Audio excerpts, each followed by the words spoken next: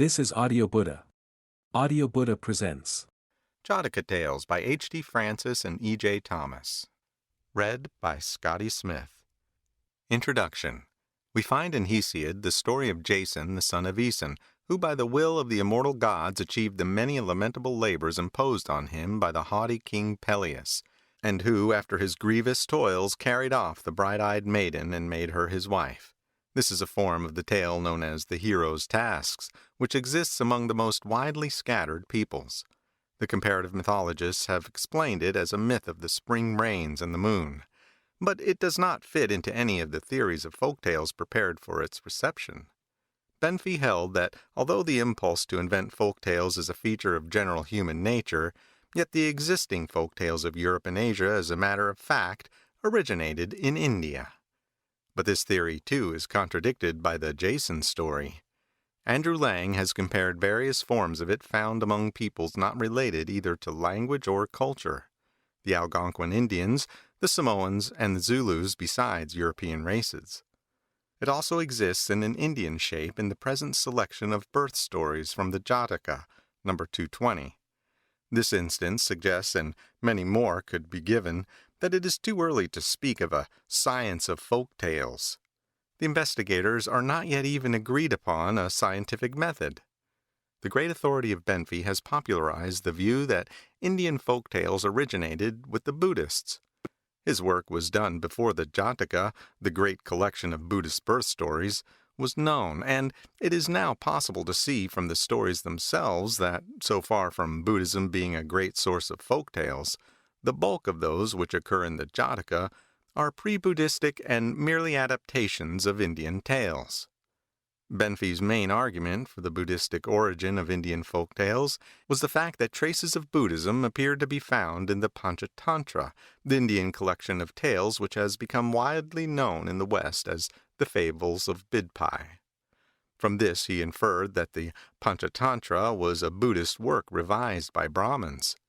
But we now know that the work was of Brahmin origin, and had been revised in the versions which Benfey used by Buddhist or Jain editors. This has been proved by Dr. Hertel, who has edited and translated a much earlier form of the Panchatantra, known as the Tantra Kayika, which is purely Brahmanistic and without any Buddhist features. The question of the history of Indian folk tales has not been simplified by this discovery, but it has made it impossible to look for their origin in Buddhism. The Jataka, as we possess it, occurs in the second of the three great divisions of the Pali Buddhist scriptures, and the miscellaneous collection of discourses, Khuddaka Nikaya, of this division. It consists of 547 Jatakas, each containing an account of the life of Gautama Buddha during some incarnation in one of his previous existences as a bodhisattva, or being destined to enlightenment, before he became Buddha, the enlightened one. This number does not correspond to exactly 547 stories, because some of the tales occur more than once in a different setting, or in a variant version, and occasionally several stories are included in one birth. Each separate story is embedded in a framework which forms the story of the present. This is generally an account of some incident in the life of the historic Buddha, such as an act of disobedience or folly among the brethren of the order, the discussion of a question of ethics, or an instance of eminent virtue. Buddha then tells a story of the past, an event in one of his previous existences which explains the present incident as a repetition of the former one, or as a parallel case, and shows the moral consequences. To adapt such an ancient tale was in general a simple matter, as it was not necessary to make the actors Buddhists. The tale might be told of a past time when there was no Buddha in existence, and in which the ideas are those of ordinary Hinduism. The one feature necessary for the story is that the bodhisattva in some character should appear. When the tale itself contained no instance of a wise person who could play the part of the bodhisattva, modification was necessary, though this is often done by making the bodhisattva a divinity or a sage who witnesses the events and recites the gathas, the verses with which the tale concludes. Some of the stories of the past are evidently manufactured by adapting the circumstances in the story of the present and building up a story of the past out of it. Verses occur in all the births. In the first division of the work, there is one verse in each tale. In the second, two, and so on in increasing number. It is these verses alone which are canonical, the prose being a commentary explaining how the verses came to be spoken. But even here there is evidence of adaptation. Some of the stories of the past contain no verses, and in order to make the whole correspond to one type, verses are inserted in the frame story and spoken by the Buddha, after or during the recitation of the story of the past. An instance will be found in Jataka 206, page 173. Buddhism took over the Hindu doctrine of rebirth and karma, but moralized it. Rebirth in heaven is no longer due to performing animal sacrifices or inflicting of self-torture, but to practicing the virtues emphasized by Buddha, almsgiving, truth-speaking, forgiveness of enemies. But this teaching, which is the prominent one in the Jataka, is not the essence of Buddhism. Doing good actions can never lead to salvation. Whoever shall do nothing but good works will receive nothing but excellent future rewards. The aim of the disciple is not to accumulate merit, but to win insight. Yet although much of the Jataka is merely moral instruction to the unconverted, it also expounds teaching which leads to enlightenment, such as the doctrine of impermanence, belief in the Buddha, the rejection of superstitious rites, freedom from lust, hatred, and delusion, and other bonds which the disciple must break as he advances on the noble path. With regard to the question of the relation of the Jataka to non-Buddhist Indian works, important results are reached by Frank in his article Jataka Mahabharata Parallelen. He was shown by the detailed examination of a number of parallel tales, as well as of verses common to the Jataka and Mahabharata, that neither work is directly dependent on the other, but that they are connected only through common sources. A more difficult question is the relation of the beast fables to the fables of Aesop. Benfey became so firmly assured of the Greek origin of such fables in the Panchatantra that he refused to place the origin of that work earlier than 200 BC, on the ground that this was the earliest date at which the knowledge of Aesop's fables could have reached India. But in the Jataka we now possess evidence for putting the existence of these fables in India much earlier. On several Buddhist stupas in India are carved representations of scenes in some of the Jataka tales and fables. The earliest and most important of these monuments is the stupa of Bharut, a village 120 miles southwest of Allahabad, the remains of which were discovered by Sir A. Cunningham in 1873. Carved in relief on the railings are a number of scenes of Jataka tales and fables with their titles. 28 have been identified, several so-called Aesopic fables being among them. The date of the stupa is put on epigraphical grounds between 250 to 200 BC, and we may assert the existence of Jataka tales as early as the 4th century BC, while the tales and fables which Buddhism adopted must be much older. The first feeling of the folklorists on the publication of the Jataka was one of disappointment. Benfey's investigations had all been on the assumption of a great Buddhist source for Indian tales, and the Jataka contained hardly anything which bore out current theories. It was suggested that the Pali scholars had played their best trumps, or were trying to win tricks with cards which they kept up their sleeve. But the Jataka had merely left the folklorist without a card for the game. The stories, instead of being a scanty contribution to the Aesopic question, made it obsolete. They proved the existence of a great body of Indian fable independent of any Greek source. As Mr. Jacobs has said, it is idle to talk of a body of literature, Aesop, amounting to 300 numbers being derived from another, the Jataka, running also to 300, when they have only a dozen items in common. The much smaller question that remains is how, after setting aside the bulk of Jataka beast fables as of Indian origin, are we to explain the parallelism in about a dozen which more or less resemble Aesop? More than this number have been compared, but many of the parallelisms, which were taken for granted as long as a common origin was assumed, have no value now that the question is open. Mr. Jacobs quotes Jataka 30, 32, 34 with 45, 136, 143, 146, 189, 215, 294, 308, 374, 383, 426, and among them are parallels to such well-known fables as The Ass in the Lion's Skin, The Wolf and the Lamb, and The Fox and the Crow. It is not necessary for the present purpose to prove that even these are related in origin. The independent origin of similar tales is still a tenable theory, but it is possible to show, on the assumption that they are connected, that a path of transmission from India to Greece was open long before communications were established by Alexander.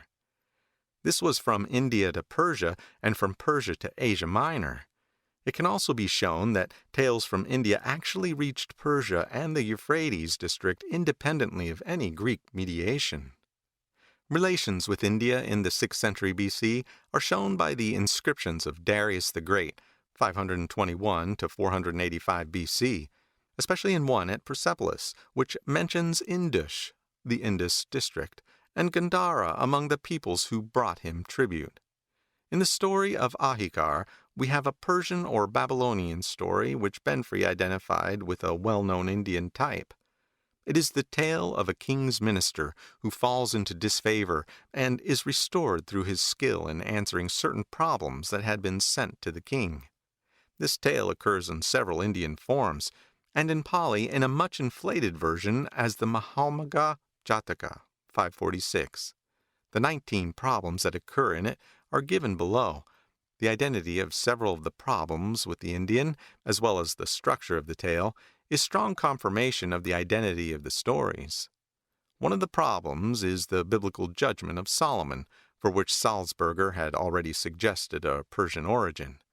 The date of the tale in Persia must be at least of the 5th century BC, as fragments of an Aramaic version of it have been discovered in a Persian military colony of Jews at Elephantine, which was established there during the supremacy of the Persians over Egypt. The penetration of the Ahikar story may be anterior to the Persian conquest of Babylon. That there were trade relations very early with India may be inferred from the Semitic origin of the Indian alphabet. Jataka 339 speaks of a voyage from Indian to Bavaru, which is probably Babylon, Babalu. Mr. Jacobs gives several parallels to Indian fables from Midrash Rabbah, a rabbinical commentary on the Pentateuch and 5 rolls. This work is a compilation much later than the date of the entry of Greeks into India, but it contains fables which possess Indian features not found in the corresponding Greek fables, and it shows communication with India outside Greek influence. According to Winter and Wunsch, this midrash is in part Babylonian, the older parts being Palestinian. The fables occurring in it are used as illustrations and have appearance of having been orally acquired. On Genesis 26 is told the fable of the Egyptian partridge which extracts a bone from the throat of a lion, as in Jataka 308, not a wolf, as in Aesop, Ham 276, 276b. On Esther 3:6, a bird which builds its nest on the seashore that was threatened by the waves tries to bail out the water with its beak and is rebuked by another bird. Compare Jataka 146, which is without a parallel in Aesop. On Esther 3:1 is told the story of a man who has a she-ass, its foal, and a sow. To the latter he gives unstinted food, but to the others in proportion. The foal inquires of its mother why the idle sow should be so fed. The ass replies, "The hour will soon come when you will see the sow's fate, and understand that it was well fed not out of favor, but for a disgraceful end." When the feast comes, the fatted sow is killed, and the moral explained to the foal. So in Jataka 30, where an ox and its younger brother take the place of the ass and foal. But in Aesop, Ham 113, a heifer pities a working ox. At the feast it is taken to be slaughtered, and the ox smiles and points the moral. By Aesop we mean the Greek fables of various dates, which have become collected under that name. Although the traditions as to the historical existence of Aesop are of no value, it is significant that Phrygia occurs most frequently as a home of Aesop. The name is probably Phrygian. Aesopos is the name of a river of Phrygia and Mysia, and so of a Trojan at the siege of Troy. The priority, or rather independence of Greek fable, may be considered certain. But if in the case of a few it is necessary to infer a connection with the East, then we have a natural explanation in the relations of the Greeks of Asia Minor with their eastern neighbors and with Persia. Greek relations with Persia need no detailed proof. The Persian tale of Herodotus referred to on Jataka 67, page 70, shows how such stories could easily pass to Greece. The works showing the closest relationship with the Jataka are naturally Buddhist compositions such as the Pali Karya Pitaka, the Sanskrit Jatakamala, Scheffner's collection of Tibetan tales, and Chinese translations from Buddhist Sanskrit sources. The most extensive connection with non-Buddhistic collections is, apart from the Mahabharata, the Panchatantra, 3 of the frame stories of which honor the Jataka, as well as a variant of a 4th, 141, 206, 208, 349, and a number of single tales. A detailed comparison shows much the same result as in Frank's investigation of the Mahabharata tales, and that is, no direct borrowing on either side, but common inheritance from an earlier source. It was firmly held by Benfey that the Vaitalapankavimsatika, 25 Tales of a Vampire, was of Buddhist origin. It is true that a version of it has found its way to the Buddhist Mongols, where it is known as the Siddhi Kur, but it is difficult to imagine such a thesaurus of intrigue originating in a Buddhist community. The only traces of it in the Jataka are 145, of which the Vet number 21 shows a greatly elaborated version, Jataka 527, Vet 16, and possibly a much moralized version of number 2 in Jataka 200. We are dealing with a much simpler problem than the oral transmission of folk tales when we find Jataka stories in medieval and modern European literature, such as that of the robbers in the treasure of Chaucer's Pardoner's Tale, Jataka 48, or of the plowshares eaten by mice, Jataka 218, and the tortoise and geese, Jataka 215, among La Fontaine's fables. These tales can be proved to have spread over Europe through literary channels. The Panchatantra was translated into Pahlavi from an imperfect Indian manuscript for the Sassanid king Khosrau Anushirwan, who reigned from 531 to 579 A.D. This translation has disappeared, but the closest representatives of it exist in Syriac and Arabic versions known as Kalila and Dimna, and in English as the Fables of Bidpai. From these, and especially from the Arabic, Latin translations were made in the Middle Ages. Their history properly belongs to the genealogy of Panchatantra. A list of them is given in Lancero's French translation of the Panchatantra, Paris, 1871. The present selection has been made with the purpose of bringing together the Jataka stories of most interest both intrinsically and also from the point of view of the folklorist. The translation adopted, with slight revision to remove inconsistencies, is taken from the complete edition translated under the editorship of Professor E. B. Cowell, Cambridge, 1895 to 1907.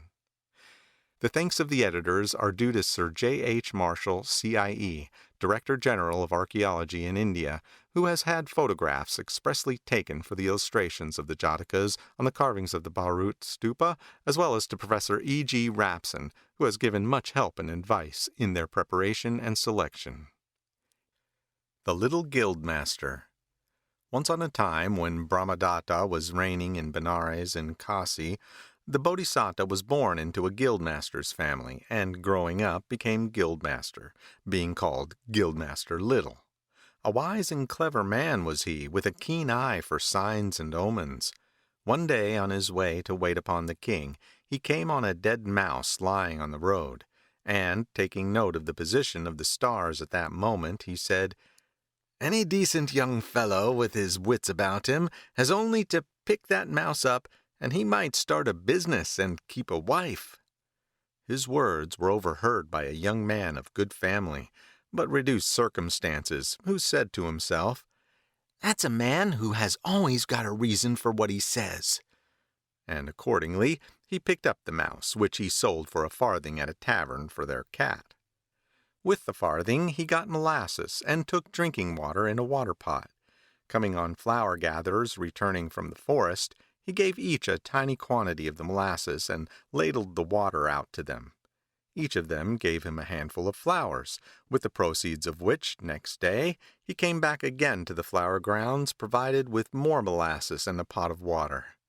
That day the flower gatherers, before they went, gave him flowering plants with half the flowers left on them, and thus in a little while he obtained 8 pennies. Later, one rainy and windy day, the wind blew down a quantity of rotten branches and boughs and leaves in the king's pleasance, and the gardener did not see how to clear them away. Then up came the young man with an offer to remove the lot, if the wood and leaves might be his. The gardener closed with the offer on the spot. Then this apt pupil of Guildmaster Little repaired to the children's playground, and in a very little while had got them by bribes of molasses to collect every stick and leaf in the place into a heap at the entrance to the pleasance. Just then the king's potter was on the lookout for fuel to fire bowls for the palace, and coming on this heap, took the lot off his hands. The sale of his wood brought in 16 pennies to the pupil of Guildmaster Little, as well as 5 bowls and other vessels. Having now 24 pennies in all, a plan occurred to him. He went to the vicinity of the city gate with a jar full of water, and supplied 500 mowers with water to drink. Said they, "You've done us a good turn, friend. What can we do for you?" "Oh, I'll tell you when I want your aid," said he. And as he went about, he struck up an intimacy with a land trader and a sea trader. Said the former to him, "Tomorrow there will come to town a horse dealer with 500 horses to sell." On hearing this piece of news, he said to the mowers, "I want each of you today to give me a bundle of grass, and not to sell your own grass till mine is sold." "Certainly," said they, and delivered the 500 bundles of grass at his house. Unable to get grass for his horses elsewhere, the dealer purchased our friend's grass for 1,000 pieces. Only a few days later, his sea-trading friend brought him news of the arrival of a large ship in port, and another plan struck him. He hired for 8 pence a well-appointed carriage which plied for hire by the hour, and went in great style down to the port. Having bought the ship on credit, and deposited his signet ring as security, he had a pavilion pitched hard by, and said to his people as he took his seat inside, "When merchants are being shown in, let them be passed on by 3 successive ushers into my presence." Hearing that a ship had arrived in port, about 100 merchants came down to buy the cargo, only to be told that they could not have it, as a great merchant had already made a payment on account. So away they all went to the young man, and the footman duly announced them by 3 successive ushers, as had been arranged beforehand. Each man of the 100 severally gave him 1,000 pieces to buy a share in the ship, and then a further 1,000 each to buy him out altogether. So it was with 200,000 pieces that this pupil of Guildmaster Little returned to Benares. Actuated by a desire to show his gratitude, he went with 100,000 pieces to call on Guildmaster Little. "How did you come by all this wealth?" asked the Guildmaster. "In 4 short months, simply by following your advice," replied the young man, and he told him the whole story, starting with the dead mouse. Thought Lord High Guildmaster Little, on hearing all this, "I must see that a young fellow of these parts does not fall into anybody else's hands." So he married him to his own grown-up daughter, and settled all the family estates on the young man. And at the Guildmaster's death, he became Guildmaster in that city. And the Bodhisattva passed away to fare according to his deserts. The King and the Stick-Gatherer. Once on a time in Benares, Brahmadatta the king, having gone in great state to his pleasance, was roaming about looking for fruits and flowers when he came on a woman who was merrily singing away as she picked up sticks in the grove. Falling in love at first sight, the king became intimate with her, and the Bodhisattva was conceived then and there. Feeling as heavy within as though weighed down with the bolt of Indra, the woman knew that she would become a mother, and told the king so. He gave her the signet ring from his finger and dismissed her with these words, "If it be a girl, spend this ring on her nurture, but if it be a boy, bring ring and child to me." When the woman's time was come, she bore the Bodhisattva, and when he could run about and was playing in the playground, a cry would arise, "No, father has hit me." Hearing this, the Bodhisattva ran away to his mother and asked who his father was. "You are the son of the king of Benares, my boy." "What proof of this is there, mother?" "My son, the king on leaving me gave me this signet ring and said, 'If it be a girl, spend this ring on her nurture, but if it be a boy, bring ring and child to me.'" "Why then don't you take me to my father, mother?" Seeing that the boy's mind was made up, she took him to the gate of the palace and bade their coming be announced to the king. Being summoned in, she entered and bowing before his majesty said, "This is your son, sire." The king knew well enough that this was the truth, but shame before all his court made him reply, "He is no son of mine." "But here is your signet ring, sire. You will recognize that." "Nor is this my signet ring." Then said the woman, "Sire, I have now no witnesses to prove my words, except to make an act of truth. Wherefore, if this child is yours, I pray that he may stay in mid-air, but if not, may he fall to earth and be killed." So saying, she seized the Bodhisattva by the foot and threw him up into the air. Seated cross-legged in mid-air, the Bodhisattva in sweet tones repeated this stanza to his father, declaring the truth. "Your son am I, great monarch. Rear me, sire.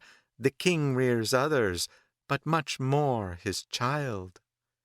Hearing the Bodhisattva thus teach the truth to him from mid-air, the king stretched out his hands and cried, "Come to me, my boy. None but me shall rear and nurture you."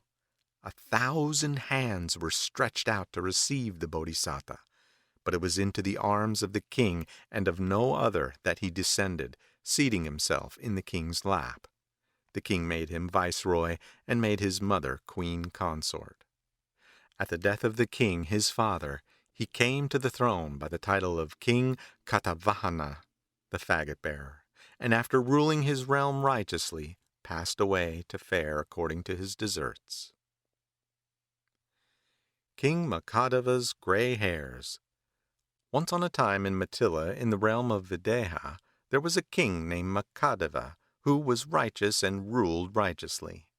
For successive periods of 84,000 years he had respectively amused himself as prince, ruled as viceroy, and reigned as king. All these long years had he lived, when one day he said to his barber, "Tell me, friend barber, when you see any gray hairs in my head." So one day, years and years after, the barber did find among the raven locks of the king a single gray hair, and he told the king so. "Pull it out, my friend," said the king, "and lay it in my palm." The barber accordingly plucked the hair out with his golden tongs and laid it in the king's hand. The king had at that time still 84,000 years more to live, but nevertheless at the sight of that one gray hair he was filled with deep emotion. He seemed to see the king of death standing over him, or to be cooped within a blazing hut of leaves. "Foolish MAKHÄDEVA," he cried, "gray hairs have come upon you before you have been able to rid yourself of the depravities." And as he thought and thought about the appearance of his gray hair, he grew aflame within. The sweat rolled down from his body, whilst his raiment oppressed him and seemed intolerable. "This very day," thought he, "I must renounce the world for a hermit's life." To his barber he gave the grant of a village, which yielded 100,000 pieces of money. He sent for his eldest son and said to him, "My son, gray hairs are come upon me, and I am become old. I have had my fill of human joys, and fain would taste the joys divine. The time for my renunciation has come. Take the sovereignty upon yourself. As for me, I will take up my abode in the pleasance called MAKHÄDEVA'S mango grove, and there tread the ascetic's path." As he was thus bent on becoming a hermit, his ministers drew near and said, "What is the reason, sire, of your becoming a hermit?" Taking the gray hair in his hand, the king repeated this stanza to his ministers. "Lo, these gray hairs that are on my head appear, are death's own messengers that come to rob my life. 'Tis time I turned from worldly things, and in the hermit's path sought saving peace." And after these words, he renounced his sovereignty that selfsame day, and became a recluse.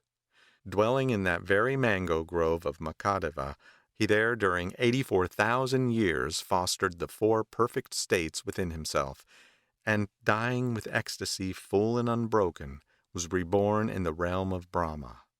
Passing thence, he became a king again in Mattila under the name of Nemi, and after uniting his scattered family, once more became a hermit in that same mango grove, winning the 4 perfect states, and passing thence once more to the realm of Brahma. The cold half of the month. Once on a time, at the foot of a certain mountain, there were living together in one and the same cave 2 friends, a lion and a tiger. The Bodhisattva was living at the foot of the same hill as a hermit. Now one day a dispute arose between the 2 friends about the cold. The tiger said it was cold in the dark half of the month, whilst the lion maintained that it was cold in the light half. As the 2 of them together could not settle the question, they put it to the Bodhisattva. He repeated this stanza: "In light or dark half, whensoe'er the wind doth blow, 'tis cold, for cold is caused by wind, and therefore I decide you both are right." Thus did the Bodhisattva make peace between those friends. The Feast for the Dead. Once on a time, when Brahmadatta was reigning in Benares, a Brahmin who was versed in the 3 Vedas and world-famed as a teacher, being minded to offer a feast for the dead, had a goat fetched and said to his pupils, "My sons, take this goat down to the river and bathe it, then hang a wreath round its neck, adorn it with 5 sprayed garlands, and bring it back."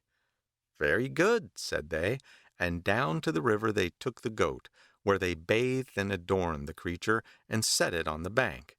The goat, becoming conscious of the deeds of its past lives, was overjoyed at the thought that on this very day it would be freed from all its misery, and laughed aloud like the smashing of a pot.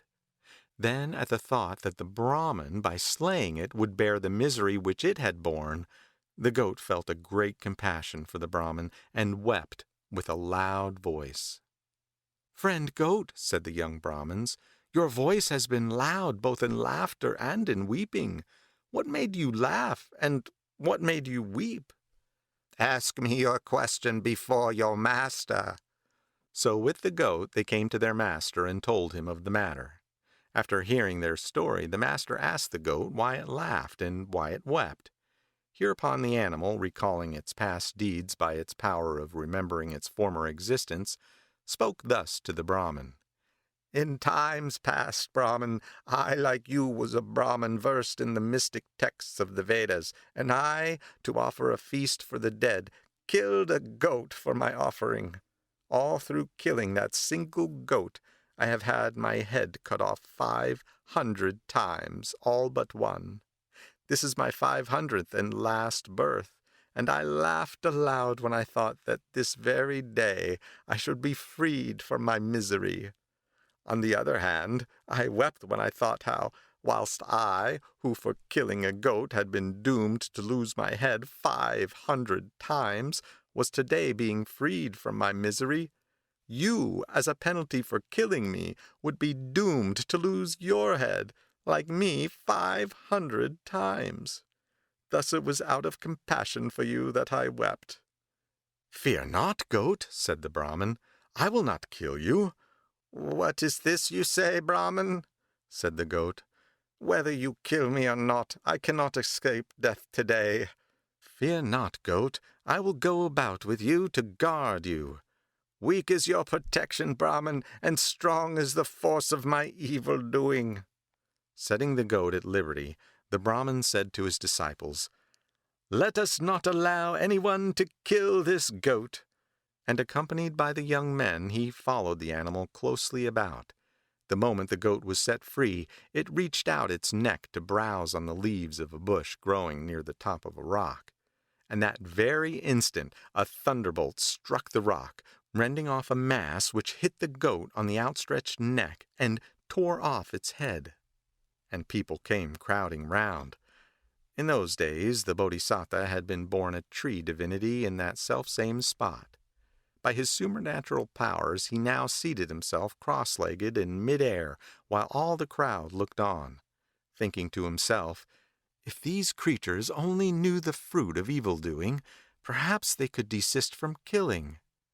In his sweet voice he taught them the truth in this stanza. "If folk but knew the truth that their existence is pain, then living things would cease from taking life. Stern is the slayer's doom." Thus did the great being preach the truth, scaring his hearers with the fear of hell. And the people hearing him were so terrified at the fear of hell that they left off taking life. And the Bodhisattva, after establishing the multitude of the commandments by preaching the truth to them, passed away to fare according to his deserts. The people, too, remained steadfast in the teaching of the Bodhisattva, and spent their lives in charity and other good works, so that, in the end, they attained to the city of the gods. The Monkey and the Ogre. In past times, we are told, there was a thick forest on this spot. And in the lake here dwelt a water ogre who used to devour everyone who went down into the water. In those days the Bodhisattva had come to life as the king of the monkeys, and was as big as the fawn of a red deer. He lived in that forest at the head of a troop of no less than 80,000 monkeys whom he shielded from harm. Thus did he counsel his subjects. "My friends, in this forest there are trees that are poisonous and lakes that are haunted by ogres. Mind to ask me first, before you either eat any fruit which you have not eaten before, or drink of any water where you have not drunk before." "Certainly," said they readily. One day they came to a spot where they had never visited before. As they were searching for water to drink after their day's wanderings, they came on this lake. But they did not drink. On the contrary, they sat down watching for the coming of the Bodhisattva. When he came up, he said, "Well, my friends, why don't you drink?" "We waited for you to come." "Quite right, my friends," said the Bodhisattva. Then he made a circuit of the lake and scrutinized the footprints round, with the result that he found that all the footsteps led down into the water and none came up again. "Without doubt," thought he to himself, "this is the haunt of an ogre." So he said to his followers, "You are quite right, my friends, in not drinking of this water, for the lake is haunted by an ogre." When the water ogre realized that they were not entering his domain, he assumed the shape of a horrible monster with a blue belly, a white face, and bright red hands and feet. In this shape he came out from the water and said, "Why aren't you seated here? Go down into the lake and drink." But the Bodhisattva said to him, "Are you not the ogre of this water?" "Yes, I am," was the answer.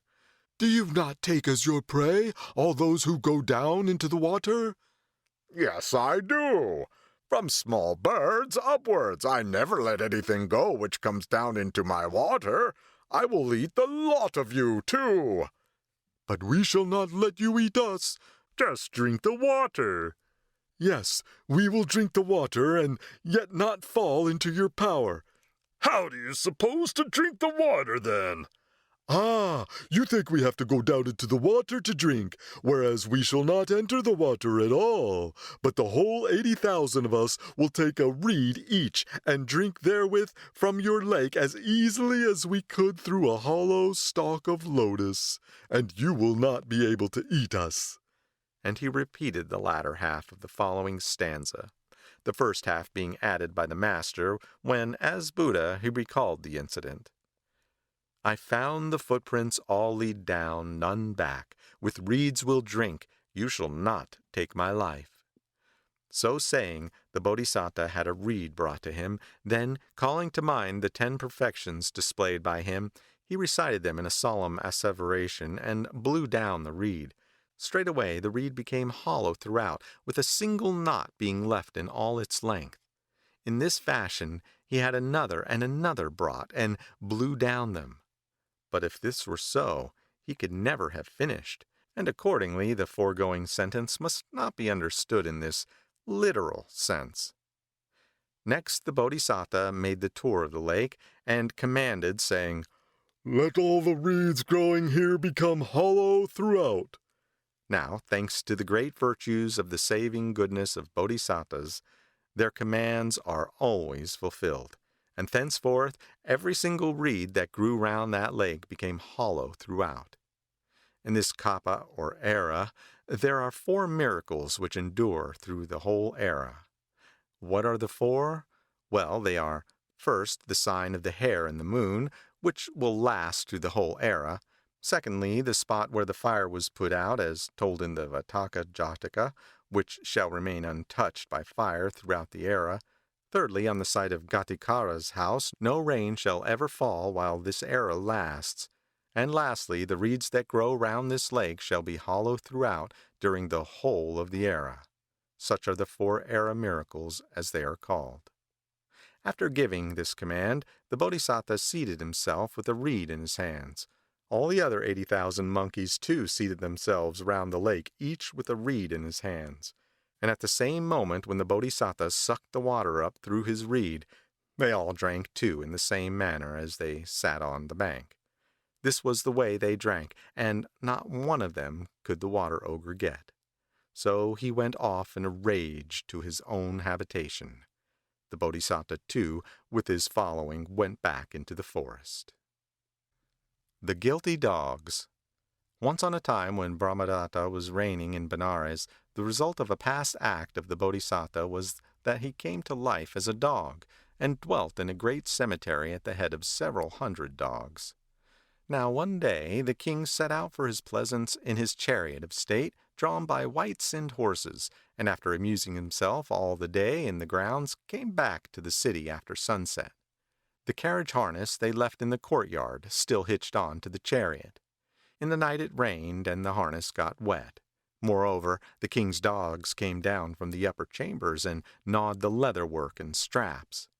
Next day they told the king, saying, Sire, dogs have got in through the mouth of the sewer, and have gnawed the leather work and straps of your majesty's carriage. Enraged at the dogs, the king said, Kill every dog you see! Then began a great slaughter of dogs, and the creatures, finding that they were being slain whenever they were seen, repaired to the cemetery to the Bodhisattva. What is the meaning, asked he, of your assembling in such numbers?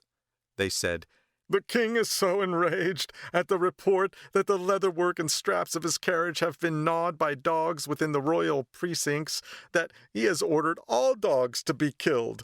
Dogs are being destroyed wholesale, and great peril has arisen. Thought the Bodhisattva to himself, No dogs from without can get into a palace so closely watched. It must be the thoroughbred dogs inside the palace who have done it. At present, nothing happens to real culprits while the guiltless are being put to death. What if I were to discover the culprits to the king, and so save the lives of my kith and kin? He comforted his kinfolk by saying, Have no fear, I will save you, only wait here till I see the king. Then, guided by the thoughts of love, and calling to mind the 10 perfections, he made his way alone and unattended into the city, commanding thus, Let no hand be lifted to throw stick or stone at me." Accordingly, when he made his appearance, not a man grew angry at the sight of him. The king, meantime, after ordering the dog's destruction, had taken his seat in the hall of justice, and straight to him ran the Bodhisattva, leaping under the king's throne. The king's servants tried to get him out, but his majesty stopped them. Taking heart a little, the Bodhisattva came forth from under the throne, and, bowing to the king, said, "Is it you who are having the dogs destroyed?" "Yes, it is I." "What is their offense, king of men?" "They have been gnawing the straps and leather covering of my carriage." "Do you know the dogs who actually did the mischief?" "No, I do not." "But, your majesty, if you do not know for certain the real culprits, it is not right to order the destruction of every dog that is seen." "It was because dogs had gnawed the leather of my carriage that I ordered them all to be killed." "Do your people kill all dogs without exception, or are there some dogs who are spared?" "Some are spared, the thoroughbred dogs of my own palace." "Sire, just now you were saying that you had ordered the universal slaughter of all dogs wherever you found, because dogs had gnawed the leather of your carriage, whereas now you say that the thoroughbred dogs of your own palace escaped death. Therefore you are following the four evil courses of partiality, dislike, ignorance, and fear. Such courses are wrong, and not king-like. For kings in trying cases should be as unbiased as the beam of a balance. But in this instance, since the royal dogs go scot-free, whilst poor dogs are killed, this is not the impartial doom of all dogs alike, but only the slaughter of poor dogs." And moreover, the great being, lifting up his sweet voice, said, "Sire, it is not justice that you are performing." And he taught the truth to the king in this stanza: "The dogs that in the royal palace grow, the well-bred dogs, so strong and fair of form, not these, but only we are doomed to die. Here's no impartial sentence meted out to all alike. 'Tis slaughter of the poor." After listening to the Bodhisattva's words, the king said, "Do you, in your great wisdom, know who it actually was that gnawed the leather of my carriage?" "Yes, sire." "Who was it?" "The thoroughbred dogs that live in your own palace."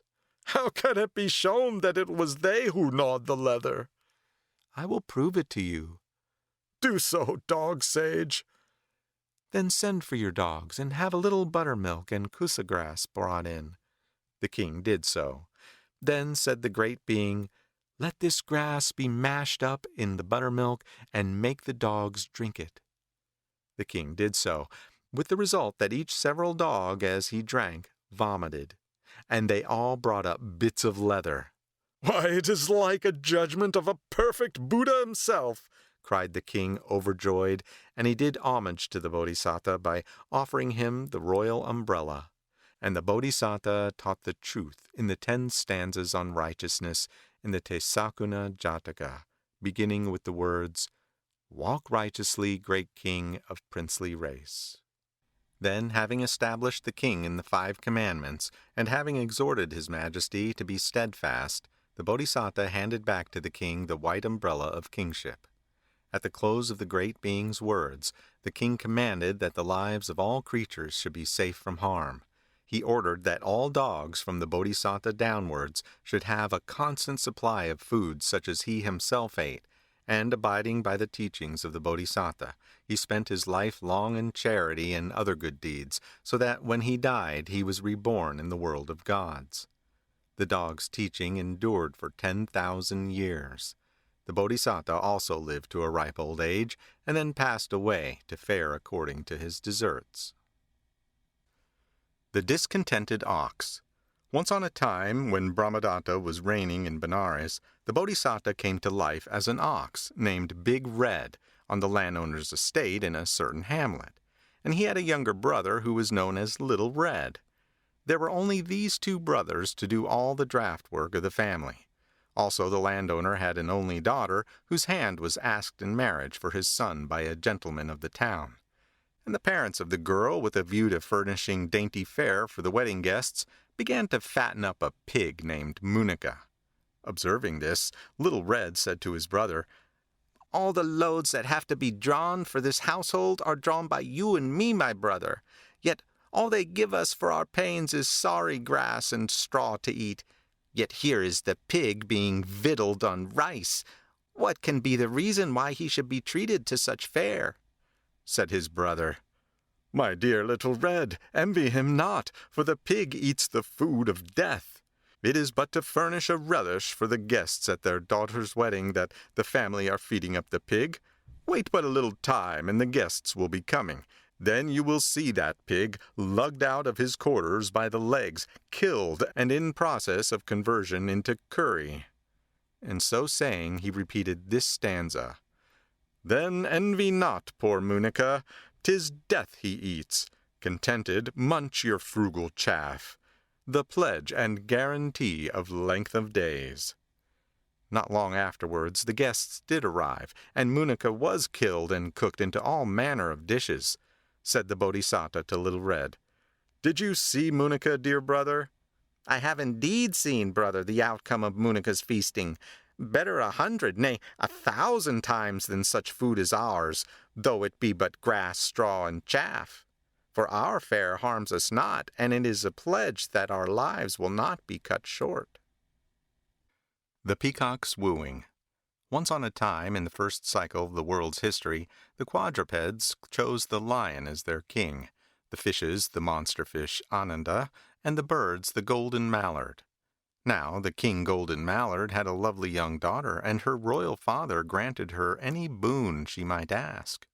The boon she asked for was to be allowed to choose a husband for herself, and the king, in fulfillment of his promise, mustered all the birds together in the country of the Himalayas.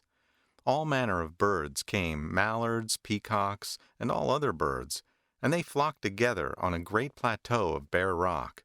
Then the king sent for his daughter, and bade her go and choose a husband after her own heart. As she reviewed the crowd of birds, her eye lighted on the peacock with his neck of jeweled sheen and tail of varied hue, and she chose him, saying, "Let this be my husband." Then the assembly of the birds went up to the peacock and said, "Friend Peacock, this princess, in choosing her husband from among all these birds, has fixed her choice on you." Carried away by his extreme joy, the peacock exclaimed, "Until this day you have never seen how active I am." And in defiance of all decency, in the midst of the assembly, he spread his wings and began to dance. And in dancing he exposed himself. Filled with shame, King Golden Mallard said, "This fellow has neither modesty within his heart, nor decency in his outward behavior. I certainly will not give my daughter to one so shameless." And there, in the midst of all that assembly of the birds, he repeated this stanza: "A pleasing note is yours, a lovely back, a neck and hue like lapis lazuli. A fathom's length your outstretched feathers reach. Withal, your dancing loses you, my child." Right in the face of the whole gathering, King Royal Mallard gave his daughter to a young mallard, a nephew of his. Covered with shame at the loss of the mallard princess, the peacock rose straight up from the place and fled away, and King Golden Mallard too went back to his dwelling place. The Fowler and the Quails. Once upon a time, when King Brahmadatta was king of Benares, the Bodhisattva was born a quail, and lived in the forest at the head of many thousands of quails. In those days a fowler who caught quails came to that place, and he used to imitate the note of a quail till he saw that the birds had been drawn together, when he flung his net over them and whipped the sides of the net together, so as to get them all huddled up in a heap. Then he crammed them into his basket, and going home sold his prey for a living. Now one day the Bodhisattva said to those quails, "This fowler is making havoc among our kinsfolk. I have a device whereby he will be unable to catch us. Henceforth, the very moment he throws the net over you, let each one put his head through a mesh, and then all of you together must fly away with the net to such place as you please, and there let it down on a thorn brake. This done, we will all escape from our several meshes." "Very good," said they, all in ready agreement. On the morrow, when the net was cast over them, they did just as the Bodhisattva had told them. They lifted up the net and let it down on the thorn brake, escaping themselves from underneath. While the fowler was still disentangling his net, evening came on, and he went away empty-handed. On the morrow and following days, the quails played the same trick, so that it became the regular thing for the fowler to be engaged till sunset, disentangling his net, and then to betake himself home empty-handed. Accordingly, his wife grew angry and said, "Day by day you return empty-handed. I suppose you've got a second establishment to keep up elsewhere."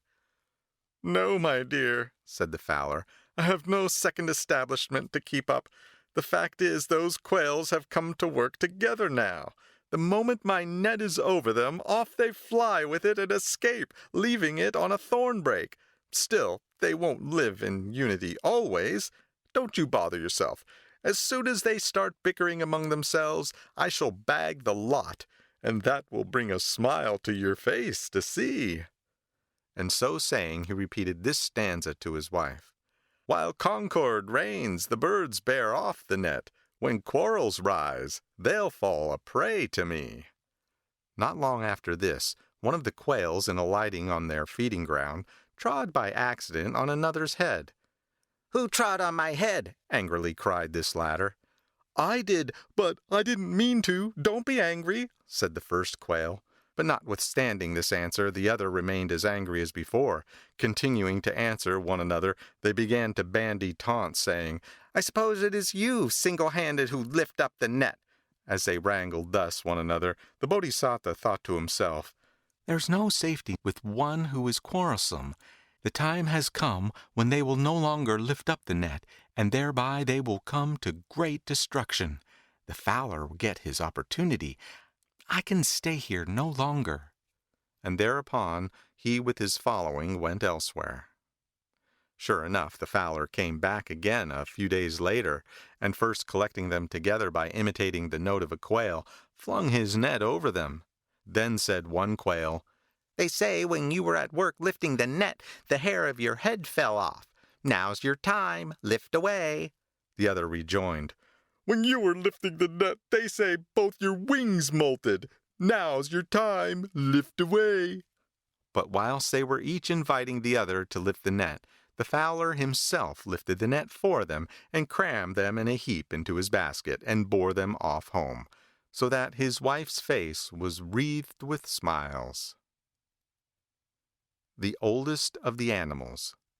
Once on a time, hard by a great banyan tree on the slopes of the Himalayas, there dwelt 3 friends, a partridge, a monkey, and an elephant.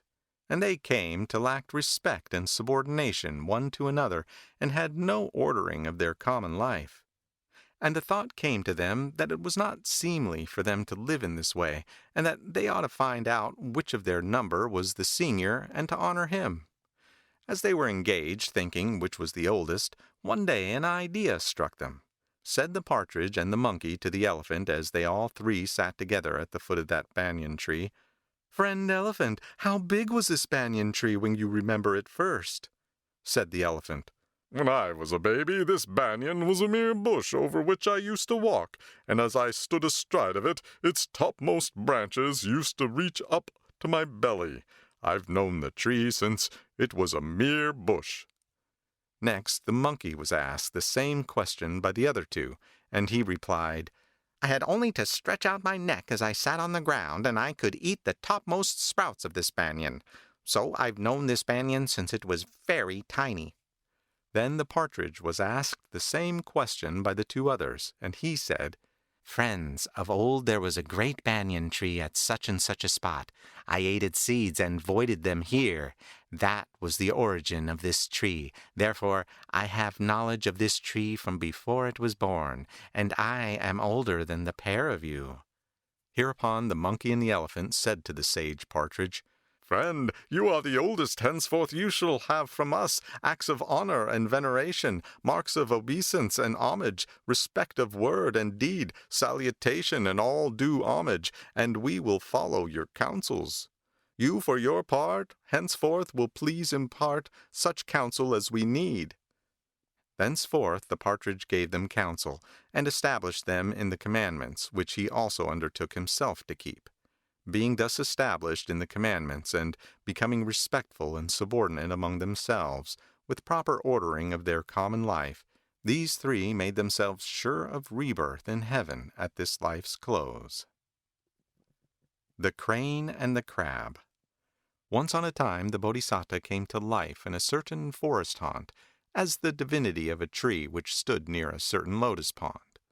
In those days the water used every summer to fall very low in a certain pond, not very big, which was plentiful stocked with fish. Catching sight of these fish, a certain crane said to himself, "I must find a way to cajole and eat these fish."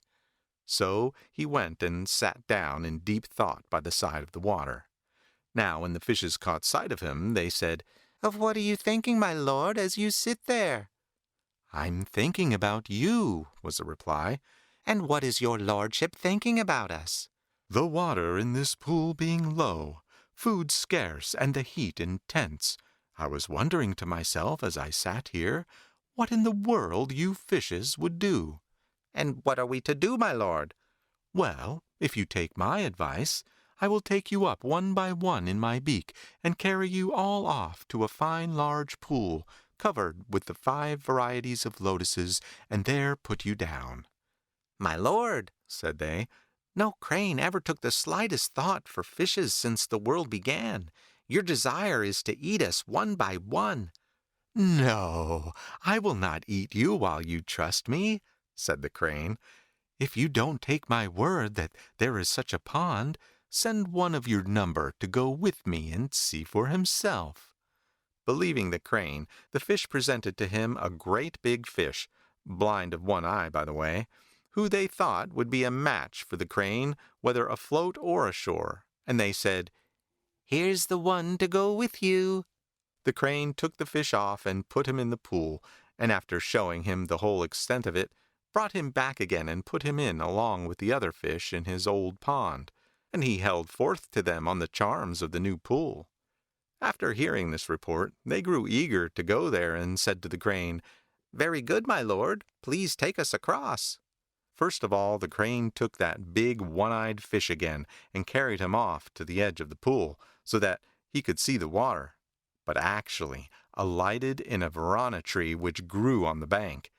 Dashing the fish down in a fork of the tree, he pecked it to death, after which he picked him clean and let the bones fall at the foot of the tree. Then back he went and said, "I've thrown him in, who's next?" And so he took the fish one by one and ate them all, till at last when he came back he could not find another left. But there was still a crab remaining in the pond. So the crane, who wanted to eat him up too, said, "Mr. Crab, I've taken all those fishes away and turned them into a fine large pool covered all over with lotuses. Come along, I'll take you too." "How will you carry me across?" said the crab. "Why, on my back, to be sure," said the crane. "Ah, but you might drop me like that," said the crab. "I won't go with you." "Don't be frightened. I'll keep tight hold of you all the way," thought the crab to himself. "He hasn't put the fish in the pool, but if he would really put me in, that would be capital. If he does not, why, I'll nip his head off and kill him." So he spoke thus to the crane.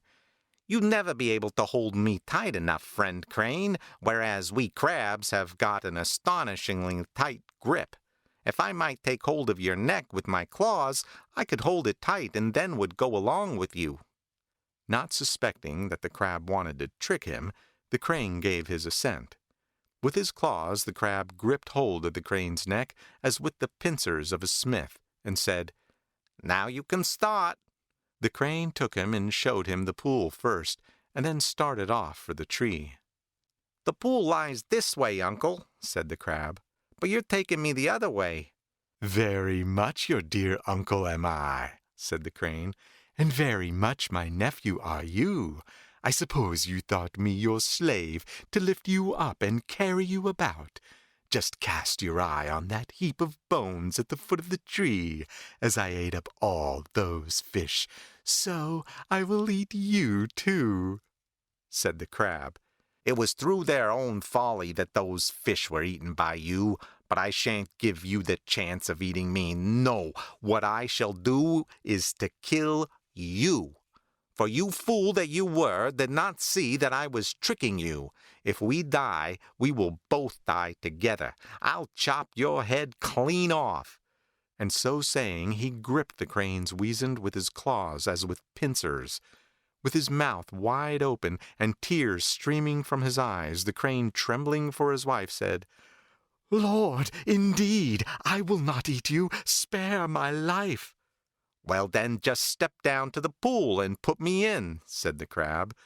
Then the crane turned back and stepped down as directed to the pool, and placed the crab on the mud at the water edge.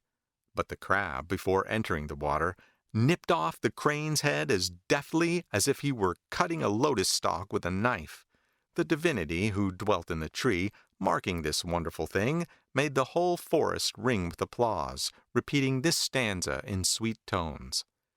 "Guile profits not your very guileful folk. Mark what the guileful crane got from the crab." The Haughty Slave.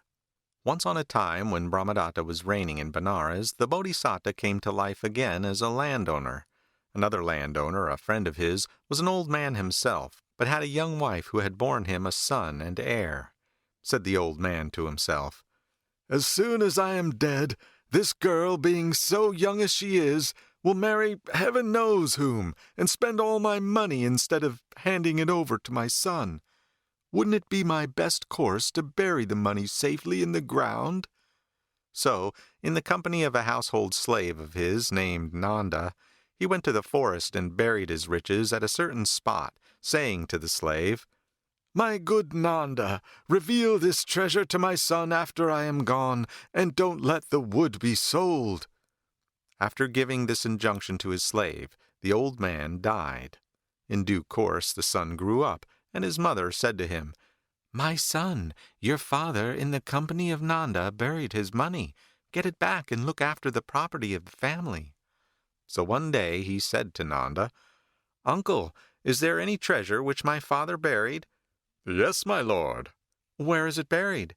"In the forest, my lord." "Well, then, let us go there."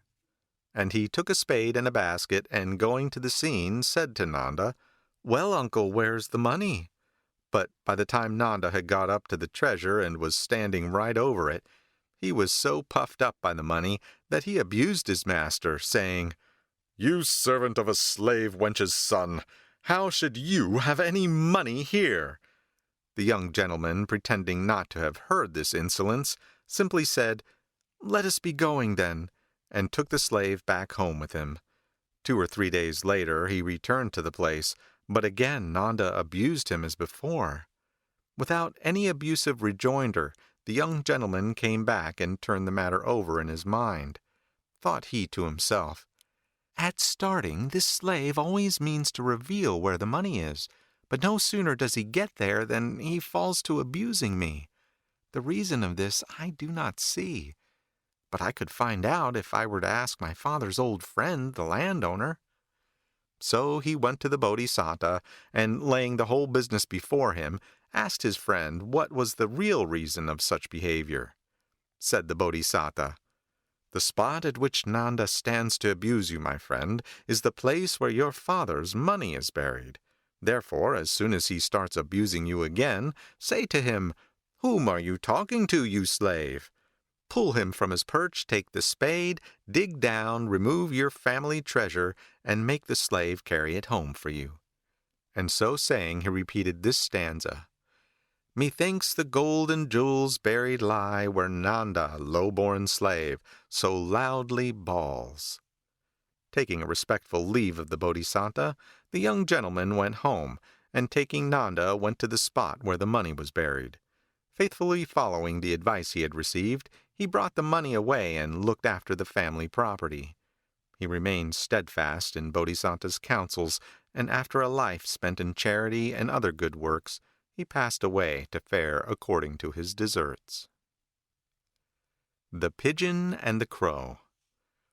Once on a time, when Brahmadatta was reigning in Benares, the Bodhisattva was born a pigeon. Now the Benares folk of those days, as an act of goodness, used to hang up straw baskets in divers places for the shelter and comfort of the birds, and the cook of the Guildmaster of Benares hung up one of these baskets in his kitchen.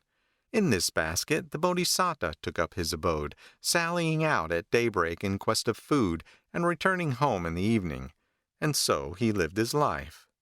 But one day a crow, flying over the kitchen, snuffed up the goodly savor from the salt and fresh fish and meat there, and was filled with longing to taste it. Casting about how to have his will, he perched hard by, and at evening saw the Bodhisattva come home and go into the kitchen. "Ah," thought he, "I can manage it through the pigeon."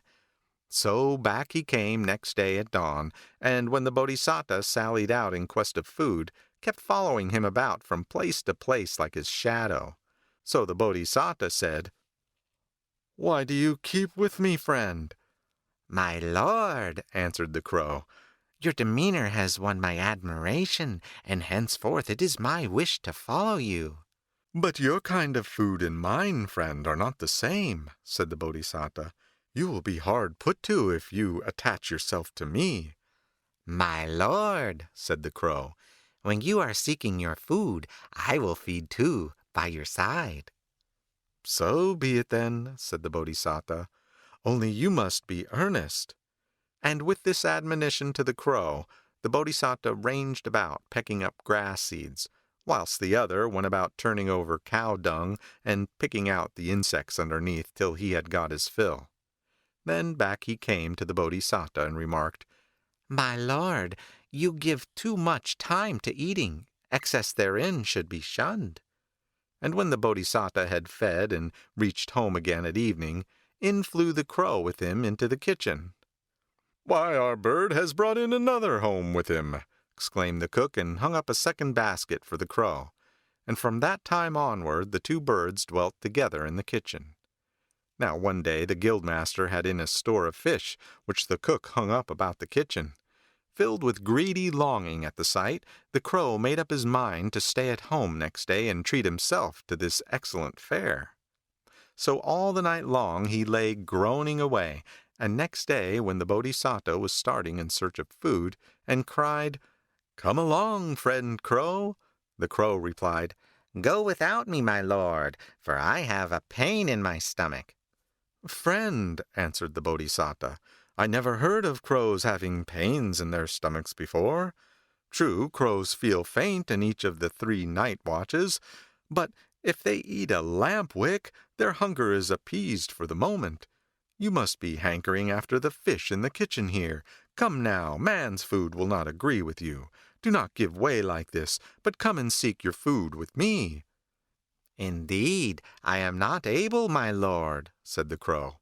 "Well, your own conduct will show," said the Bodhisattva. "Only fall not a prey to greed, but stand steadfast." And with this exhortation away he flew to find his daily food. The cook took several kinds of fish and dressed some one way, some another. Then lifting the lids off his saucepans a little to let the steam out, he put a colander on the top of one and went outside the door, where he stood wiping the sweat from his brow. Just at that moment out popped the crow's head from the basket. A glance told him that the cook was away, and "Now or never," thought he, "is my time. The only question is, shall I choose minced meat or a big lump?" Arguing that it takes a long time to make a full meal of minced meat, he resolved to take a large piece of fish and sit and eat it in his basket. So out he flew and alighted on the colander. Click went the colander. "What can that be?" said the cook, running in on hearing the noise. Seeing the crow, he cried, Oh, there's that rascally crow wanting to eat my master's dinner. I have to work for my master, not for that rascal. What's he to me, I should like to know? So first, shutting the door, he caught the crow and plucked every feather off his body. Then he pounded up ginger with salt and cumin and mixed in sour buttermilk, finally sousing the crow in the pickle and flinging him back into his basket. And there the crow lay groaning, overcome by the agony of his pain. At evening the Bodhisattva came back and saw the wretched plight of the crow. "Ah, greedy crow!" he exclaimed. "You would not heed my words, and now your own greed has worked against you." So saying, he repeated this stanza: "The headstrong man who, when exhorted, pays no heed to friends who kindly counsel give, shall surely perish like the greedy crow who laughed to scorn the pigeon's warning words." Then exclaimed, "I too can no longer dwell here." The Bodhisattva flew away. But the crow died there and then, and the cook flung him, basket and all, on the dust heap. The Foolish Friend. Once on a time, when Brahmadatta was reigning in Benares, the Bodhisattva gained his livelihood as a trader. In those days, in a border village in Kasi, there dwelt a number of carpenters, and it chanced that one of them, a bald gray-haired man, was planing away at some wood with his head glistening like a copper bowl, when a mosquito settled on his scalp and stung him with its dart-like sting. Said the carpenter to his son, who was seated hard by, "My boy, there's a mosquito stinging me on the head. Do drive it away." "Hold still then, father," said the son. "One blow will settle it." At that very time, the Bodhisattva had reached that village in the way of trade, and was sitting in the carpenter's shop. "Rid me of it," said the father. "All right, father," answered the son, who was behind the old man's back, and, raising a sharp axe on high, with intent to kill only the mosquito, he cleft his father's head in twain, so the old man fell dead on the spot. Thought the Bodhisattva, who had been an eye-witness of the whole scene, "Better than such a friend is an enemy with sense, whom fear of men's vengeance will deter from killing a man." And he recited these lines: "Sense-lacking friends are worse than foes with sense. Witness the son that sought the gnat to slay, but cleft, poor fool, his father's skull in twain." So saying, the Bodhisattva rose up and departed, passing away in after days to fare according to his deserts. And as for the carpenter, his body was buried by his kinsfolk. The Stupid Monkeys. Once on a time, when the Brahmadatta was king of Benares, a festival was proclaimed in the city, and at the first summoning notes of the festival drum out poured the townsfolk to keep holiday. Now in those days a tribe of monkeys was living in the king's pleasance, and the king's gardener thought to himself, "They're holiday-making up in the city. I'll get the monkeys to do the watering for me, and be off to enjoy myself with the rest." So saying, he went to the king of the monkeys, and first dwelling on the benefits his majesty and his subjects enjoyed from residence in the pleasance, in the way of flowers and fruit and young shoots to eat, ended by saying, "Today there's holiday-making up in the city, and I'm off to enjoy myself. Couldn't you water the young trees while I'm away?" "Oh, yes," said the monkey. "Only mind you do," said the gardener, and off he went, giving the monkeys the water-skins and wooden watering pots to do the work with. Then the monkeys took the water-skins and watering pots and fell to watering the young trees. "But we must mind not to waste the water," observed their king. "As you water, first pull each young tree up and look at the size of its roots. Then give plenty of water to those whose roots strike deep, but only a little to those with tiny roots. When the water is all gone, we shall be hard put to it to get more." "To be sure," said the other monkeys, and did as he bade them. At this juncture, a certain wise man, seeing the monkeys thus engaged, asked them why they pulled up tree after tree and watered them according to the size of their roots. "Because such are our king's commands," answered the monkeys. Their reply moved the wise man to reflect how, With every desire to do good, the ignorant and foolish only succeed in doing harm. And he recited this stanza. "'Tis knowledge crowns endeavor with success, for fools are thwarted by their foolishness. Witness the ape that killed the garden trees." With this rebuke to the king of the monkeys, the wise man departed with his followers from the pleasance. The Robbers and the Treasure. Once on a time, when Brahmadatta was reigning in Benares, there was a Brahmin in a village who knew the charm called Vedabha. Now this charm, so they say, was precious beyond all price. For if at a certain conjunction of the planets the charm was repeated, and the gaze bent upwards to the skies, straightway from the heavens there rained the 7 things of price: gold, silver, pearl, coral, cat's eye, ruby, and diamond. In those days the Bodhisattva was a pupil of this Brahmin, and one day his master left the village on some business or other, and came with the Bodhisattva to the country of Seti. In a forest by the way dwelt 500 robbers, known as the Dispatchers, who made the way impassable. And these caught the Bodhisattva and the Vedabha Brahmin. Why, you ask, are they called the Dispatchers? Well, the story goes that of every 2 prisoners they made, they used to dispatch one to fetch the ransom, and that's why they were called the Dispatchers. If they captured a father and son, they told the father to go for the ransom to free his son. If they caught a mother and her daughter, they sent the mother for the money. If they caught 2 brothers, they let the elder go. And so, too, if they caught a teacher and his pupil, it was the pupil they set free. In this case, therefore, they kept the Vedabha Brahmin, and sent the Bodhisattva for the ransom. And the Bodhisattva said with a bow to his master, "In a day or 2 I shall surely come back. Have no fear, only fail not to do as I shall say.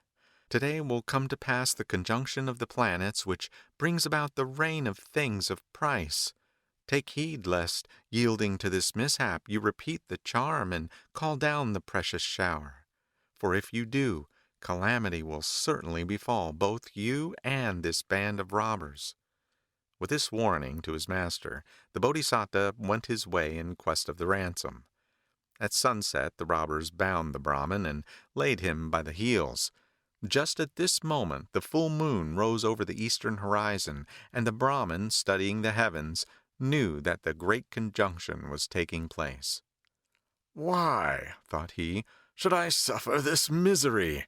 By repeating the charm I will call down the precious rain, pay the robbers the ransom, and go free." So he called out to the robbers, "Friends, why do you take me a prisoner?" "To get ransom, reverend sir," said they. "Well, if that is all you want," said the Brahmin, "make haste and untie me. Have my head bathed and new clothes put on me, and let me be perfumed and decked with flowers.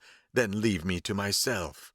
The robbers did as he bade them, and the Brahmin, marking the conjunction of the planets, repeated his charm with eyes uplifted to the heavens. Forthwith the things of price poured down from the skies.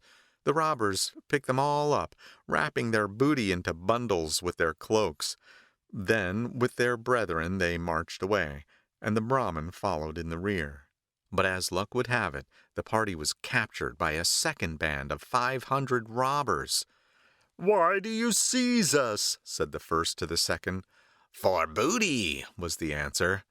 "If booty is what you want, seize on that Brahmin, who, by simply gazing up at the skies, brought down riches as rain.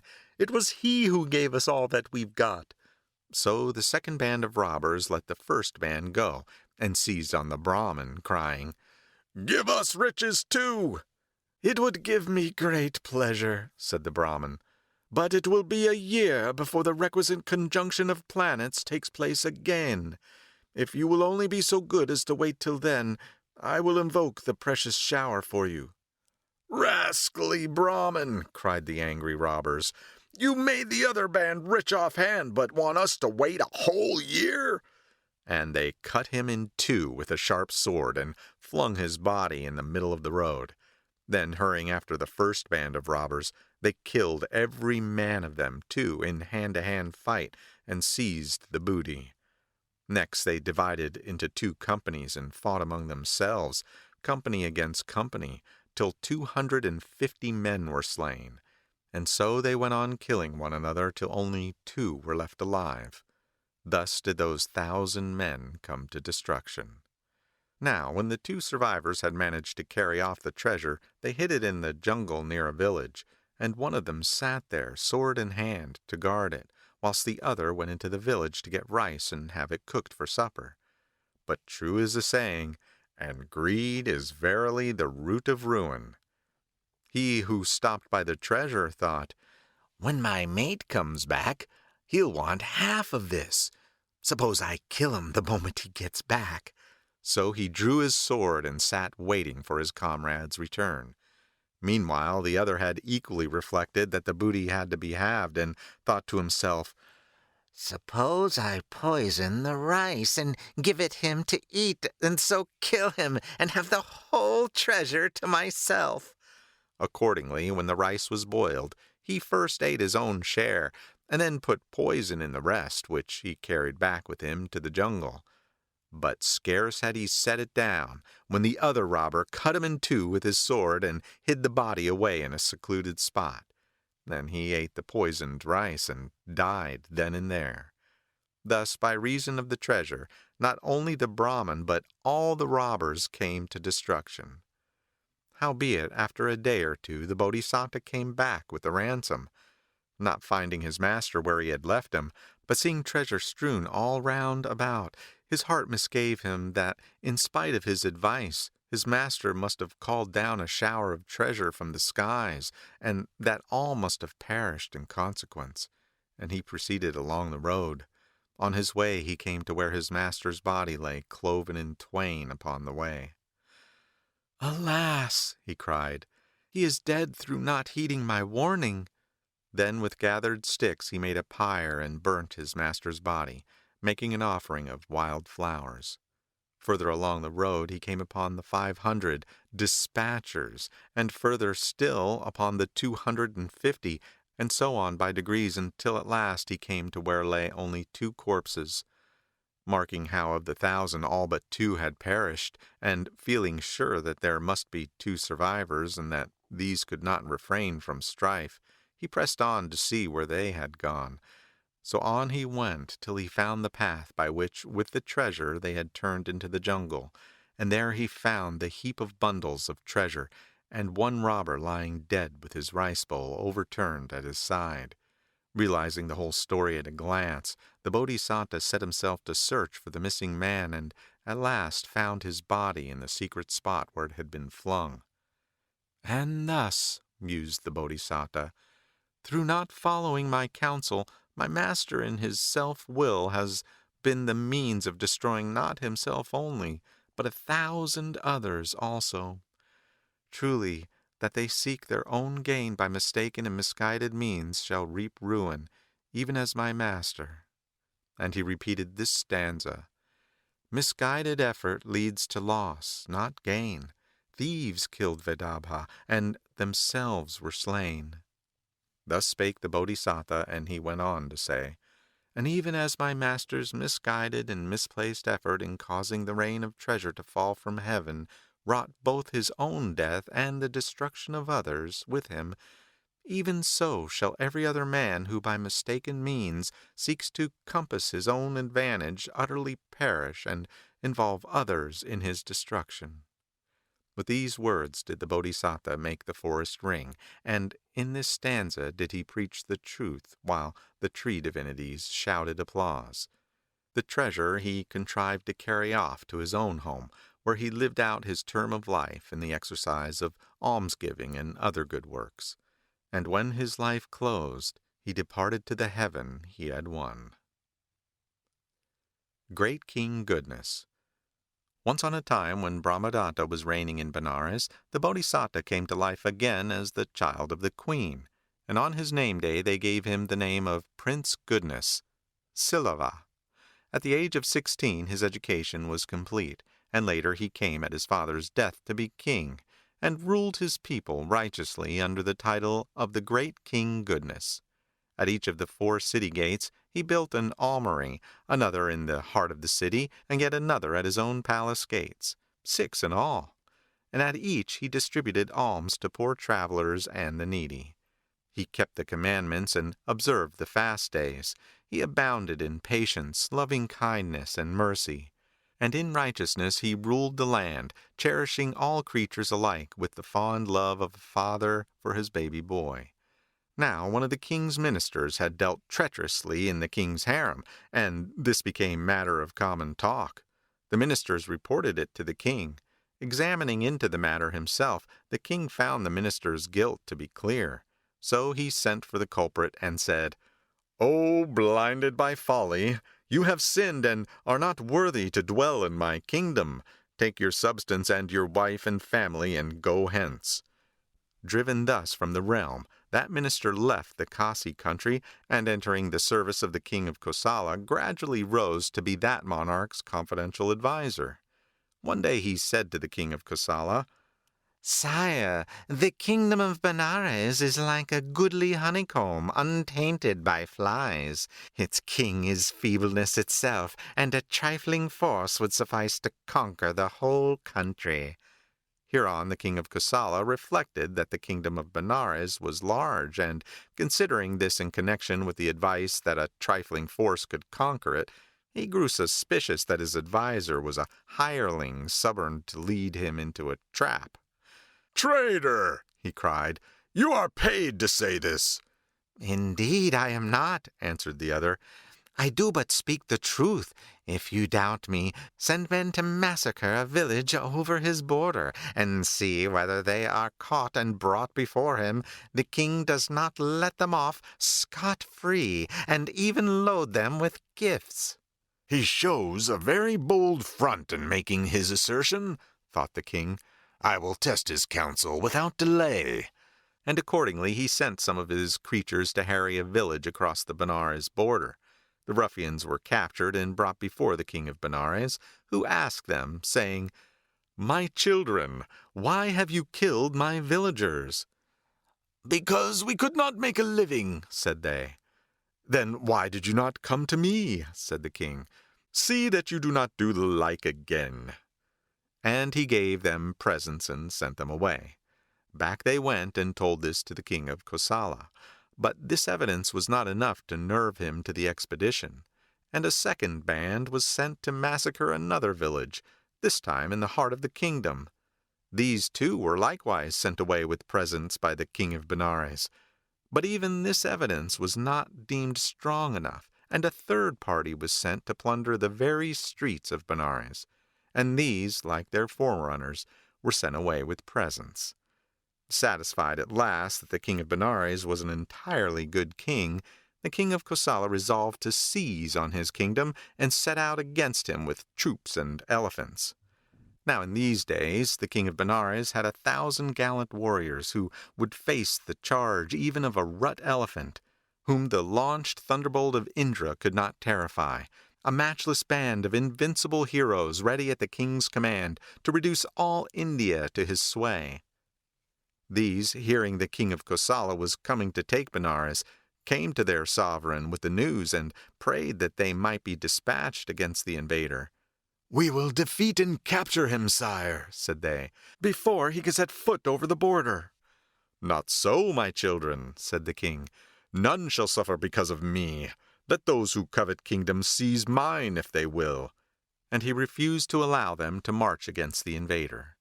Then the king of Kosala crossed the border and came to the middle country, and again the ministers went to the king with renewed entreaty, but still the king refused. And now the king of Kosala appeared outside the city and sent a message to the king, bidding him either yield up the kingdom or give battle. "I fight not," was the message of the king of Benares in reply. "Let him seize my kingdom." Yet a third time the king's ministers came to him and besought him not to allow the king of Kosala to enter, but to permit them to overthrow and capture him before the city. Still refusing, the king bade the city gates be opened, and seated himself in state aloft upon his royal throne with his 1,000 ministers round him. Entering the city and finding none to bar his way, the king of Kosala passed with his army to the royal palace. The doors stood open wide, and there on his gorgeous throne with his 1,000 ministers around him sate the great King Goodness in state. "Seize them all!" cried the king of Kosala. "Tie their hands tightly behind their backs, and away with them to the cemetery. There dig holes and bury them alive up to the neck, so that they cannot move hand or foot. The jackals will come at night and give them sepulchre." At the bidding of the ruffianly king, his followers bound the king of Benares and his ministers and hauled them off. But even in this hour, not so much as an angry thought did the King of Goodness harbor against the ruffians. And not a man among his ministers, even when they were being marched off in bonds, could disobey the king, so perfectly is said to have been the discipline among his followers. So King Goodness and his ministers were led off and buried up to the neck in pits in the cemetery, the king in the middle and the others on either side of him. The ground was trampled in upon them, and there they were left. Still meek and free from anger against his oppressor, King Goodness exhorted his companions, saying, "Let your hearts be filled with naught but love and charity, my children." Now at midnight the jackals came trooping to the banquet of human flesh, and at sight of the beasts the king and his companions raised a mighty shout all together, frightening the jackals away. Halting, the pack looked back, and, seeing no one pursuing, again came forward. A second shout drove them away again, but only to return as before. But a third time, seeing that not a man amongst them all pursued, the jackals thought to themselves, "These must be men who are doomed to death." They came on boldly, even when the shout was again being raised. They did not turn tail. On they came, each singling out his prey, the chief jackal making for the king, and the other jackals for his companions. Fertile in resource, the king marked the beast's approach, and, raising his throat as if to receive the bite, fastened his teeth in the jackal's throat with a grip like a vice. Unable to free its throat from the mighty grip of the king's jaws, and fearing death, the jackal raised a great howl. At his cry of distress, the pack conceived that their leader must have been caught by a man. With no heart left to approach their own destined prey, away they all scampered for their lives. Seeking to free itself from the king's teeth, the trapped jackal plunged madly to and fro, and thereby loosened the earth above the king. Hereupon the latter, letting the jackal go, put forth his mighty strength, and, plunging from side to side, got his hands free. Then, clutching the brink of the pit, he drew himself up and came forth like a cloud scudding before the wind. Bidding his companions be of good cheer, he now set to work to loosen the earth round them, and to get them out, till with all his ministers he stood free once more in the cemetery. Now it chanced that a corpse had been exposed in that part of the cemetery which lay between the respective domains of two goblins, and the goblins were disputing over the division of the spoil. "We can't divide it ourselves," said they. "But this King Goodness is righteous. He will divide it for us. Let us go to him." So they dragged the corpse by the foot to the king and said, "Sire, divide this man and give us each our share." "Certainly I will, my friends," said the king, "but as I am dirty, I must bathe first." Straightway, by their magic power, the goblins brought to the king the scented water prepared for the usurper's bath. And when the king had bathed, they brought him the robes which had been laid out for the usurper to wear. When he had put these on, they brought his majesty a box containing the 4 kinds of scent. When he had perfumed himself, they brought flowers of divers kinds, laid out upon jeweled fans in a casket of gold. When he had decked himself with the flowers, the goblins asked whether they could be of any further service, and the king gave them to understand that he was hungry. So away went the goblins and returned with rice flavored with all the choicest flavors which had been prepared for the usurper's table. And the king, now bathed and scented, dressed and arrayed, ate of the dainty fare.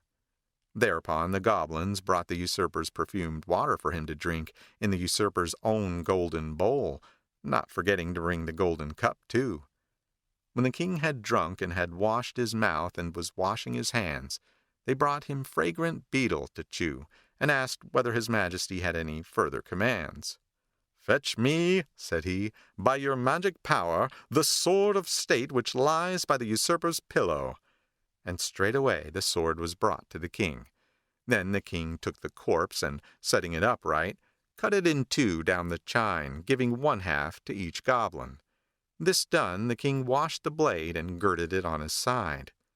Having eaten their fill, the goblins were glad of heart, and in their gratitude asked the king what more they could do for him. "Set me by your magic power," said he, "in the usurper's chamber, and set each of my ministers back in his own house." "Certainly, sire," said the goblins, and forthwith it was done. Now in that hour the usurper was lying asleep on the royal bed in his chamber of state, and as he slept in all tranquillity, the good king struck him with the flat of the sword upon the belly. Waking up in a fright, the usurper saw by the lamplight that it was the great King Goodness. Summoning up all his courage, he rose from his couch and said, "Sire, it is night. A guard is set, and doors are barred, and none may enter. How then came you to my bedside, sword in hand, and clad in robes of splendor?"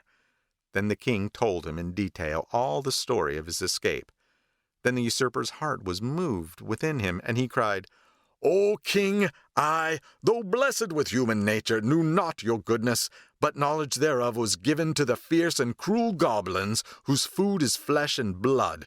Henceforth, I, sire, will not plot against such signal virtue as you possess." So saying, he swore an oath of friendship upon his sword, and begged the king's forgiveness. And he made the king lie down upon the bed of state, while he stretched himself out on a little couch. On the morrow at daybreak, when the sun had risen, his whole host of every rank and degree was mustered by beat of drum at the usurper's command. In their presence he extolled King Goodness, as if raising the full moon on high in the heavens. And right before them all, he again asked the king's forgiveness, and gave him back his kingdom, saying, "Henceforth let it be my charge to deal with rebels. Rule thou thy kingdom, with me to keep watch and ward." And so saying, he passed sentence on the slanderous traitor, and with his troops and elephants went back to his own kingdom. Seated in majesty and splendor beneath a white umbrella of sovereignty upon a throne of gold with legs, as of a gazelle, the great King Goodness contemplated his own glory, and thought thus within himself, "Had I not persevered, I should not be in the enjoyment of this magnificence, nor would my 1,000 ministers be still numbered among the living. It was by my perseverance that I recovered the royal state I had lost, and saved the lives of my 1,000 ministers.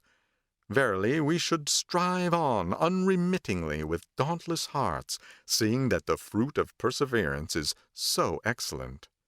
And therewithal the king broke into this heartfelt utterance. "Toil on, my brother, still in hope stand fast, nor let thy courage flag and tire. Myself I see, who, all my woes o'erpast, am master of my heart's desire." Thus spoke the Bodhisattva in the fullness of his heart, declaring how sure it is that the earnest effort of the good will come to maturity. After a life spent in right-doing, he passed away to fare thereafter according to his deserts. Prince Five Weapons.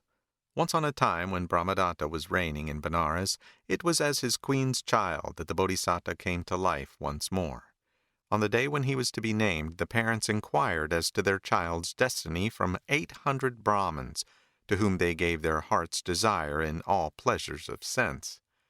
Marking the promise which he showed of a glorious destiny, these clever soothsaying Brahmins foretold that, coming to the throne at the king's death, the child should be a mighty king endowed with every virtue. Named and renowned for his exploits with 5 weapons, he should stand peerless in all Jambudvipa. And because of this prophecy of the Brahmins, the parents named their son Prince Five Weapons. Now, when the prince was come to years of discretion, and was 16 years old, the king bade him go away and study. "With whom, sire, am I to study?" asked the prince. "With the world-famed teacher in the town of Takasila, in the Gandhara country. "Here is his fee," said the king, handing his son 1,000 pieces. So the prince went to Takasila and was taught there. When he was leaving, his master gave him a set of 5 weapons, armed with which, after bidding adieu to his old master, the prince set out from Takasila for Benares. On his way he came to a forest haunted by a goblin named Hairy Grip, and at the entrance to the forest, men who met him tried to stop him, saying, "Young student, do not go through that forest. It is the haunt of the goblin Hairy Grip, and he kills everyone he meets." But bold as a lion, the self-reliant Bodhisattva pressed on, till in the heart of the forest he came on the goblin. The monster made himself appear in stature as tall as a palm tree, with a head as big as an arbor and huge eyes like bowls, with 2 tusks like turnips and the beak of a hawk. His belly was blotched with purple, and the palms of his hands and the soles of his feet were blue-black. "Whither away?" cried the monster. "Halt! You are my prey." "Goblin," answered the Bodhisattva, "I knew what I was doing when I entered this forest. You will be ill-advised to come near me, for with a poisoned arrow I will slay you where you stand." And with this defiance, he fitted to his bow an arrow dipped in deadliest poison and shot it at the goblin. But it only stuck on to the monster's shaggy coat. Then he shot another and another, till 50 were spent, all of which merely stuck on to the goblin's shaggy coat. Hereon the goblin, shaking the arrows off so that they fell at his feet, came at the Bodhisattva, and the latter, again shouting defiance, drew his sword and struck at the goblin. But, like the arrows, his sword, which was 33 inches long, merely stuck fast in the shaggy hair. Next the Bodhisattva hurled his spear, and that stuck fast also. Seeing this, he smote the goblin with his club, but, like his other weapons, that too stuck fast. And thereupon the Bodhisattva shouted, "Goblin, you never heard yet of me, Prince 5-Weapons. When I ventured into this forest, I put my trust not in my bow and other weapons, but in myself. Now will I strike you a blow which shall crush you into dust." So saying, the Bodhisattva smote the goblin with his right hand, but the hand stuck fast upon the hair. Then in turn with his left hand, and with his right and left feet, he struck at the monster, but hand and feet alike clave to the hide. Again shouting, "I will crush you into dust," he butted the goblin with his head, and that too stuck fast. Yet even when thus caught and snared in 5-fold wise, the Bodhisattva, as he hung upon the goblin, was still fearless, still undaunted. And the monster thought to himself, "This is a very lion among men, a hero without a peer, and no mere man. Though he is caught in the clutches of a goblin like me, yet not so much as a tremor will he exhibit. Never since I first took to slaying travelers upon this road have I seen a man to equal him. How comes it that he is not frightened?" Not daring to devour the Bodhisattva offhand, he said, "How is it, young student, that you have no fear of death?" "Why should I?" answered the Bodhisattva. "Each life must surely have its destined death. Moreover, within my body is a sword of adamant, which you will never digest if you eat me. It will chop your inwards into mincemeat, and my death will involve yours too. Therefore it is that I have no fear." By this, it is said, the Bodhisattva meant the sword of knowledge which was within him. Hereon the goblin fell a-thinking. "This young student is speaking the truth and nothing but the truth," thought he. "Not a morsel so big as a pea could I digest of such a hero. I'll let him go." And so, in fear of his life, he let the Bodhisattva go free, saying, "Young student, you are a lion among men. I will not eat you. Go forth from my hand, even as the moon from the jaws of Rahu, and return to gladden the hearts of your kinfolk, your friends, and your country." "As for myself, goblin," answered the Bodhisattva, I will go. As for you, it was your sins in bygone days that caused you to be reborn a ravening, murderous, flesh-eating goblin. And if you continue in sin in this existence, you will go on from darkness to darkness. But having seen me, you will be unable thenceforth to sin any more. Know that to destroy life is to ensure rebirth either in hell or as a brute or as a ghost or as a titan. Or if the rebirth be into the world of men, then such sin cuts short the days of a man's life. In this and other ways, the Bodhisattva showed the evil consequences of the 5 bad courses and the blessing that comes from the 5 commandments, and so wrought in divers ways upon that goblin's fears that by his teaching he converted the monster, imbuing him with self-denial and establishing him in the 5 commandments. Then making the goblin the divinity of that forest, with a right to receive offerings and charging him to remain steadfast, the Bodhisattva went his way, making known the change in the goblin's mood as he issued from the forest. And in the end he came armed with the 5 weapons to the city of Benares, and presented himself before his parents. In later days, when king, he was a righteous ruler, and after a life spent in charity and other good works, he passed away to fare thereafter according to his deserts. A Brahmin's Spell. Once on a time when Brahmadatta was reigning in Benares, the Bodhisattva came to life as the child of the queen consort. When he grew up, he mastered every accomplishment, and when at his father's death he came to be king, he proved to be a righteous king. Now he used to play at dice with his family priest, and, as he flung the golden dice upon the silver dice board, he would sing this catch for luck. "'Tis nature's law that rivers wind, trees grow of wood by law of kind, and given opportunity, all women work iniquity." As these lines always made the king win the game, the priest was in a fair way to lose every penny he had in the world. And in order to save himself from utter ruin, he resolved to seek out a little maid that had never seen another man, and then to keep her under lock and key in his own house. "For," thought he, "I couldn't imagine to look after a girl who has seen another man, so I must take a newborn baby girl and keep her under my thumb as she grows up, with a close guard over her, so that none may come near her, and that she may be true to one man. Then I shall win of the king and grow rich." Now he was skilled in bodily signs, and seeing a poor woman who was about to become a mother, and knowing that her child would be a girl, he paid the woman to come and be confined in his house, and sent her away after her confinement with a present.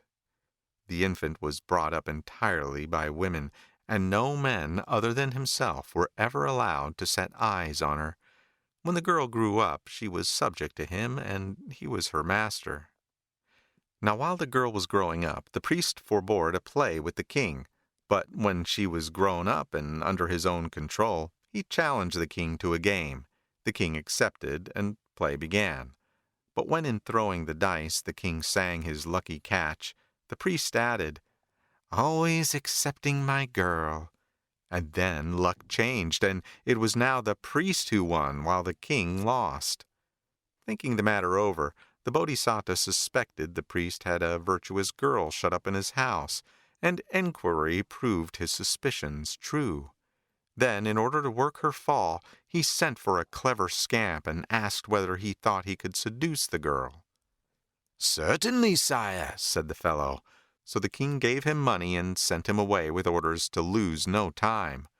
With the king's money the fellow bought perfumes and incense and aromatics of all sorts, and opened a perfumery shop close to the priest's house. Now the priest's house was 7 stories high, and had 7 gateways, at each of which a guard was set, a guard of women only, and no man but the Brahmin himself was ever allowed to enter. The very baskets that contained the dust and sweepings were examined before they were passed in. Only the priest was allowed to see the girl, and she had only a single waiting woman. This woman had money given her to buy flowers and perfumes for her mistress, and on her way she used to pass near a shop which the scamp had opened. And he, knowing very well that she was the girl's attendant, watched one day for her coming, and, rushing out of his shop, fell at her feet, clasping her feet tightly with both hands, and blubbering out, "Oh, my mother, where have you been all this long time?" And when his confederates, who stood by his side, cried, "What a likeness! Hand and foot, face and figure, even in style of dress, they are identical!" As one and all kept dwelling on the marvelous likeness, the poor woman lost her head. Crying out that it must be her boy, she too burst in tears. And with weeping and tears the two fell to embracing one another. Then said the man, "Where are you living, mother?" "Up at the priest's, my son. He has a young wife of peerless beauty, a very goddess for grace, and I'm her waiting woman." "And whither away now, mother?" "To buy her perfumes and flowers." "Why go elsewhere for them? Come to me for them in future," said the fellow, and he gave the woman beetle, bdellium, and so forth, and all kinds of flowers, refusing all payment. Struck with the quantity of flowers and perfumes which the waiting woman brought home, the girl asked why the Brahmin was so pleased with her that day. "Why do you say that, my dear?" asked the old woman. "Because of the quantity of things you have brought home." "No, it isn't that the Brahmin was free with his money," said the old woman, "for I got them at my son's." And from that day forth she kept the money the Brahmin gave her, and got her flowers and other things free of charge at the man's shop. And he, a few days later, made out to be ill and took to his bed. So when the old woman came to the shop and asked for her son, she was told he had been taken ill. Hastening to his side, she fondly stroked his shoulders as she asked what ailed him, but he made no reply. "Why don't you tell me, my son?" "Not even if I were dying could I tell you, mother." "But if you don't tell me, whom are you to tell?" "Well then, mother, my malady lies solely in this, that hearing the praises of your young mistress's beauty, I have fallen in love with her. If I win her, I shall live. If not, this will be my deathbed." "Leave that to me, my boy," said the old woman cheerily, "and don't worry yourself on this account." Then, with a heavy load of perfumes and flowers to take with her, she went home and said to the Brahmin's young wife, "Alas! Here's my son in love with you, merely because I told him how beautiful you are. What is to be done?" "If you can smuggle him in here," replied the girl, "you have my leave."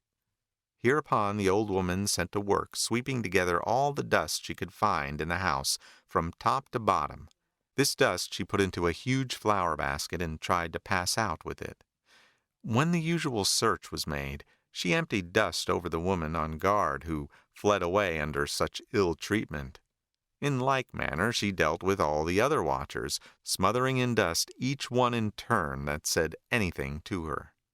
And so it came to pass from that time forward, no matter what the old woman took in or out of the house, there was nobody bold enough to search her. Now was the time. The old woman smuggled the scamp into the house in a flower basket, and brought him to her young mistress. He succeeded in wrecking the girl's virtue, and actually stayed a day or two in the upper rooms, hiding when the priest was at home, and enjoying the society of his mistress when the priest was off the premises. A day or two passed, and the girl said to her lover, "Sweetheart, you must be going now." "Very well, Only I must cuff the Brahmin first." "Certainly," said she, and hid the scamp. Then when the Brahmin came in again, she exclaimed, "Oh, my dear husband, I should so like to dance. If you would play the lute for me." "Dance away, my dear," said the priest, and struck up forthwith. "But I shall be too ashamed if you're looking. Let me hide your handsome face first with a cloth, and then I will dance." "All right," said he, "if you're too modest to dance otherwise." So she took a thick cloth and tied it over the Brahmin's face so as to blindfold him. And blindfolded as he was, the Brahmin began to play the lute. After dancing a while, she cried, My dear, I should so like to hit you once on the head. Hit away, said the unsuspecting dotard. Then the girl made a sign to her paramour, and he softly stole up behind the Brahmin and smote him on the head. Such was the force of the blow that the Brahmin's eyes were like to start out of his head, and a bump rose up on the spot. Smarting with pain, he called to the girl to give him her hand, and she placed it in his. "Ah, it's a soft hand," said he, "but it hits hard." Now, as soon as the scamp had struck the Brahmin, he hid, and when he was hidden, the girl took the bandage off the priest's eyes and rubbed his bruised head with oil.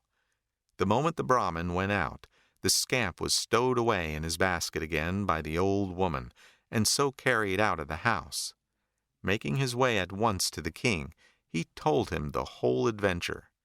Accordingly, when the Brahmin was next in attendance, the king proposed a game with dice. The Brahmin was willing, and the king caused the gaming circle to be drawn. As the king made his throw, he sang his old catch, and the Brahmin, ignorant of the girl's naughtiness, added his, "Always excepting my girl," and nevertheless lost. Then the king, who did know what had passed, said to the priest, "Why accept her? Her virtue has given way. Ah, you dreamed that by taking a girl in the hour of her birth, and by placing a sevenfold guard round her, you could be certain of her. Why, you couldn't be certain of a woman even if you had her inside you and always walked about with her. No woman is ever faithful to one man alone. As for that girl of yours, she told you she should like to dance, and having first blindfolded you as you played the lute to her, she let her paramour strike you on the head, and then smuggled him out of the house. Where, then, is your exception?" And so saying, the king repeated this stanza: "Blindfold a luting, by his wife beguiled, the Brahmin sat, who tried to rear a paragon of virtue undefiled. Learn hence to hold the sex in fear." In such wise did the Bodhisattva expound the truth to the Brahmin, and the Brahmin went home and taxed the girl with the wickedness of which she was accused. "My dear husband, who can have said such a thing about me?" said she. "Indeed, I am innocent. Indeed, it was my own hand, and nobody else's that struck you, and if you do not believe me, I will brave the ordeal of fire, and swear that no man's hand has touched me but yours, and so I will make you believe me." "So be it," said the Brahmin, and he had a quantity of wood brought and set light to it. Then the girl was summoned. "Now," said he, "if you believe your own story, brave these flames." Now before, this girl had instructed her attendant as follows: "Tell your son, mother, to be there and to seize my hand just as I am about to go into the fire." And the old woman did as she was bidden, and the fellow came and took his stand among the crowd.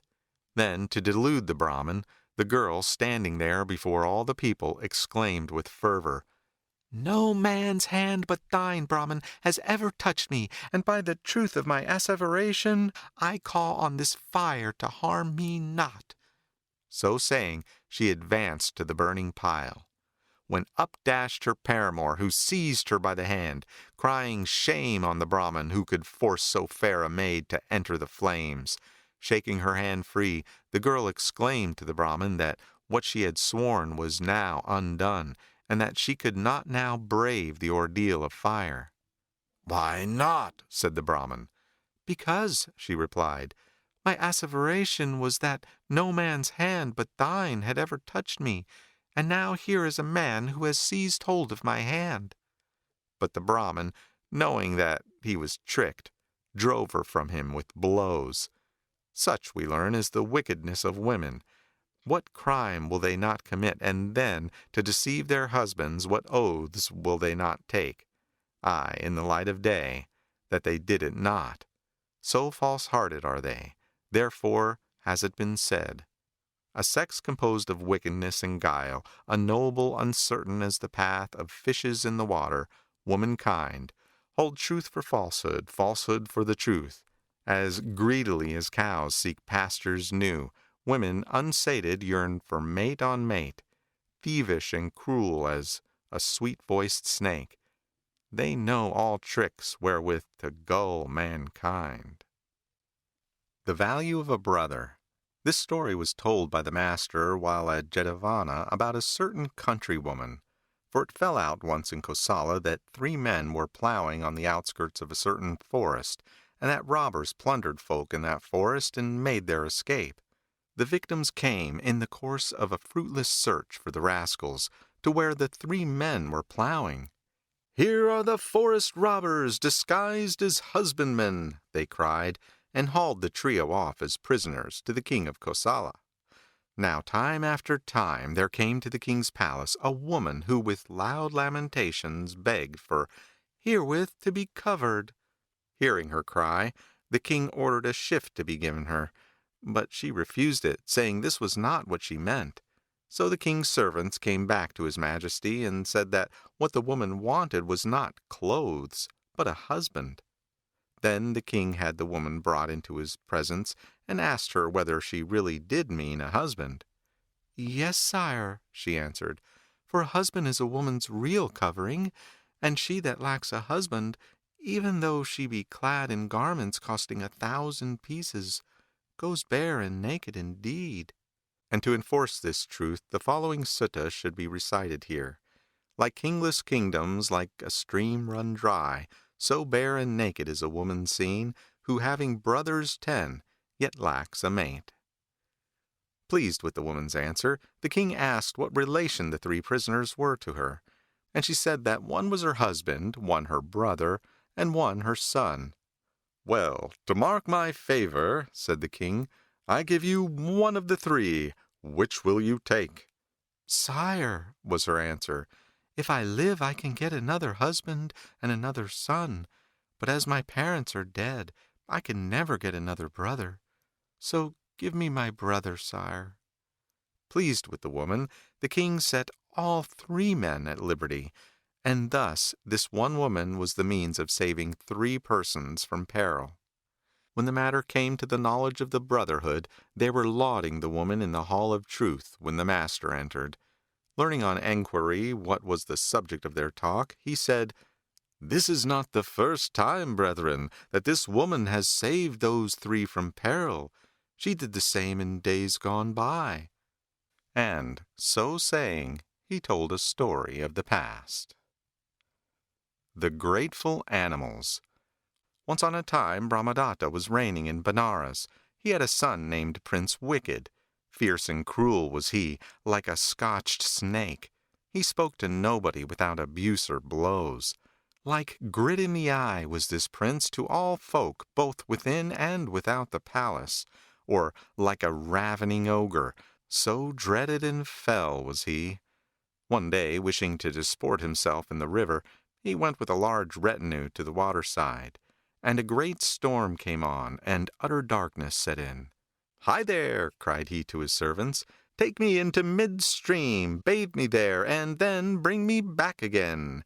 So they took him into mid-stream, and there took counsel together, saying, "What will he do to us when king?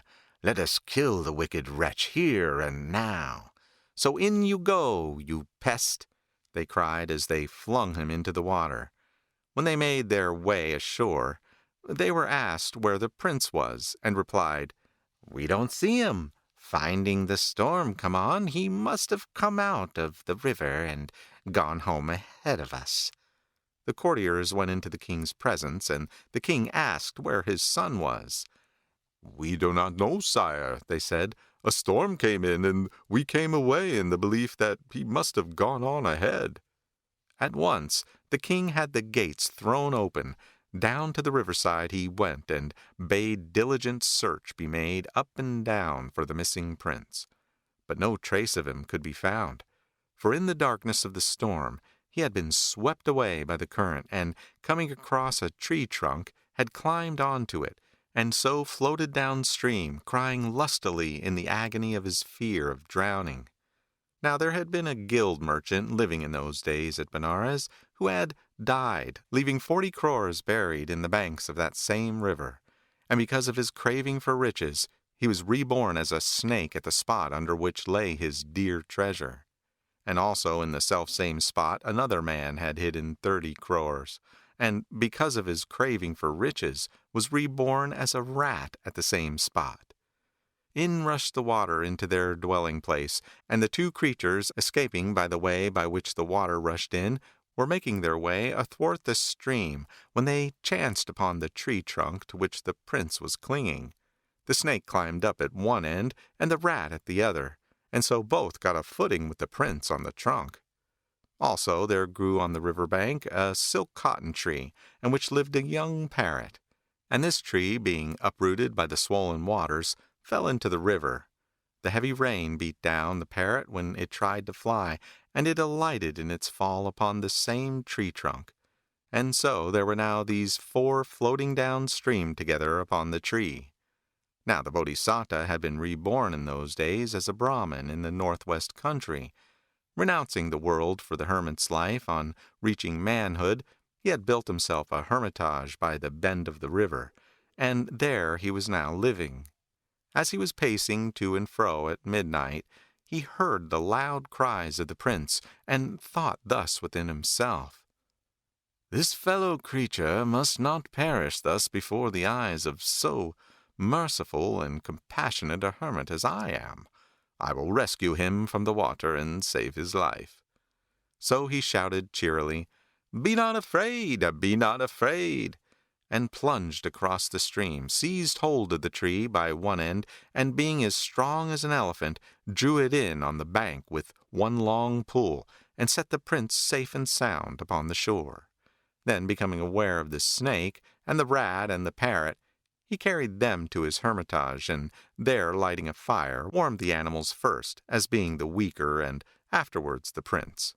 This done, he brought fruits of various kinds, and set them before his guests, looking after the animals first, and the prince afterwards. This enraged the young prince, who said within himself, "This rascally hermit pays no respect to my royal birth, but actually gives brute beasts precedence over me." And he conceived hatred against the Bodhisattva. A few days later, when all 4 had recovered their strength and the waters had subsided, the snake bade farewell to the hermit with these words, "Father, you have done me a great service.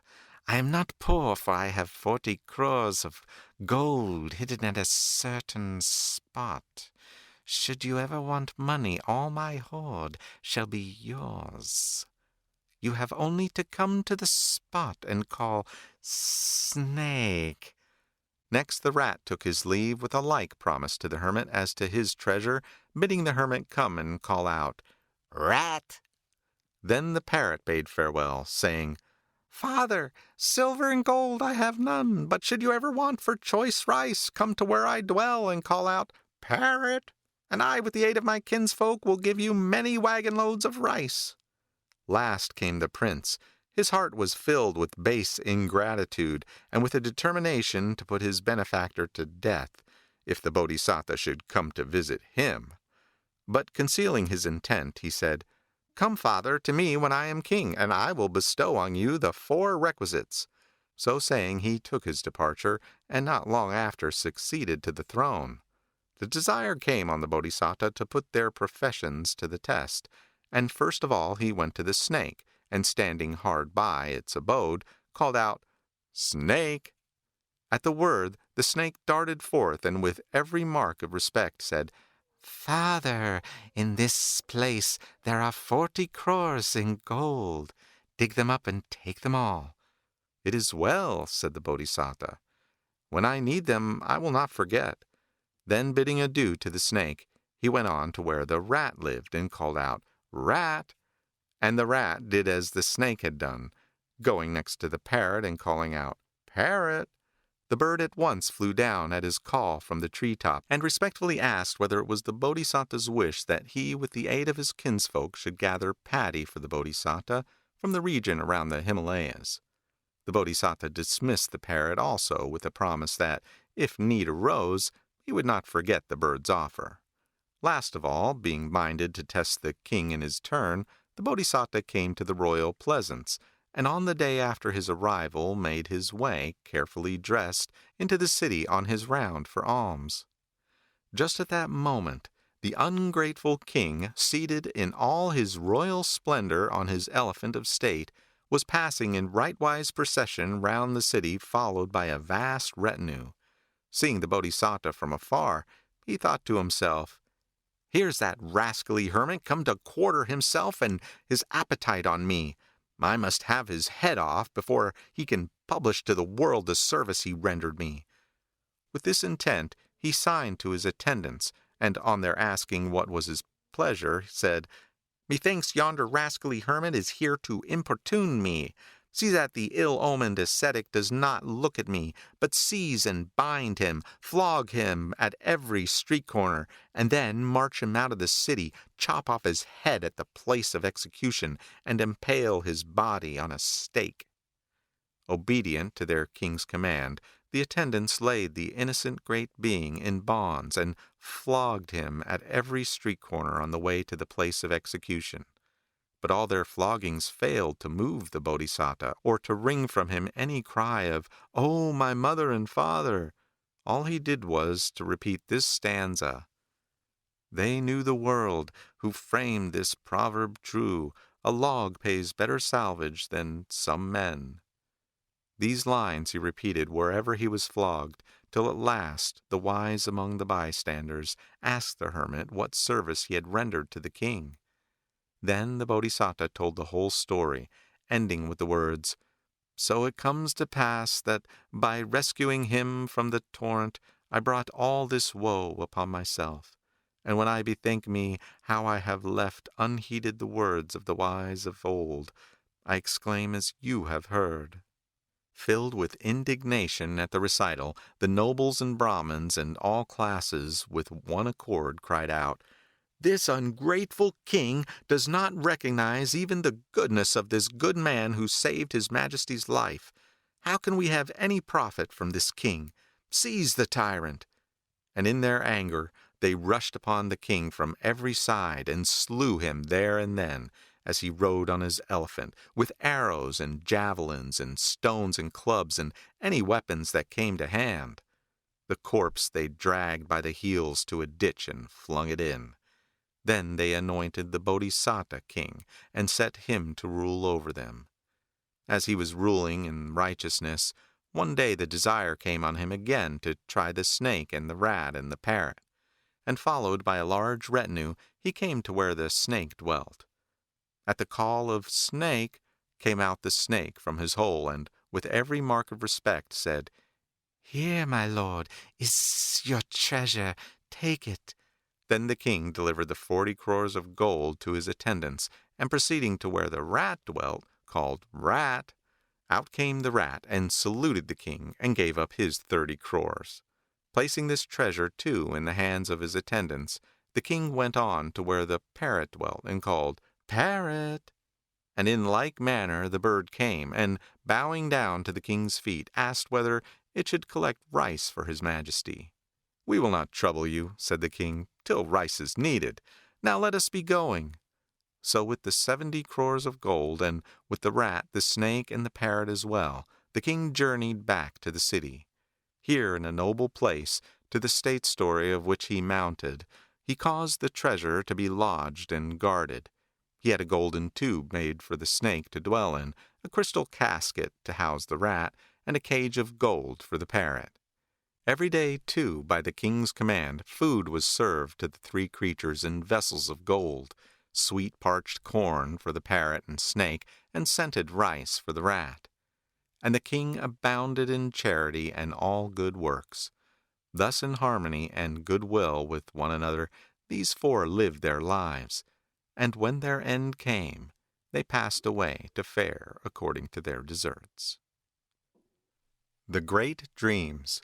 This story was told by the master while at Jetavana about 16 wonderful dreams, for in the last watch of one night, so tradition says, The king of Kosala, who had been asleep all the night, dreamed 16 great dreams, and woke up in a great fright and alarm as to what they might portend for him. So strong was the fear of death upon him that he could not stir, but lay there huddled up on his bed.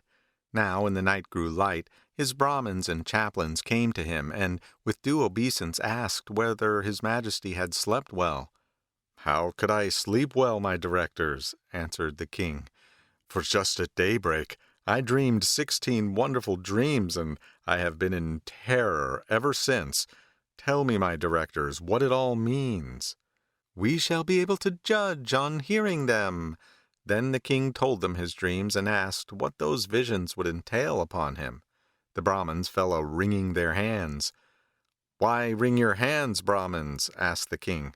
"Because, sire, these are evil dreams." "What will come of them?" said the king. "One of 3 calamities: harm to your kingdom, to your life, or to your riches." "Is there a remedy, or is there not?" "Undoubtedly, these dreams in themselves are so threatening as to be without remedy, but nonetheless we will find a remedy for them. Otherwise, what boots our much study and learning?" "What then do you propose to do to avert the evil?" "Wherever 4 roads meet, we would offer sacrifice, sire." "My directors!" cried the king in his terror. "My life is in your hands. Make haste and work my safety." "Large sums of money and large supplies of food of every kind will be ours," thought the exultant Brahmins, and bidding the king have no fear, they departed from the palace. Outside the town they dug a sacrificial pit and collected a host of 4-footed creatures, perfect and without blemish, and a multitude of birds. But still they discovered something lacking, and back they kept coming to the king to ask for this, that, and the other. Now their doings were watched by Queen Mallika, who came to the king and asked what made these Brahmins keep coming to him. "I envy you," said the king. "A snake in your ear, and you not to know of it." "What does your majesty mean?" "I have dreamed, such unlucky dreams. The Brahmins tell me they point to one of 3 calamities, and they are anxious to offer sacrifices to avert the evil. And this is what brings them here so often." "But has your majesty consulted the chief Brahmin, both of this world and of the world of gods?" "Who, pray, may he be, my dear?" asked the king. "Know you not that chief personage of all the world, the all-knowing and pure, the spotless Master Brahmin? Surely he, the Lord Buddha, will understand your dreams. Go ask him." "And so I will, my queen," said the king, and away he went to the monastery, saluted the master, and sat down. "What, pray, brings your majesty here so early in the morning?" asked the master in his sweet tones. "Sir," said the king, "just before daybreak I dreamed 16 wonderful dreams, which so terrified me that I told them to the Brahmins. They told me that my dreams boded evil, and that to avert the threatened calamity they must offer sacrifice wherever 4 roads met. And so they are busy with their preparations, and many living creatures have the fear of death before their eyes. But I pray you, who are the chiefest personage in the world of men and gods, you into whose ken comes all possible knowledge of things past, present, and to be, I pray you, tell me what will come of my dreams, Lord." "True it is, sire, that there is no other save me who can tell what your dreams signify, or what will come of them. I will tell you. Only first of all, relate to me your dreams as they appeared to you." "I will, sir," said the king, and at once began this list, following the order of the dream's appearance: bulls first, and trees and cows and calves, horse, dish, she-jackal, water-pot, a pond, raw rice, and sandalwood, and gourds that sank, and stones that swam, with frogs that gobbled up black snakes, a crow with gold-plumed retinue, and wolves in panic fear of goats. "How is it, sir, that I had the following one of my dreams? Methought 4 black bulls, like collyrium in hue, came from the 4 cardinal directions to the royal courtyard with avowed intent to fight, and people flocked together to see the bullfight, till a great crowd had gathered. But the bulls only made a show of fighting, roared and bellowed, and finally went off without fighting at all. This was my first dream. What will come of it? Sir, that dream shall have no issue in your days or in mine. But hereafter, when kings shall be niggardly and unrighteous, and when folk shall be unrighteous, in days when the world is perverted, when good is waning and evil waxing apace, in those days of the world's backsliding, there shall fall no rain from the heavens, the feet of the storm shall be lamed, the crops shall wither, and famine shall be on the land. Then shall the clouds gather as if for rain from the 4 quarters of the heavens. There shall be haste first to carry indoors the rice and crops that the women have spread in the sun to dry, for fear the harvest should get wet. And then with the spade and basket in hand, the men shall go forth to bank up the dikes. As though in sign of coming rain, the thunder shall bellow, the lightning shall flash from the clouds. But even as the bulls in your dream that fought not, so the clouds shall flee away without raining. This is what shall come of this dream. But no harm shall come therefrom to you, for it was with regard to the future that you dreamed this dream. What the Brahmins told you was said only to get themselves a livelihood. And when the master had thus told the fulfillment of this dream, he said, Tell me your second dream, sire. Sir, said the king, my second dream was after this manner. Methought little tiny trees and shrubs burst through the soil, and when they had grown scarce a span or 2 high, they flowered and bore fruit. This was my second dream. What shall come of it? Sire, said the master, this dream shall have its fulfillment in days when the world has fallen into decay, and when men are short-lived. In times to come, the passions shall be strong. Quite young girls shall go to live with men. It shall be with them after the manner of women, and they shall conceive and bear children. The flowers typify their issues, and the fruit their offspring. But you, sire, have nothing to fear therefrom. Tell me your third dream, O great king.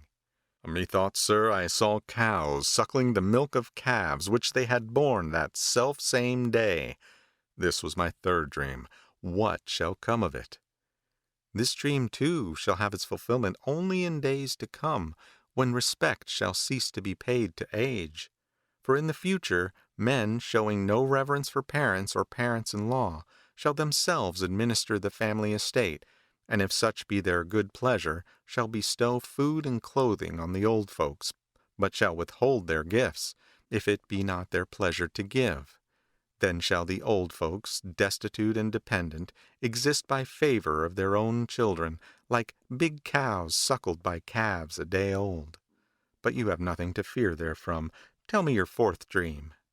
Methought, sir, I saw men unyoking a team of draft oxen, sturdy and strong, and setting young steers to draw the load, and the steers, proving unequal to the task, laid on them, refused, and stood stock still, so that wains moved not on their way. This was my fourth dream. What shall come of it?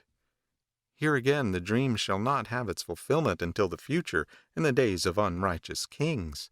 For in days to come, unrighteous and niggardly kings shall show no honor to wise lords, skilled in precedent, fertile in expedient, and able to get through business, nor shall appoint to the courts of law and justice aged counselors of wisdom and of learning in the law. Nay, they shall honor the very young and foolish, and appoint such to preside in the courts. And these latter, ignorant alike of statecraft and of practical knowledge, shall not be able to bear the burden of their honors or to govern, but because of their incompetence shall throw off the yoke of office, whereon the aged and wise lords, albeit right able to cope with all difficulties, shall keep in mind how they were passed over, and shall decline to aid, saying, It is no business of ours, we are outsiders, let the boys of the inner circle see to it. Hence they shall stand aloof, and ruin shall assail those kings on every hand. It shall be even as when the yoke was laid on the young steers, who were not strong enough for the burthen, and not upon the team of sturdy and strong draft oxen, who alone were able to do the work. Howbeit, you have nothing to fear therefrom. Tell me your fifth dream. Methought, sir, I saw a horse with a mouth on either side, to which fodder was given on both sides, and it ate with both its mouths. This was my fifth dream. What shall come of it? This dream too shall have its fulfillment only in the future, in the days of unrighteous and foolish kings, who shall appoint unrighteous and covetous men to be judges. These base ones, fools, despising the good, shall take bribes from both sides as they sit in the seat of judgment, and shall be filled with this twofold corruption, even as the horse that ate fodder with two mouths at once. Howbeit, you have nothing to fear therefrom. Tell me your sixth dream. Methought, sir, I saw people holding out a well-scoured golden bowl worth 100,000 pieces, and begging an old jackal to stale therein. And I saw the beast do so. This was my sixth dream. What shall come of it? This dream too shall only have its fulfillment in the future. For in the days to come, unrighteous kings, though sprung of a race of kings, mistrusting the scions of their old nobility, shall not honor them, but exalt in their stead in the low-born, whereby the nobles shall be brought low, and the low-born raised to lordship. Then shall the great families be brought by very need to seek to live by dependence on the upstarts, and shall offer them their daughters in marriage. And the union of the noble maidens with the low-born shall be like unto the staling of the old jackal into the golden bowl. Howbeit, you have nothing to fear therefrom. Tell me your seventh dream. A man was weaving rope, sir, and as he wove, he threw it down at his feet.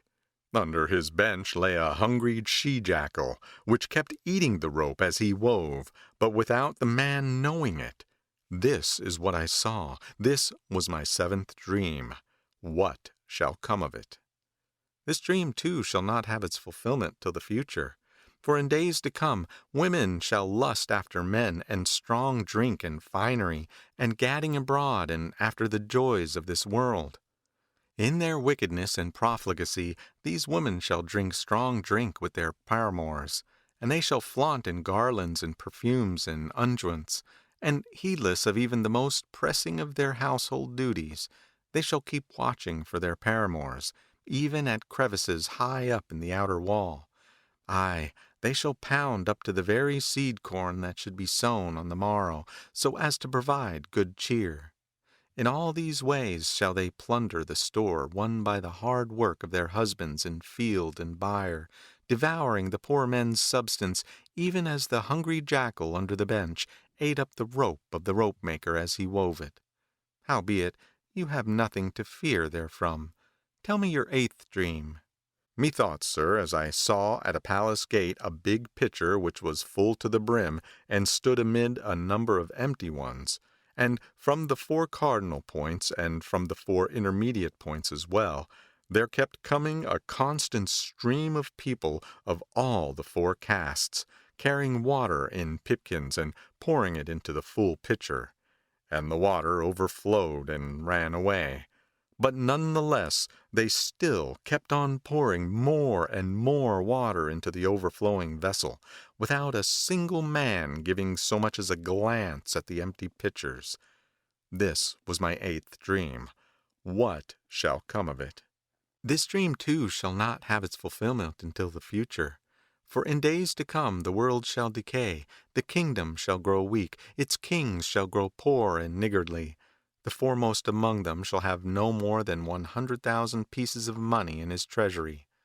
Then shall these kings in their need set the whole of the country folk to work for them. For the king's sake shall the toiling folk, leaving their own work, sow grain and pulse, and keep watch and reap and thresh and garner. For the king's sake shall they plant sugar canes, make and drive sugar mills, and boil down the molasses. For the king's sake shall they lay out flower gardens and orchards, and gather in the fruits. And as they gather in all the diverse kinds of produce, they shall fill the royal garners to overflowing. not giving so much as a glance at their own empty barns at home. Thus it shall be like filling up the full pitcher, heedless of the quite empty ones.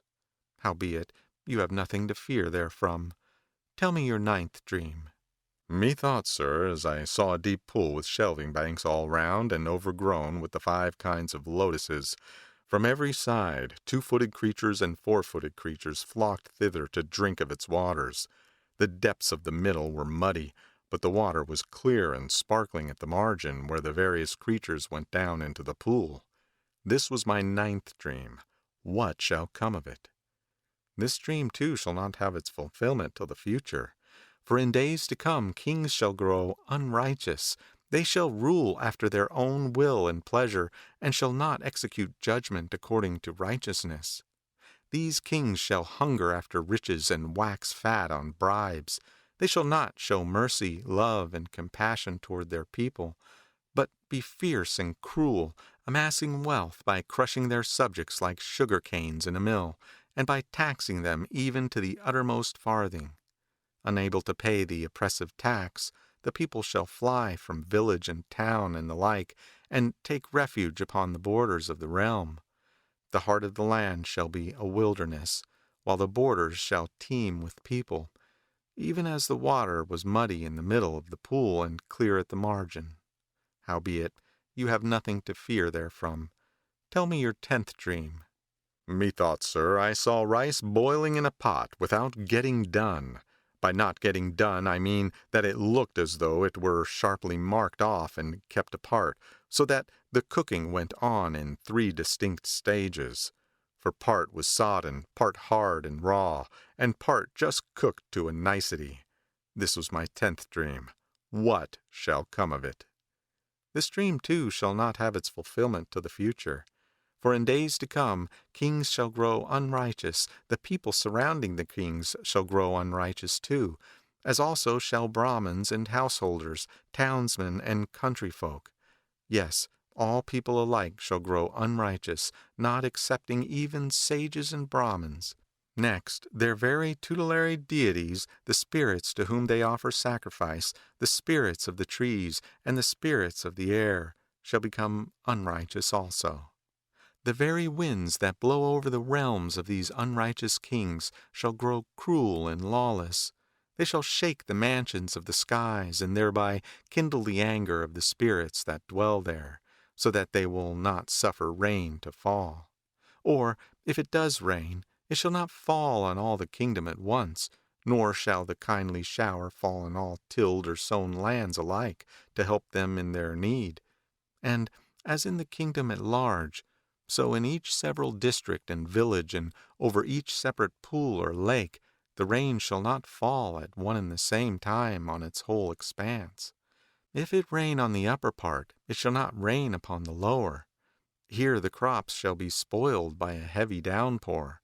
There wither for very drought, and here again thrive apace with kindly showers to water them.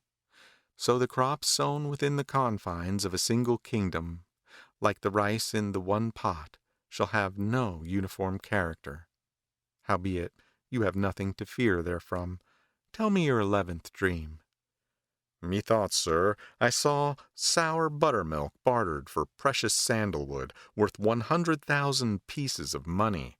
This was my 11th dream. What shall come of it? This dream too shall not have its fulfillment till the future, in the days when my doctrine is waning. For in days to come many greedy and shameless brethren shall arise, who for their belly's sake shall preach the very words in which I inveighed against greed. Because they have deserted by reason of their belly, and have taken their stand on the side of the heretics, they shall fail to make their preaching lead up to nirvana. Nay, their only thought as they preach shall be by fine words and sweet voices to induce men to give them costly raiment and the like, and to be minded to give such gifts. Others again seated in the highways, at the street corners, at the doors of kings' palaces, and so forth, shall stoop to preach for money, yea, for mere coin kahapanas, half kahapanas, padas, and masakas. And as they thus barter away for food or raiment, or for kahapanas and half kahapanas, My doctrine, the worth whereof is nirvana. They shall be even as those who bartered away for sour buttermilk precious sandalwood worth 100,000 pieces. Howbeit you have nothing to fear therefrom. Tell me your 12th dream. Methought, sir, as I saw empty pumpkins sinking in the water, what shall come of it? This dream also shall not have its fulfillment to the future in the days of unrighteous kings, when the world is perverted. For in those days shall kings show favor not to the scions of nobility, but to the low-born only, and these latter shall become great lords, whilst the nobles sink into poverty. Alike in the royal presence, in the palace gates, in the council chamber, and in the courts of justice, the words of the low-born alone, whom empty pumpkins typify, shall be stablished as though they had sunk down till they rested on the bottom. So too in the assemblies of the brotherhood, in the greater and lesser conclaves, and in enquiries regarding bowls, robes, lodging, and the like. The counsel only of the wicked and the vile shall be considered to have saving power, not that of modest brethren. Thus everywhere it shall be as when the empty pumpkin sank. Howbeit you have nothing to fear therefrom. Tell me your 13th dream. Hereupon the king said, Methought, sir, I saw huge blocks of solid rock, as big as houses, floating like ships upon the waters. What shall come of it? This dream also shall not have its fulfillment before such times as those of which I have spoken. For in those days unrighteous kings shall show honor to the low-born, who shall become great lords, whilst the nobles sink into poverty. Not to the nobles, but to the upstarts alone shall respect be paid. In the royal presence, in the council chamber, or in the courts of justice, the words of the nobles learned in the law, and it is they whom the solid rocks typify, shall drift idly by, and not sink deep into the hearts of men. When they speak, the upstarts shall merely laugh them to scorn, saying, What is this these fellows are saying? So too in the assemblies of the brethren, as aforesaid, men shall not deem worthy of respect the excellent among the brethren. The words of such shall not sink deep, but drift idly by, even as when the rocks floated upon the waters. Howbeit you have nothing to fear therefrom. Tell me your 14th dream. Methought, sir, I saw tiny frogs, no bigger than minute flowerets, swiftly pursuing huge black snakes, chopping them up like so many lotus stalks and gobbling them up. What shall come of this? This dream too shall not have its fulfillment to those days to come, such as those of which I have spoken, when the world is decaying. For then shall men's passions be so strong, and their lusts so hot, that they shall be the thralls of the very youngest of their wives for the time being, at whose sole disposal shall be slaves and hired servants, oxen, buffaloes, and all cattle, gold and silver, and everything that is in the house. Should the poor husband ask where the money, say, or a robe is, at once he shall be told that it is where it is, that he should mind his own business, and not be so inquisitive as to what is or is not in her house. And therewithal in divers ways the wives with abuse and goading taunts shall establish their dominion over their husbands, as over slaves and bondservants. Thus shall it be like as when the tiny frogs, no bigger than minute flowerets, gobbled up the big black snakes. Howbeit you have nothing to fear therefrom. Tell me your 15th dream. Methought, sir, I saw a village crow, in which dwelt the whole of 10 vices, escorted by a retinue of those birds, which, because of their golden sheen, are called royal golden mallards. What shall come of it? This dream too shall not have its fulfillment till the future, till the reign of weakling kings. In the days to come, kings shall arise who know nothing about elephants or other arts, and shall be cowards in the field. Fearing to be deposed and cast from their royal estate, they shall raise to power not their peers, but their footmen, bath attendants, barbers, and such like. Thus, shut out from royal favor and unable to support themselves, The nobles shall be reduced to dancing attendants on the upstarts, as when the crow had royal golden swans for a retinue. Howbeit, you have nothing to fear therefrom. Tell me your 16th dream. Heretofore, sir, it always used to be panthers that preyed on goats. But methought I saw goats chasing panthers and devouring them, munch, munch, munch. Whilst at bare sight of the goats afar off, terror-stricken wolves fled quaking with fear and hid themselves in their fastnesses in the thicket. Such was my dream. What shall come of it? This dream too shall not have its fulfillment till the future, till the reign of unrighteous kings. In those days the low-born shall be raised to lordship and be made royal favorites, whilst the nobles shall sink into obscurity and distress. Gaining influence in the courts of law because of their favor with the king, these upstarts shall claim perforce the ancestral estates, the raiment, and all the property of the old nobility. And when these latter plead their rights before the courts, then shall the king's minions have them cudgeled and bastinadoed and taken by the throat and cast out with words of scorn, such as, "Know your place, fools! What? Do you dispute with us? The king shall know of your insolence, and we will have your hands and feet chopped off and other correctives applied." Hereupon the terrified nobles shall affirm that their own belongings really belong to the overbearing upstarts, and will tell the favorites to accept them. And they shall hie them home and there cower in an agony of fear. Likewise evil brethren shall harry at pleasure good and worthy brethren, till these latter, finding none to help them, shall flee to the jungle. And this oppression of the nobles and of the good brethren, by the low-born and by the evil brethren, shall be like the scaring of wolves by goats. Howbeit, you have nothing to fear therefrom, for this dream too has reference to future times only. It was not truth, it was not love for you, that prompted the Brahmins to prophesy as they did. No, it was greed of gain, and the insight that is bred of covetousness, that shaped all their self-seeking utterances. Thus did the master expound the importance of these 16 great dreams, adding, "You, sire, are not the first to have these dreams.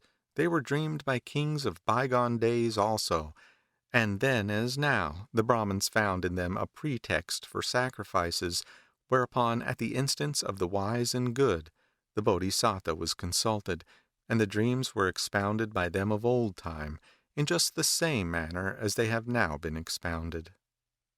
The Converted Miser. Once on a time when Brahmadatta was reigning in Benares, there was a guildmaster, Eliza by name, who was worth 80 crores and had all the defects which fall to the lot of man. He was lame and crook-backed and had a squint. He was an unconverted infidel and a miser, never giving of his store to others nor enjoying it himself. His house was like a pool haunted by ogres. Yet for 7 generations his ancestors had been bountiful, giving freely of their best. But when he became guildmaster, he broke through the traditions of his house, burning down the almonry and driving the poor with blows from his gates.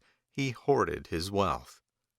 One day, when returning home from attendance on the king, he saw a yokel who had journeyed far and was aweary, seated on a bench and filling a mug from a jar of rank spirits and drinking it off, with a dainty morsel of stinking dried fish as a relish.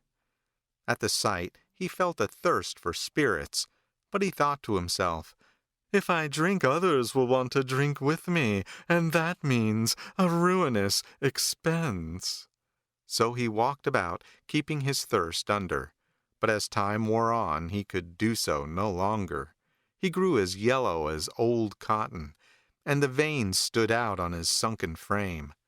On a day, retiring to his chamber, he lay down hugging his bed. His wife came to him and rubbed his back as she asked, "What has gone amiss with my lord?" What follows is to be told in the words of the former story. But when she in her turn said, "Then I'll only brew liquor enough for you," he said, If you make the brew in the house, there will be many on the watch, and to send out for the spirits and sit and drink it here is out of the question." So he produced 1 single penny and sent a slave to fetch him a jar of spirits from the tavern. When the slave came back, he made him go from the town to the riverside and put the jar down in a thicket near the highway. "Now be off," said he, and made the slave wait some distance off, while he filled his cup and fell to. Now the guildmaster's father, who for his charity and other good works has been reborn as Saka in the realm of gods, was at that moment wondering whether his bounty was still kept up or not, and became aware of the stopping of his bounty and of his son's behavior. He saw how his son, breaking through the traditions of his house, had burnt the almonry to the ground, had driven the poor with blows from his gates, and how, in his miserliness, fearing to share with others, that son had stolen away to a thicket to drink by himself. Moved by the sight, Saka cried, "I will go to him and make my son see that deeds must have their consequences. I will work his conversion and make him charitable and worthy of rebirth in the realm of gods." So he came down to earth and once more trod the ways of men, putting on the semblance of the guildmaster Eliza, with the latter's lameness and crooked back and squint. In this guise he entered the city of Rajagaha and made his way to the palace gate, where he bade his coming be announced to the king. "Let him approach," said the king, and he entered and stood with due obeisance before his majesty. "What brings you here at this unusual hour, Lord Guildmaster?" said the king. "I am come, sire, because I have in my house 80 crores of treasure. Deign to have them carried to fill the royal treasury." "Nay, my Lord Guildmaster, the treasury within my palace is greater than this." "If you, sire, will not have it, I shall give it away to whom I will." "Do so by all means, Guildmaster," said the king. "So be it, sire," said the pretended Eliza, as with due obeisance he departed from the presence to the guildmaster's house. The servants all gathered round him, but not one could tell that it was not their real master. Entering, he stood on the threshold and sent for the porter, to whom he gave orders that if anybody resembling himself should appear and claim to be guildmaster of the house, they should soundly cudgel such a one and throw him out. Then, mounting the stairs to the upper story, he sat down on a gorgeous couch and sent for Eliza's wife. When she came, he said with a smile, "My dear, let us be bountiful." At these words, wife, children, and servants all thought, "It is a long time since he was this way minded. It must be through drinking today that he is so good-natured and generous." And his wife said to him, "Be as bountiful as you please, my husband." "Send for the crier," said he, "and bid him proclaim by beat of drum all through the city that everyone who wants gold, silver, diamonds, pearls, and the like is to come to the house of Eliza, the guildmaster." His wife did as he bade, and a large crowd soon assembled at the door carrying baskets and sacks. Then Saka bade the treasure chambers be thrown open, and cried, "This is my gift to you. Take what you will, and go your ways." And the crowd seized on the riches there stored, and piled them in heaps on the floor, and filled the bags and vessels they had brought, and went off laden with the spoils. Among them was a countryman, who yoked Eliza's oxen to Eliza's carriage, filled it with the 7 things of price, and journeyed out of the city along the high road. As he went along, he drew near the thicket, and sang the guildmaster's praises in these words, "May you live to be 100, my good Lord Eliza. What you have done for me this day will enable me to live without doing another stroke of work. Whose were these oxen? Yours. Whose was this carriage? Yours. Whose was the wealth in the carriage? Yours again. It was no father or mother who gave me all this. No, it came solely from you, my lord." These words filled the guildmaster with fear and trembling. Why, the fellow is mentioning my name in his talk, said he to himself. Can the king have been distributing my wealth to the people? At the bare thought, he bounded from the bush and recognizes his own oxen and cart, seized the oxen by the cord, crying, "Stop, fellow! These oxen and this cart belong to me!" Down leaped the man from the cart, angrily exclaiming, "You rascal! Eliza the Guildmaster is giving away his wealth to all in the city. What has come to you?" And he sprang at the Guildmaster and struck him on the back like a falling thunderbolt, and went off with the cart. Eliza picked himself up, trembling in every limb, wiped off the mud, and hurrying after his cart, seized hold of it. Again the countryman got down, and seizing Eliza by the hair, doubled him up and thumped him about the head for some time. Then, taking him by the throat, he flung him back the way he had come and drove off. Sobered by this rough usage, Eliza hurried off home. There, seeing folk make off with the treasure, he fell to laying hands on here a man and there a man, shrieking, "Hi! What's this? Is the king despoiling me?" And every man he laid hands on knocked him down. Bruised and smarting, he sought to take refuge in his own house, when the porters stopped him with, "Hulloa, you rascal! Where might you be going?" And first, thrashing him soundly with bamboos, they took their master by the throat and threw him out of doors. "There is none but the king left to see me righted," groaned Eliza, and betook himself to the palace. "Why, oh why, sire," he cried, "have you plundered me like this?" "Nay, it was not I, my lord Guildmaster," said the king. "Did you not yourself come and declare your intention of giving your wealth away if I would not accept it? And did you not then send the crier round and carry out your threat?" "Oh, sire, indeed it was not I that came to you on such an errand. Your majesty knows how near and close I am, and how I never give away so much as the tiniest drop of oil, which a blade of grass will take up. May it please your majesty to send for him who has given my substance away, and to question him on the matter." Then the king sent for Saka. And so exactly alike were the two that neither the king nor his court could tell which was the real Guildmaster. Said the miser Eliza, "Who and what, sire, is this Guildmaster? I am the Guildmaster." "Well, really I can't say which is the real Eliza," said the king. "Is there anybody who can distinguish them for certain?" "Yes, sire, my wife." So the wife was sent for and asked which of the two was her husband. And she said Saka was her husband and went to his side.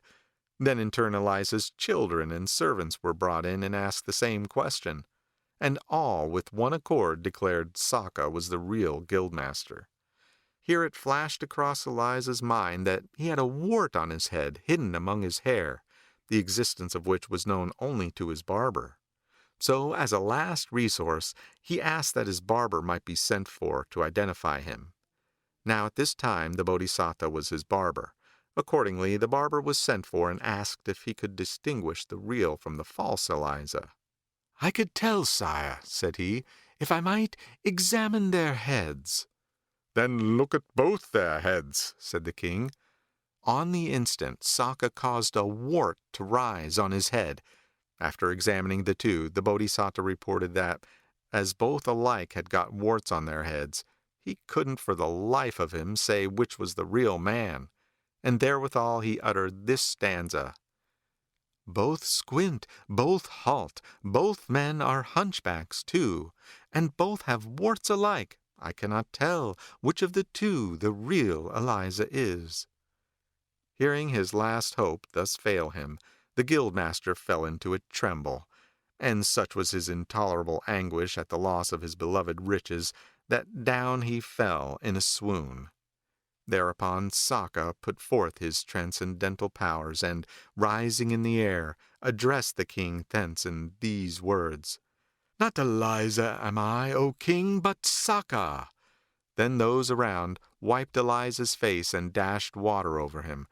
Recovering, he rose to his feet and bowed to the ground before Sokka, king of gods. Then said Sokka, "Eliza, mine was the wealth, not thine. I am thy father, and thou art my son. In my lifetime I was bountiful toward the poor, and rejoiced in doing good. Wherefore I am advanced to this high estate, and am become Sokka.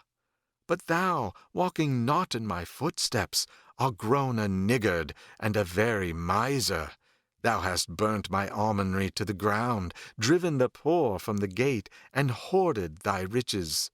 Thou hast no enjoyment thereof thyself, nor has any other human being.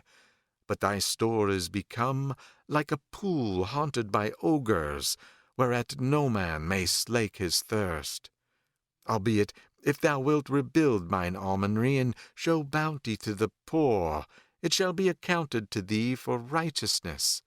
But if thou wilt not, then will I strip thee of all that thou hast, and cleave thy head with this thunderbolt of Indra, and thou shalt die." At this threat, Eliza, quaking for his life, cried out, "Henceforth I will be bountiful." And Sokka accepted his promise, and, still seated in mid-air, established his son in the commandments and preached the truth to him, departing thereafter to his own abode. And Eliza was diligent in almsgiving and other good works, and so assured his rebirth thereafter in heaven. The Valiant Dwarf. Once on a time, when Brahmadatta was reigning in Benares, the Bodhisattva was born a Brahmin in a market town in the north country, and when he was grown up, he studied under a teacher of worldwide fame at Takasila. There he learnt the 3 Vedas and the 18 branches of knowledge, and completed his education, and he became known as the sage little bowman. Leaving Takasila, he came to the Andhra country in search of practical experience. Now it happened that in his birth the Bodhisattva was somewhat of a crooked little dwarf, and he thought to himself, "If I make my appearance before any king, he's surely to ask what a dwarf like me is good for. And should I not use a tall, broad fellow as my stalking horse, and earn my living in the shadow of his more imposing personality?" So he betook himself to the weaver's quarter, and there, espying a huge weaver named Bhimasena, saluted him, asking the man's name. "Bhimasena is my name," said the weaver. "And what makes a fine man like you work at so sorry a trade?" "Because I can't get a living any other way." "We've no more, friend. The whole continent can show no such archer as I am, but kings would scorn me because I am a dwarf. And so you, friend, must be the man to vaunt your prowess with the bow, and the king will take you into his pay and make you ply your calling regularly. Meantime, I shall be behind you to perform the duties that are laid upon you, and so shall earn my living in your shadow. In this manner, we shall both of us thrive and prosper. Only do as I tell you." "Done! With you!" said the other.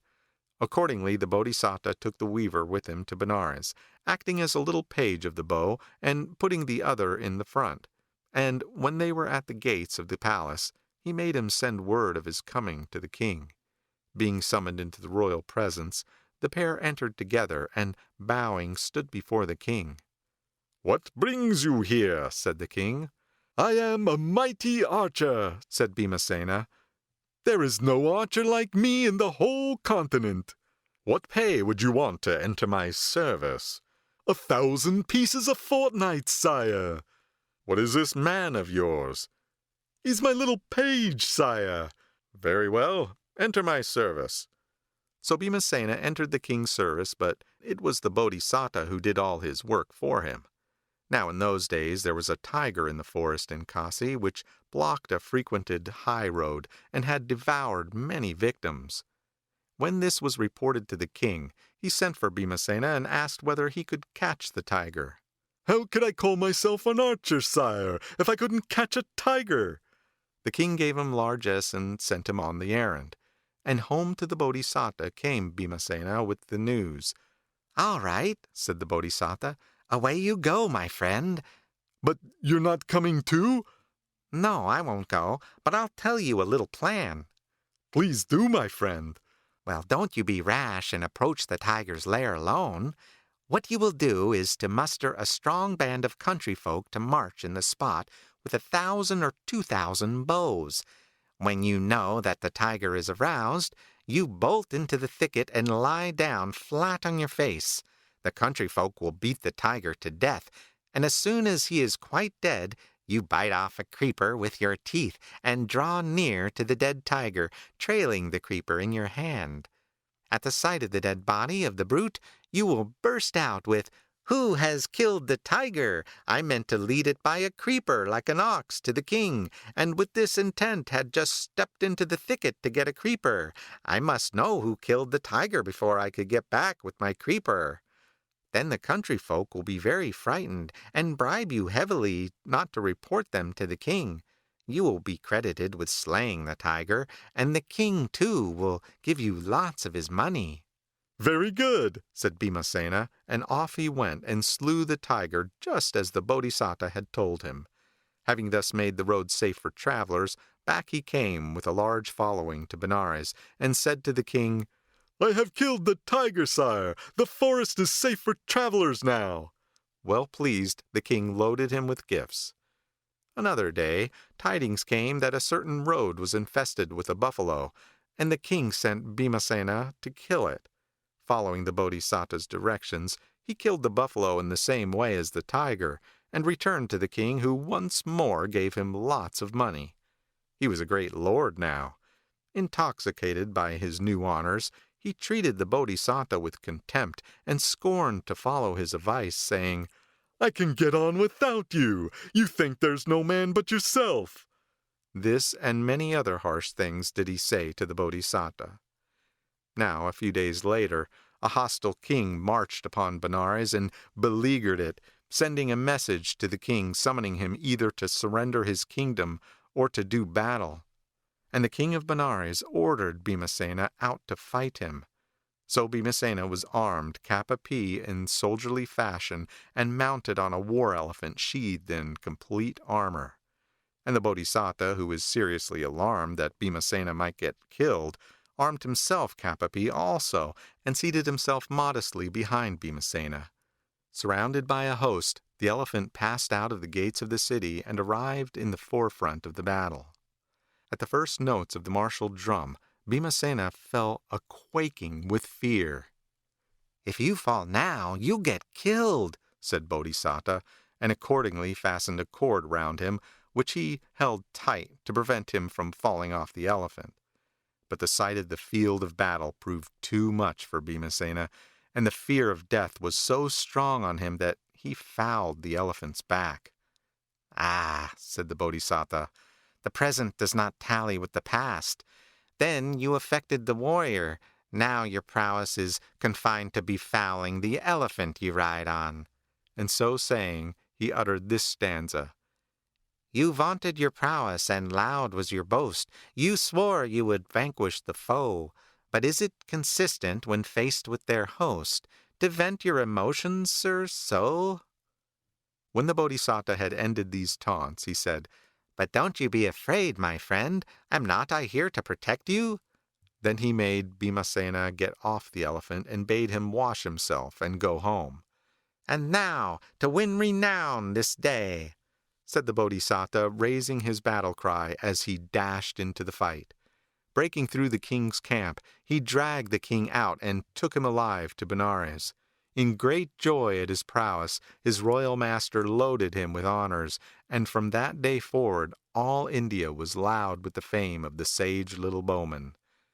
To Bhimasena he gave largesse and sent him back to his own home, whilst he himself excelled in charity and all good works, and at his death passed away to fare according to his deserts. The Stolen Jewels. Once on a time when Brahmadatta was reigning in Benares, the Bodhisattva, having perfected his education, became one of the king's ministers. One day the king, with a large following, went into his pleasance, and after walking about the woods, felt a desire to disport himself in the water. So he went down into the royal tank and sent for his harem. The women of the harem, removing the jewels from their heads and necks and so forth, laid them aside with their upper garments in boxes under the charge of female slaves, and then went down into the water.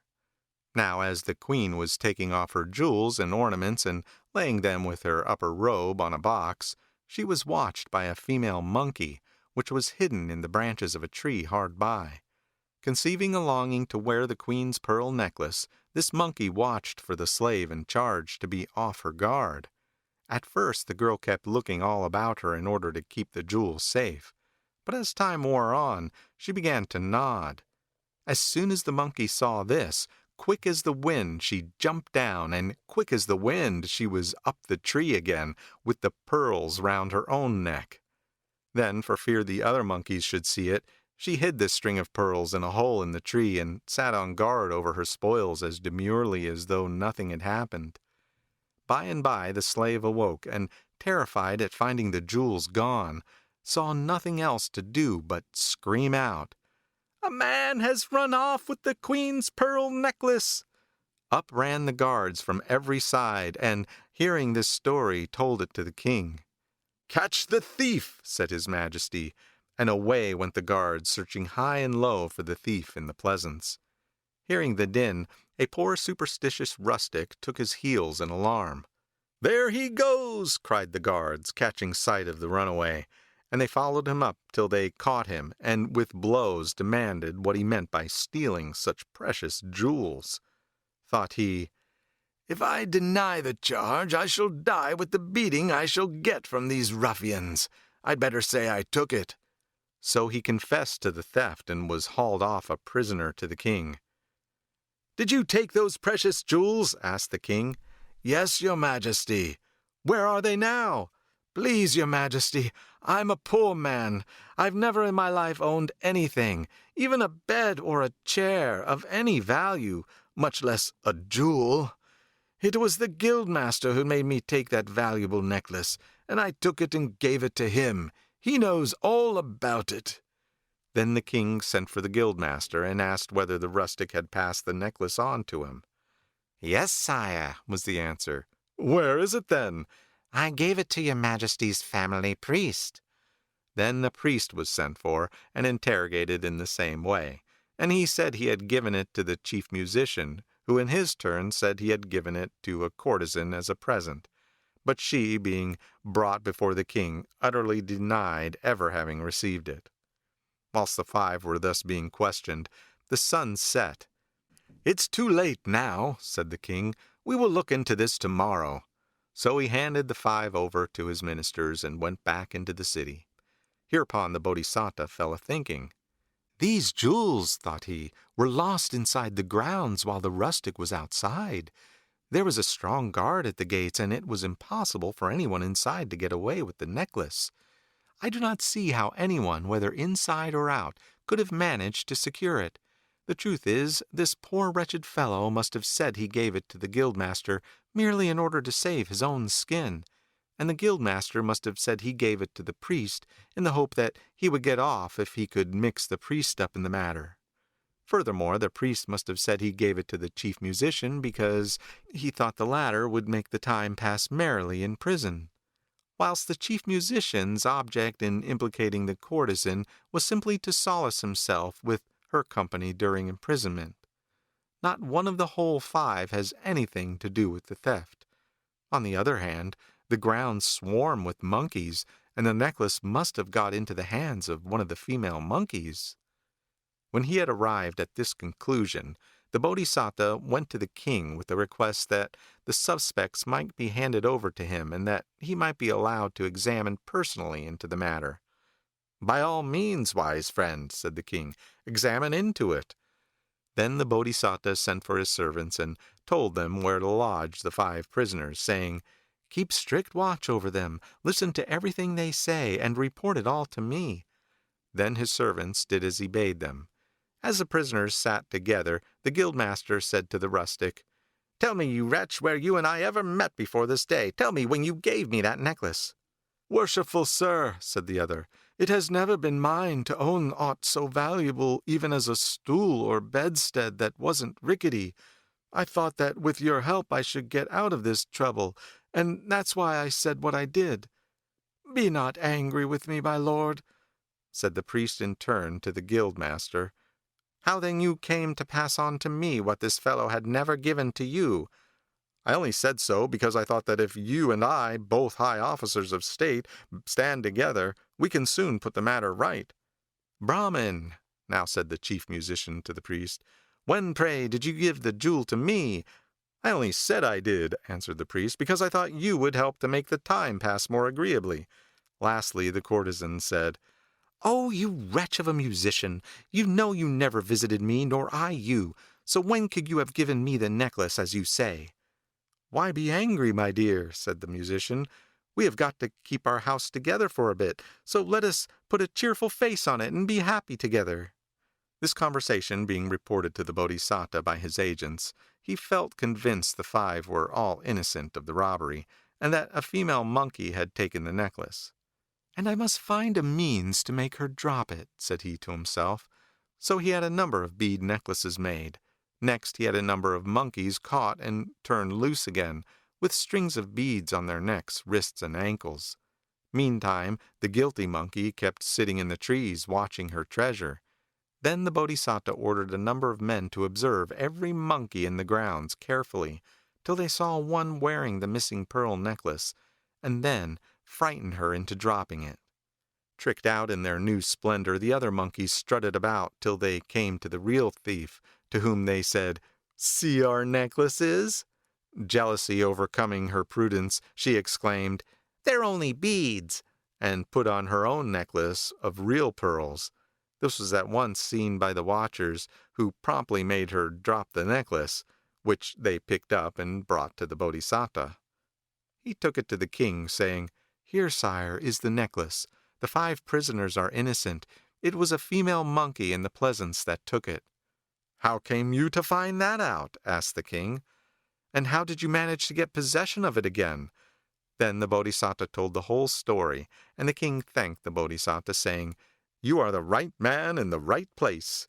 And he uttered this stanza in praise of the Bodhisattva. "For war men crave the hero's might, for counsel sage sobriety, boon comrades for their jollity, but judgment when in parlous plight." Over and above these words of praise and gratitude, the king showered treasures upon the Bodhisattva like a storm cloud pouring rain from the heavens. After following the Bodhisattva's counsels through a long life spent in charity and good works, the king passed away to fare thereafter according to his deserts. The Too Clever Merchant. Once on a time, when Brahmadatta was reigning in Benares, the Bodhisattva was born into a merchant's family and on name day was named Wise. When he grew up, he entered into partnership with another merchant named Wisest and traded with him. And these two took 500 wagons of merchandise from Benares to the country districts, where they disposed of their wares, returning afterwards with the proceeds to the city. When the time for dividing came, Wisest said, "I must have double share." "Why so?" asked Wise.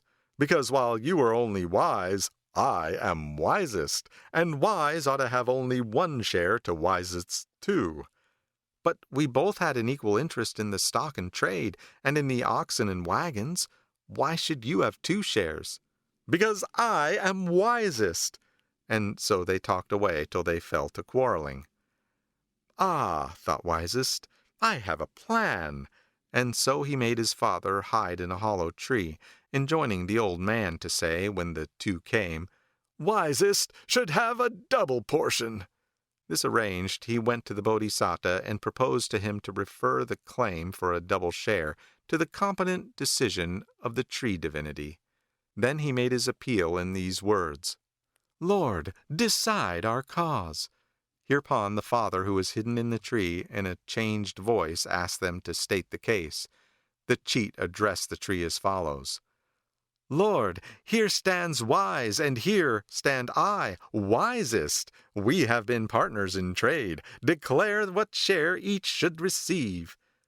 Wise should receive 1 share, and wisest 2, was the response.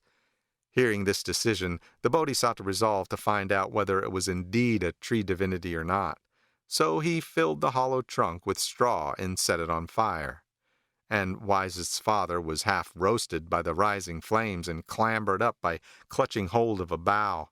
Falling to the ground, he uttered this stanza. Wise rightly, wisest wrongly got his name. Through wisest, I'm nigh roasted in the flame. Then the 2 merchants made an equal division, and each took half, and at their deaths passed away to fare according to their deserts.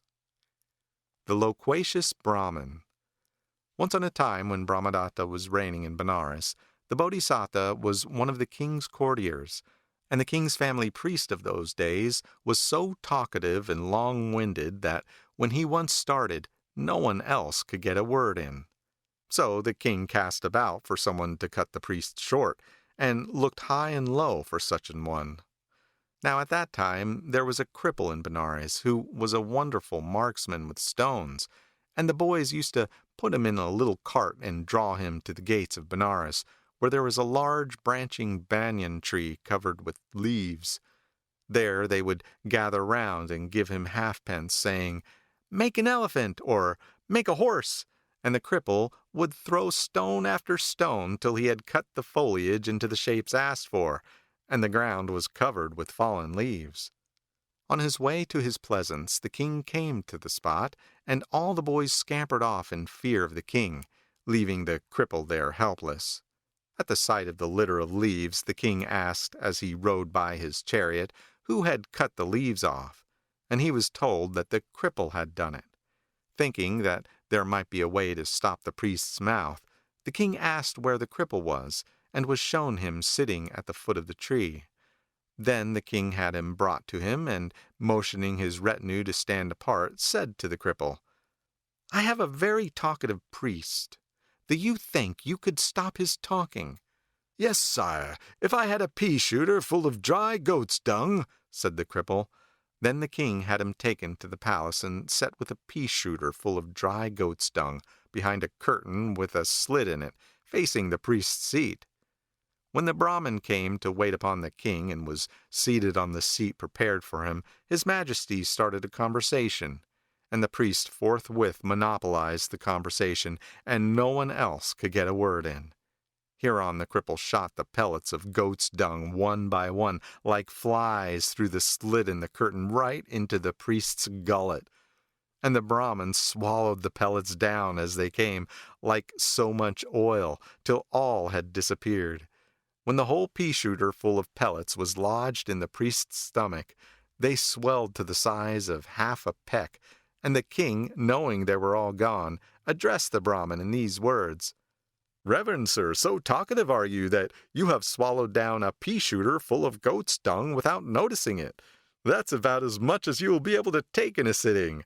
Now go home and take a dose of panic seed and water by way of emetic, and put yourself right again." From that day the priest kept his mouth shut and sat as silent during conversation as though his lips were sealed. "Well, my ears are indebted to the cripple for this relief," said the king, and bestowed on him 4 villages, one in the north, one in the south, one in the west, and one in the east, producing 100,000 a year. The Bodhisattva drew near to the king and said, "In this world, sire, skill should be cultivated by the wise. Mere skill in aiming has brought this cripple all this prosperity." So saying, he uttered this stanza, "Prize skill, and note the marksman lame, for villagers reward his aim." The 3 Fishes. Once on a time, when Brahmadatta was reigning in Benares, there lived in the river of Benares 3 fishes named Very Thoughtful, Thoughtless, and Duly Thoughtful. And they came downstream from the wild country to where men dwelt. Hereupon Duly Thoughtful said to the other 2, "This is a dangerous and perilous neighborhood where fishermen catch fish with nets, basket traps, and such like tackle. Let us be off to the wild country again." But so lazy were the other 2 fishes and so greedy that they kept putting off their going from day to day until they had let 3 months slip by. Now fishermen cast their nets into the water, and very thoughtful and thoughtless were swimming on ahead in quest of food, when in their folly they blindly rushed into the net. Duly Thoughtful, who was behind, observed the net and saw the fate of the other two. "I must save these lazy fools from death," thought he. So first he dodged round the net and splashed in the water in front of it like a fish that has broken through and gone upstream. And then, doubling back, he splashed about behind it, like a fish that has broken through and gone downstream. Seeing this, the fishermen thought the fish had broken the net and all got away. So they pulled it in one corner, and the two fishes escaped from the net into the open water again. This is the way they owed their lives to Duly Thoughtful. The Lucky Sneeze. Once on a time when Brahmadatta was reigning in Benares, he had in his service a Brahmin who professed to tell whether swords were lucky or not, and all came to pass as in the introductory story. And the king called in the surgeons and had him fitted with a false tip to his nose, which was cunningly painted for all the world like a real nose. And then the Brahmin resumed his duties again about the king. Now Brahmadatta had no son, only a daughter and a nephew, whom he had brought up under his own eye. And when these two grew up, they fell in love with one another. So the king sent for his counselors and said to them, "My nephew is heir to the throne. If I give him my daughter to wife, he shall be anointed king." But on second thoughts, he decided that as in any case his nephew was like a son, he had better marry him to a foreign princess, and give his daughter to a prince of another royal house. For he thought this plan would give him more grandchildren, and vest in his line the scepters of 2 several kingdoms. And after consulting with his counselors, he resolved to separate the two, and they were accordingly made to dwell apart from one another. Now they were 16 years old, and very much in love, and the young prince thought of nothing but how to carry off his cousin from her father's palace. At last the plan struck him of sending for a wise woman, to whom he gave a pocketful of money. "And what am I to do for this?" said she. "There is nothing you can't do. Tell me how you can get my uncle to let his daughter out of the palace."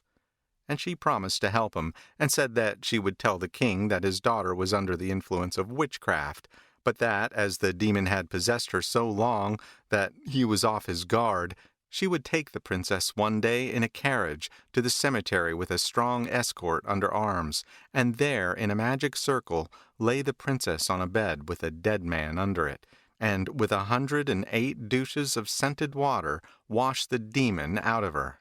"And when on this pretext I bring the princess to the cemetery," continued the wise woman, "mind that you just reach the cemetery before us in your carriage with an armed escort, taking some ground pepper with you. Arrived at the cemetery, you will leave your carriage at the entrance, and dispatch your men to the cemetery grove, while you yourself go to the top of the mound and lie down as though dead. Then I will come and set up a bed over you, on which I will lay the princess.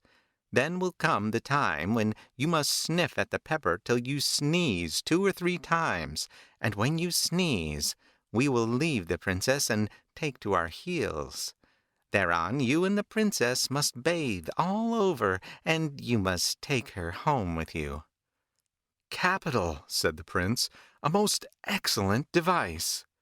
So away went the wise woman to the king, and he fell in with her idea, as did the princess when it was explained to her. When the day came, the old woman told the princess their errand, and said to the guards on the road in order to frighten them, "Listen, under the bed that I shall set up there will be a dead man, and that dead man will sneeze. And mark well that, so soon as he has sneezed, he will come out from under the bed and seize on the first person he finds. So be prepared, all of you." Now the prince had already got to the place and got under the bed, as had been arranged. Next the crone led off the princess and laid her upon the bed, whispering to her not to be afraid. At once the prince sniffed at the pepper and fell a-sneezing, and scarce had he begun to sneeze before the wise woman left the princess, and with a loud scream was off, quicker than any of them. Not a man stood his ground. One and all they threw away their arms and bolted for dear life. Hereon the prince came forth and bore off the princess to his home, as had been before arranged. And the old woman made her way to the king and told him what had happened. "Well," thought the king, "I always intended her for him, and they've grown up together like ghee and rice porridge." So he didn't fly into a passion, but in course of time made his nephew king of the land, with his daughter as queen consort.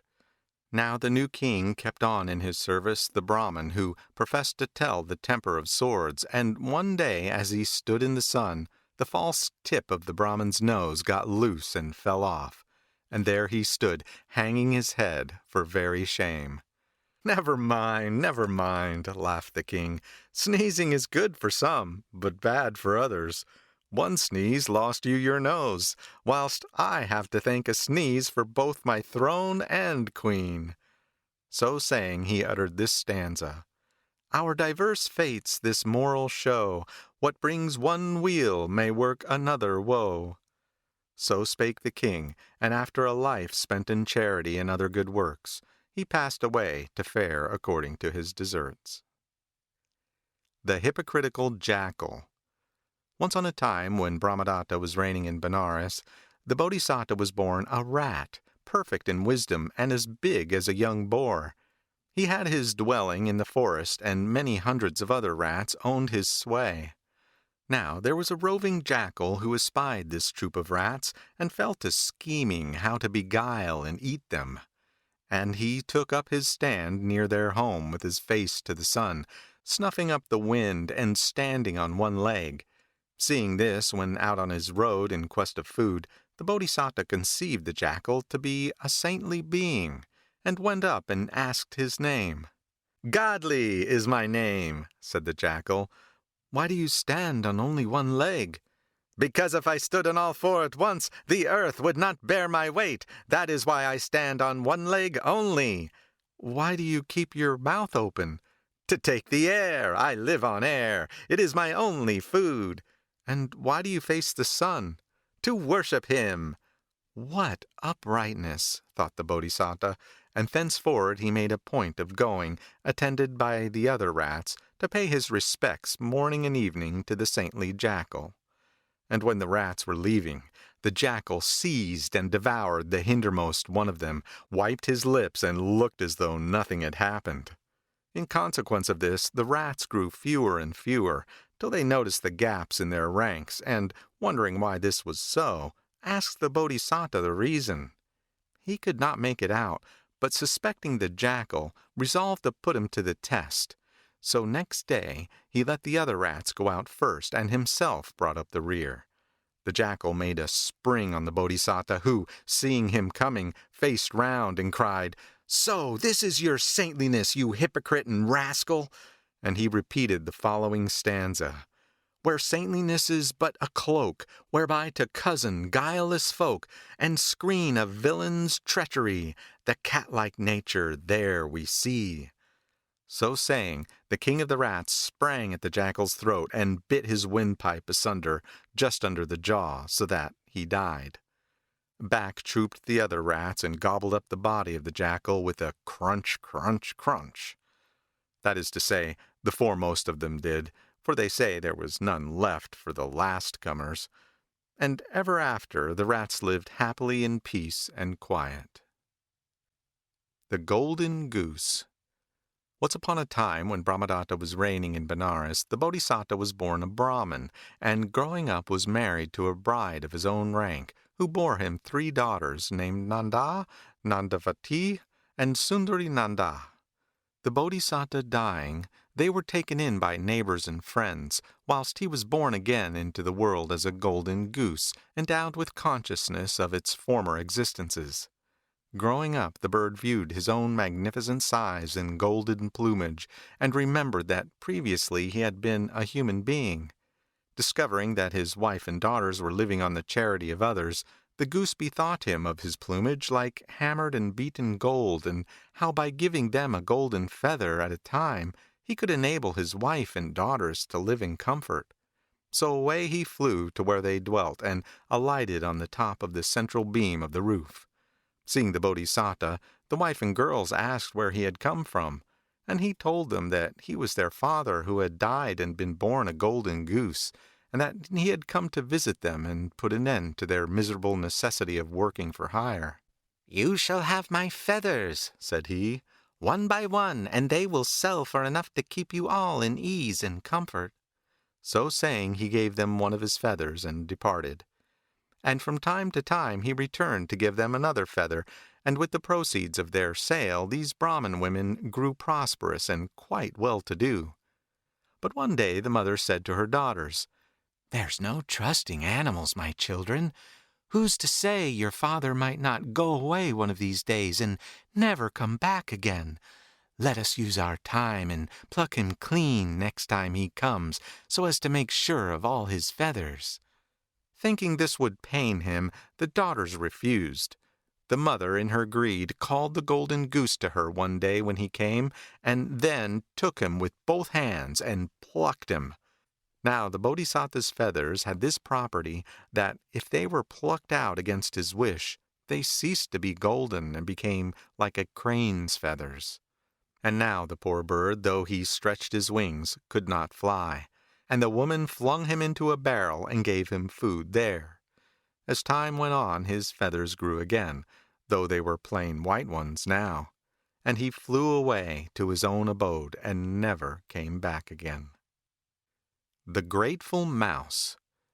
Once on a time, when Brahmadatta was reigning in Benares, the Bodhisattva was born a stone cutter, and growing up became expert in working stones. Now in the Kasi country there dwelt a very rich merchant who had amassed 40 crores in gold. And when his wife died, so strong was her love of money that she was reborn a mouse and dwelt over the treasure. And one by one the whole family died, including the merchant himself. Likewise the village became deserted and forlorn. At the time of our story, the Bodhisattva was quarrying and shaping stones on the site of this deserted village, and the mouse used often to see him as she ran about to find food. At last she fell in love with him, and bethinking her how the secret of all her vast wealth would die with her, she conceived the idea of enjoying it with him. So one day she came to the Bodhisattva with a coin in her mouth. Seeing this, he spoke to her kindly and said, "Mother, what has brought you here with this coin?" "It is for you to lay out yourself and to buy meat with for me as well, my son." Nowise loth, he took the money and spent a halfpenny of it on meat which he brought to the mouse, who departed and ate her heart's content. And this went on, the mouse giving the Bodhisattva a coin every day, and he in return supplying her with meat. But it fell out one day that the mouse was caught by a cat. "Don't kill me," said the mouse. "Why not?" said the cat. "I'm as hungry as can be, and really must kill you to allay the pangs." "First tell me whether you're always hungry or only hungry today." "Oh, every day finds me hungry again." "Well then, if this be so, I will find you always in meat. Only let me go." "Mind you do then," said the cat, and let the mouse go. As a consequence of this, the mouse had to divide the supplies of meat she got from the Bodhisattva into 2 portions, and gave one half to the cat, keeping the other for herself. Now, as luck would have it, the same mouse was caught another day by a second cat, and had to purchase her release on the same terms. So now the daily food was divided into 3 portions. And when a third cat caught the mouse and a like arrangement had to be made, the supply was divided into 4 portions. And later a 4th cat caught her, and the food had to be divided among 5, so that the mouse, reduced to such short commons, grew so thin as to be nothing but skin and bone. Remarking how emaciated his friend was getting, the Bodhisattva asked the reason. Then the mouse told him all that had befallen her. "Why didn't you tell me all this before?" said the Bodhisattva. "I'll help you out of your troubles." So he took a block of the purest crystal and scooped out a cavity in it and made the mouse get inside. "Now stop there," said he, "and don't fail to fiercely threaten and revile all who come near." So the mouse crept into the crystal cell and waited. Up came one of the cats and demanded his meat. "Away, vile grimalkin," said the mouse. "Why should I supply you? Go home and eat your kittens." Infuriated at these words, and never suspecting the mouse to be inside the crystal, the cat sprang at the mouse to eat her up, and so furious was its spring that it broke the walls of its chest, and its eyes started from its head. So that cat died, and its carcass tumbled down out of sight. And the like fate in turn befell all 4 cats. And ever after the grateful mouse brought the Bodhisattva 2 or 3 coins instead of 1 as before, and by degrees she thus gave him the whole of the hoard. In unbroken friendship the 2 lived together till their lives ended and they passed away to fare according to their deserts. The Treacherous Chameleon. Once on a time, when Brahmadatta was reigning in Benares, the Bodhisattva was born a lizard. When he grew up, he dwelt in a big burrow in the river bank with a following of many hundreds of other lizards. Now the Bodhisattva had a son, a young lizard, who was great friends with a chameleon whom he used to clip and embrace. This intimacy being reported to the Lizard King, he sent for his young son and said that such friendship was misplaced, for chameleons were low creatures, and that if the intimacy was persisted in, calamity would befall the whole of the tribe of lizards. And he enjoined his son to have no more to do with the chameleon. But the son continued in his intimacy. Again and again did the Bodhisattva speak with his son, but finding his words of no avail, and foreseeing danger to the lizards from the chameleon, he had an outlet cut on one side of their burrow, so that there might be a means of escape in time of need. Now, as time went on, the young lizard grew to a great size, whilst the chameleon never grew any bigger. And as these mountainous embraces of the young giant grew painful indeed, the chameleon foresaw that they would be the death of him if they went on a few days longer, and he resolved to combine with a hunter to destroy the whole tribe of lizards. One day in the summer the ants came out after a thunderstorm, and the lizards darted hither and thither, catching them and eating them. Now there came into the forest a lizard trapper with spade and dogs to dig out lizards, and the chameleon thought what a haul he would put in the trapper's way. So he went up to the man, and lying down before him, asked why he was about in the forest. "To catch lizards," was the reply. "Well, I know where there's a burrow of hundreds of them," said the chameleon. "Bring fire and brushwood and follow me." And he brought the trapper to where the lizards dwelt. "Now," said the chameleon, "put your fuel in there and smoke the lizards out.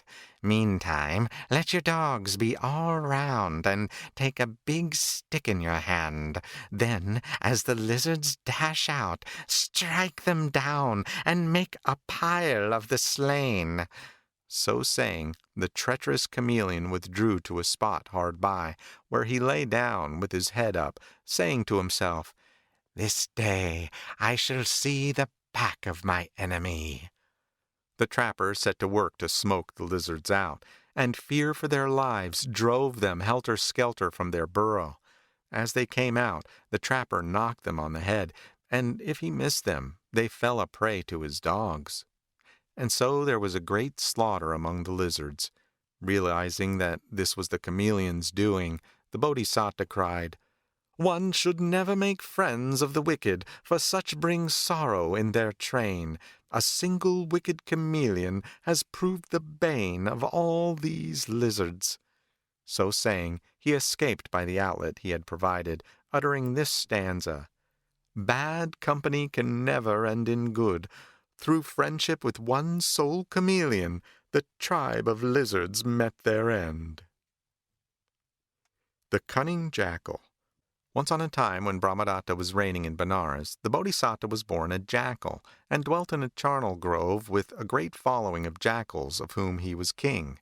And at that time there was a festival held at Rajagaha, and a very wet festival it was, with everybody drinking hard.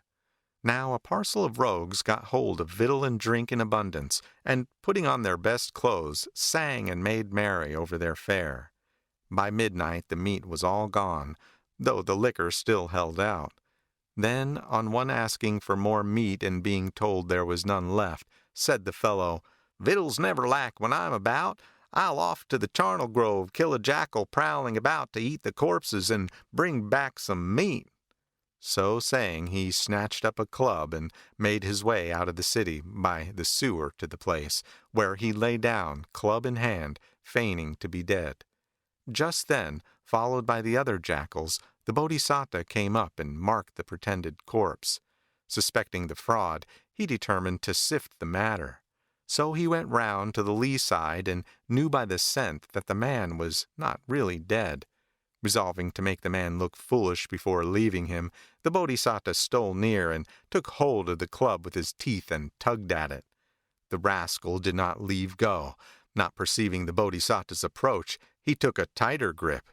Hereon the Bodhisattva stepped back a pace or two and said, "My good man, if you had been dead, you would not have tightened your grip on your club when I was tugging at it, and so have betrayed yourself." So saying, he uttered this stanza: "Thy tightening grip upon thy club doth show thy rank imposture. Thou'rt no corpse, I trow." Finding that he was discovered, the rogue sprang to his feet and flung his club at the Bodhisattva, but missed his aim. "Be off, you brute," said he. "I've missed you this time." Turning around, the Bodhisattva said, "True, you've missed me, but be assured you will not miss the torments of the great hell and the 16 lesser hells." Empty-handed, the rogue left the cemetery and, after bathing in a ditch, went back into the city by the way he had come. The Foolhardy Jackal. Once on a time, when Brahmadatta was reigning in Benares, the Bodhisattva was a maned lion and dwelt at Gold Den in the Himalayas. Bounding forth one day from his lair, he looked north and west, south and east, and roared aloud as he went in quest of prey. Slaying a large buffalo, he devoured the prime of the carcass, after which he went down to a pool, and, having drunk his fill of crystal water, turned to go towards his den.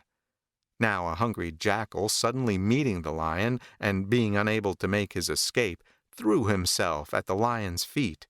Being asked what he wanted, the jackal replied, "Lord, let me be your servant." "Very well," said the lion. "Serve me, and you shall feed on prime meat." So saying, he went with the jackal, following to Gold Den. Thenceforth the lion's leavings fell to the jackal, and he grew fat. Lying one day in his den, the lion told the jackal to scan the valleys from the mountain top to see whether there were any elephants or horses or buffaloes about, or any other animals of which he, the jackal, was fond. If any such were in sight, the jackal was to report and say with due obeisance, "Shine forth in thy might, Lord." Then the lion promised to kill and eat, giving a part to the jackal. So the jackal used to climb the heights, and whenever he espied below beasts to his taste, he would report it to the lion, and, falling at his feet, say, "Shine forth in thy might, Lord."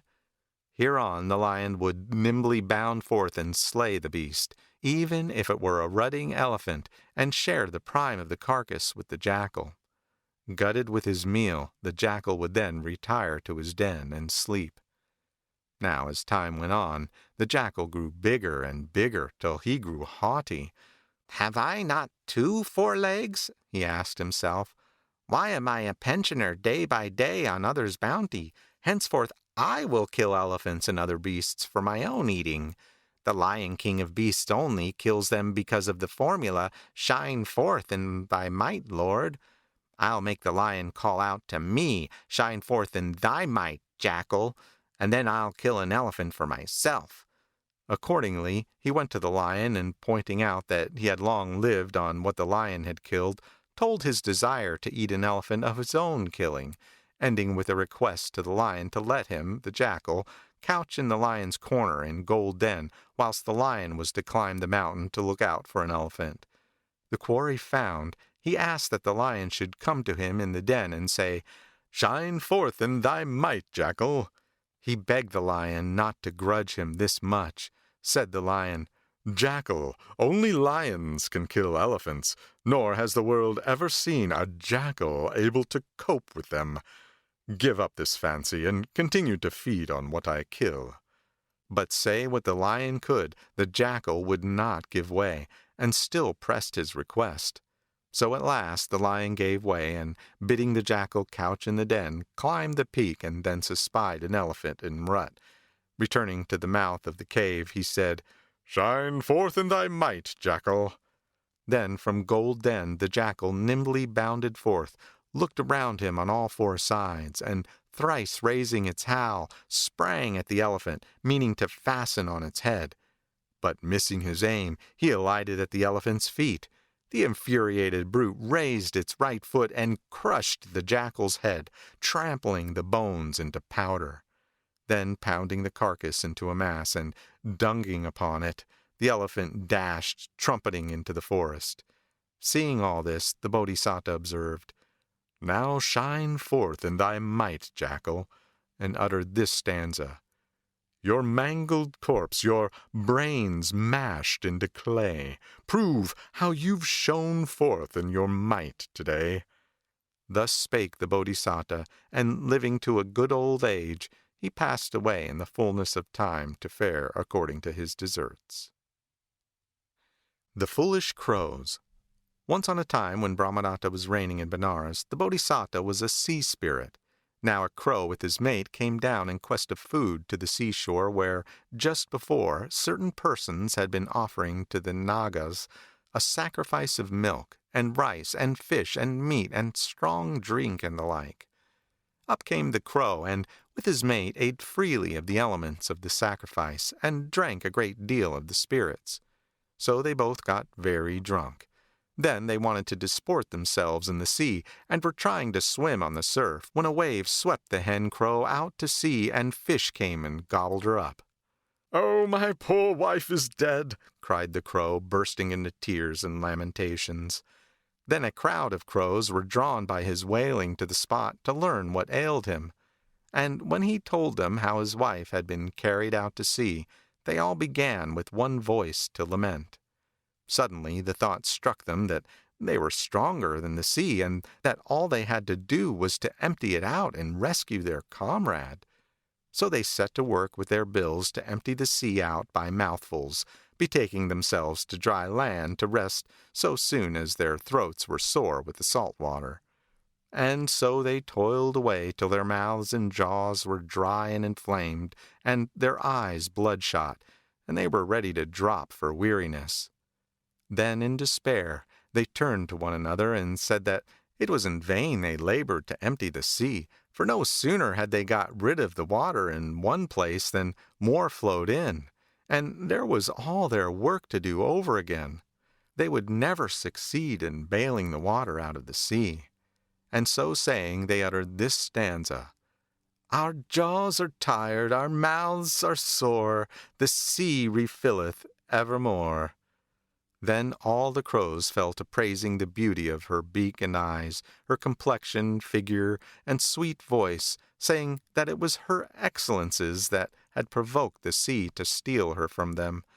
But as they talked this nonsense, the sea spirit made a bogey appear from the sea, and so put them all to flight. In this wise they were saved. The Greedy Jackal Caught.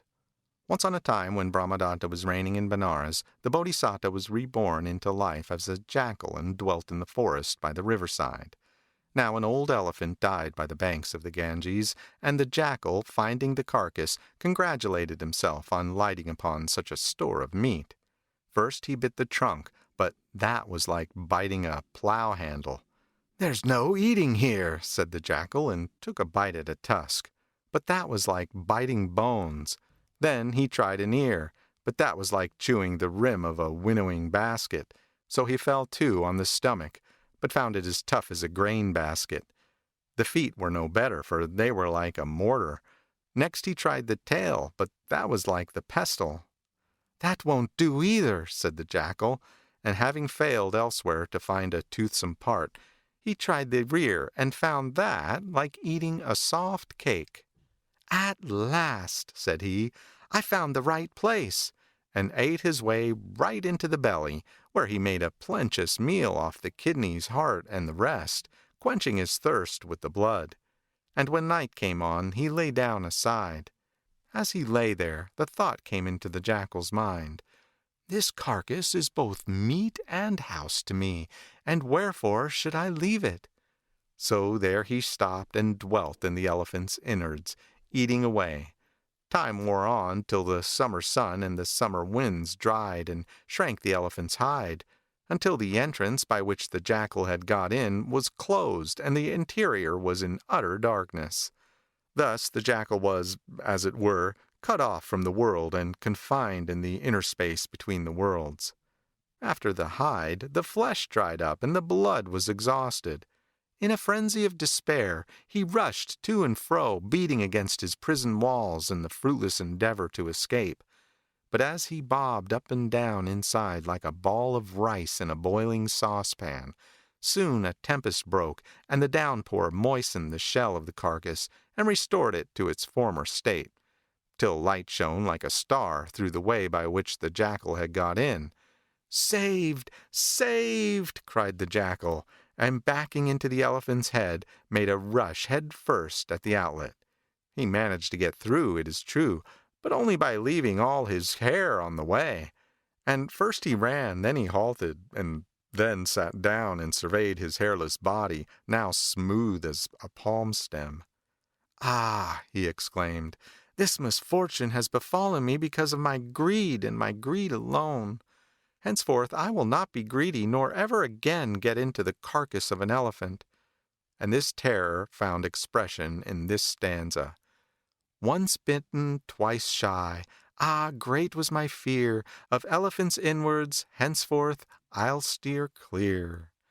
And with these words the jackal made off, nor did he ever again so much as look either at that or at any other elephant's carcass. And thenceforth he was never greedy again. The Rash Magician. Once on a time, when Brahmadatta was reigning in Benares, the Bodhisattva was born into the family of a wealthy Brahmin. Arriving at years of discretion, he went to study at Takasila, where he received a complete education. In Benares as a teacher he enjoyed worldwide fame, and had 500 young Brahmins as pupils. Among these was one named Sanjiva, to whom the Bodhisattva taught the spell for raising the dead to life. But though the young man was taught this, he was not taught the counter-charm. Proud of his new power, he went with his fellow pupils to the forest wood gathering, and there came on a dead tiger. "Now see me bring this tiger to life again," said he. "You can't," said they. "You look and you will see me do it." "Well, if you can, do so," said they, and climbed up in a tree forthwith. Then Sanjiva repeated his charm and struck the dead tiger with a potsherd. Up started the tiger, and quick as lightning sprang at Sanjiva and bit him on the throat, killing him outright. Dead fell the tiger then and there, and dead fell Sanjiva too at the same spot. So there the two lay dead side by side. The young Brahmins took their wood and went back to their master, to whom they told the story. "My dear pupils," said he, "mark herein how by reason of showing favor to the sinful and paying honor where it was not due, he has brought all this calamity upon himself." And so saying, he uttered this stanza: "Befriend a villain, aid him in his need, and like that tiger which Sanjiva raised to life, he straight devours you for your pains."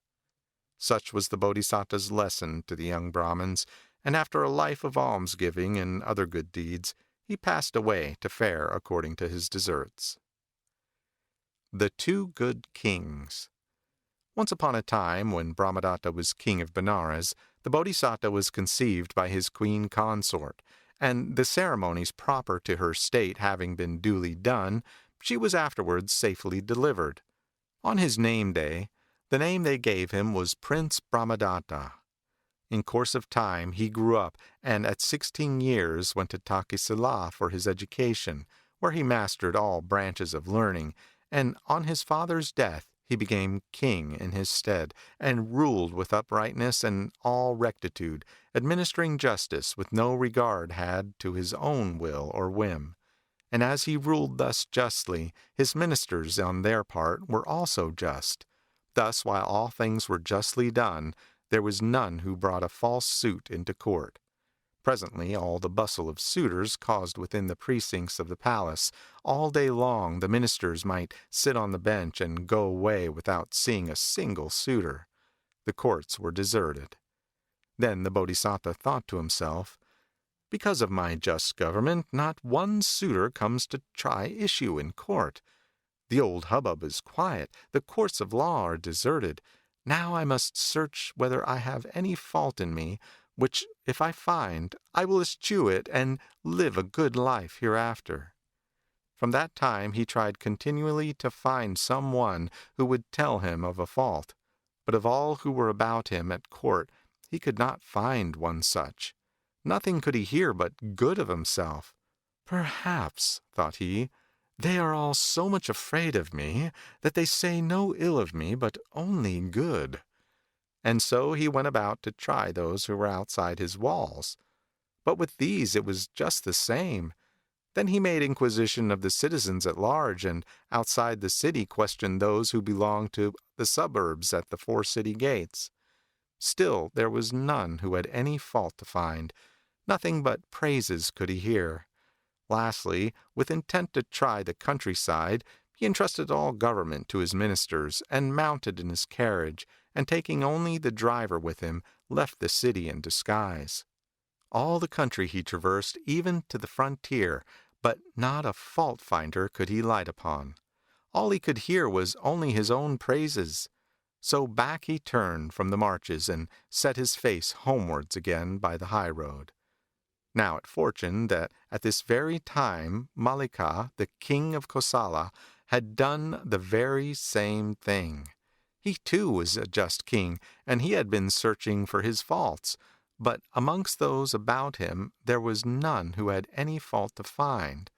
And hearing nothing but praise, he had been making enquiry throughout all the country, and had but then arrived at the same spot. These two met in a place where the carriage road was deeply sunk between 2 banks, and there was no room for one carriage to pass another. "Get your carriage out of the way," said King Mallika's driver to the driver of the King of Benares.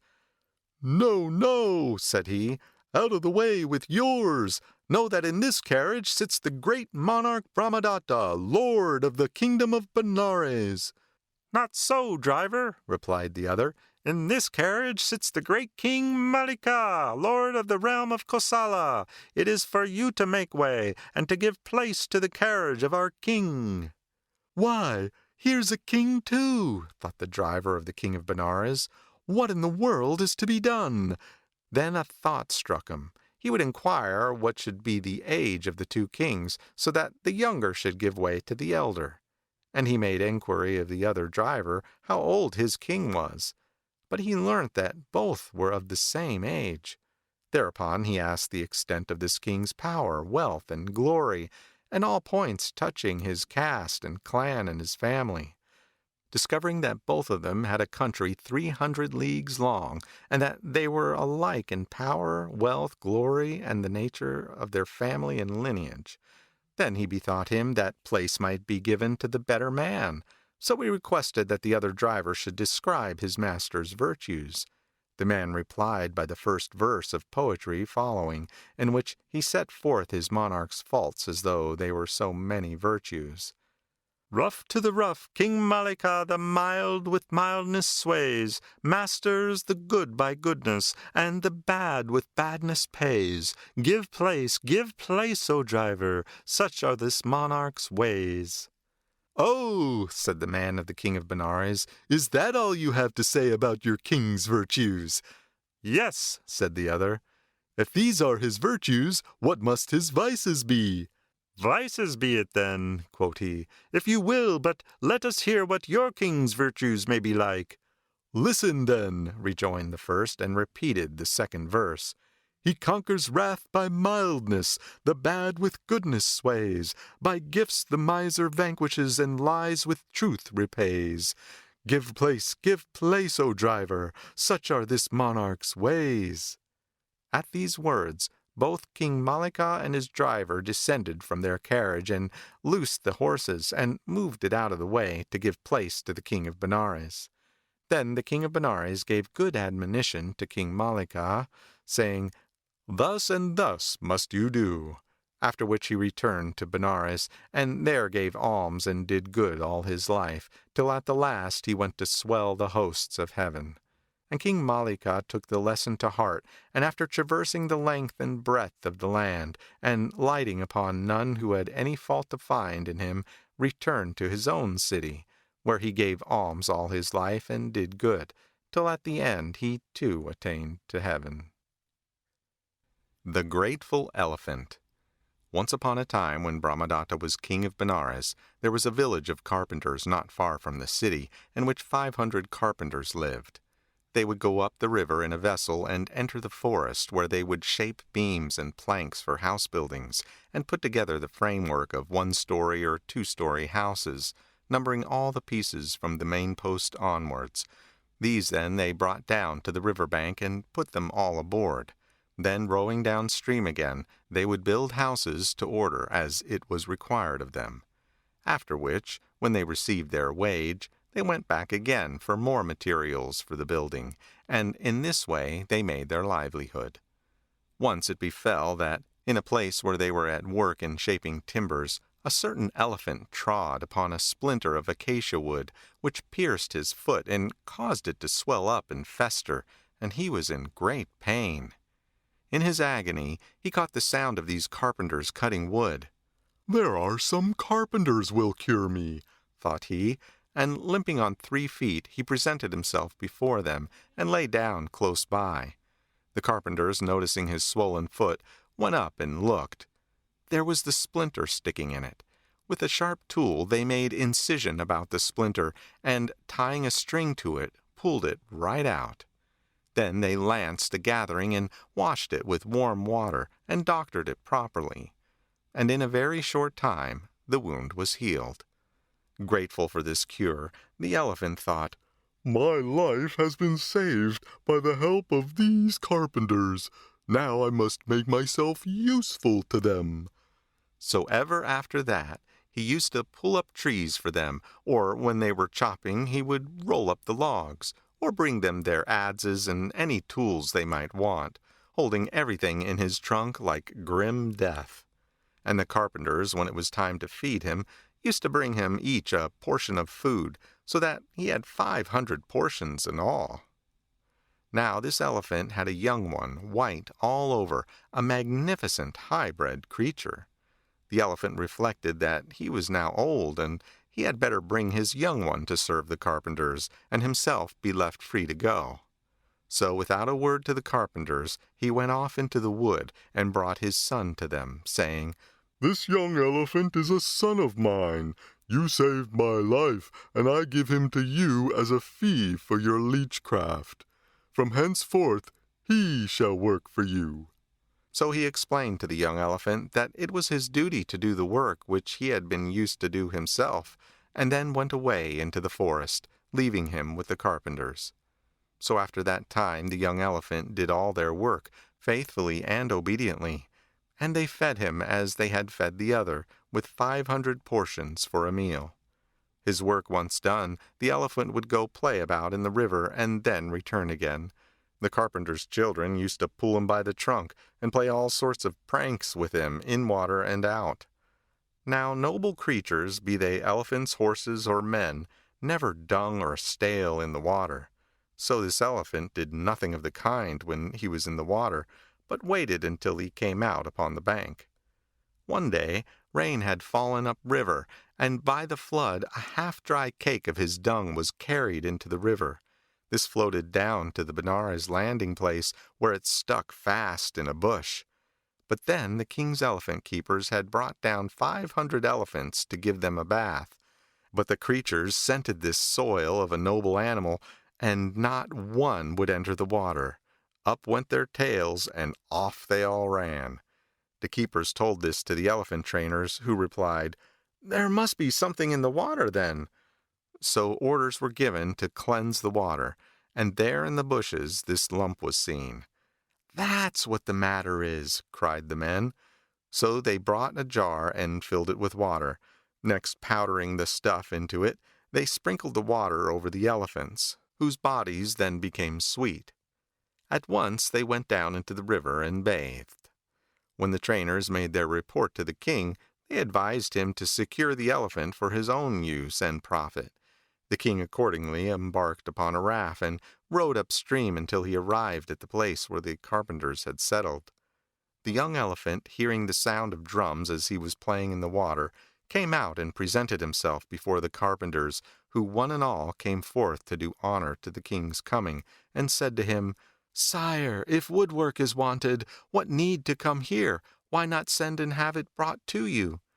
"No, no, good friends," the king answered. "'Tis not for wood that I come, but for this elephant here." "He is yours, sire." But the elephant refused to budge. "What do you want me to do, gossip elephant?" asked the king. "Order the carpenters to be paid for what they have spent on me, sire." "Willingly, friend." And the king ordered 100,000 pieces of money to be laid by his tail and trunk, and by each of his 4 feet. But this was not enough for the elephant. Go he would not. So to each of the carpenters was given a pair of cloths, and to each of their wives robes to dress in, nor did he omit to give enough whereby his playmates, the children, should be brought up. Then, with a last look upon the carpenters and the women and the children, he departed in company with the king. To his capital city the king brought him, and city and stable were decked out with all magnificence. He led the elephant round the city in solemn procession, and thence into his stable, which was fitted up with splendor and pomp. There he solemnly sprinkled the elephant, and appointed him for his own riding. Like a comrade he treated him, and gave him the half of his kingdom, taking as much care of him as he did of himself. After the coming of this elephant, the king won supremacy over all India. In course of time, the Bodhisattva was conceived by the queen consort, and when her time was near come to be delivered, the king died. Now, if the elephant learnt news of the king's death, he was sure to break his heart. So he was waited upon as before, and not a word said. But the next neighbor, the king of Kosala, heard of the king's death. "Surely the land is at my mercy," thought he, and marched with a mighty host to the city, and beleaguered it. Straight the gates were closed, and a message was sent to the king of Kosala. "Our queen is near the time of her delivery, and the astrologers have declared that in 7 days she shall bear a son. If she bears a son, we will not yield the kingdom, but on the 7th day we will give you battle. For so long we pray you wait." And to this the king agreed. In 7 days the queen bore a son. On his name day they called him Prince Winheart, because, said they, he was born to win the hearts of the people. On the very same day that he was born, the townsfolk began to do battle with the king of Kosala. But as they had no leader, little by little the army gave way, great though it was. The courtiers told this news to the queen, adding, "Since our army loses ground in this way, we fear defeat. But the state elephant, our king's bosom friend, has never been told that the king is dead, and a son born to him, and that the king of Kosala is here to give us battle. Shall we tell him?" "Yes, do so," said the queen. So she dressed up her son, and laid him in a fine linen cloth, after which she, with all the court, came down from the palace, and entered the elephant's stable. There she laid the babe at the elephant's feet, saying, "Master, your comrade is dead, but we feared to tell it to you, lest you might break your heart. This is your comrade's son. The king of Kosala has run a leaguer about the city, and is making war upon your son. The army is losing ground. Either kill your son yourself, or else win the kingdom back for him." At once the elephant stroked the child with his trunk, and lifted him upon his own head. Then, making moan and lamentation, he took him down and laid him in his mother's arms, and with the words, "I will master the king of Kosala," he went forth hastily. Then the courtiers put his armor and caparison on him, and unlocked the city gate, and escorted him thither. The elephant emerging trumpeted, and frightened all the host, so that they ran away, and broke up the camp.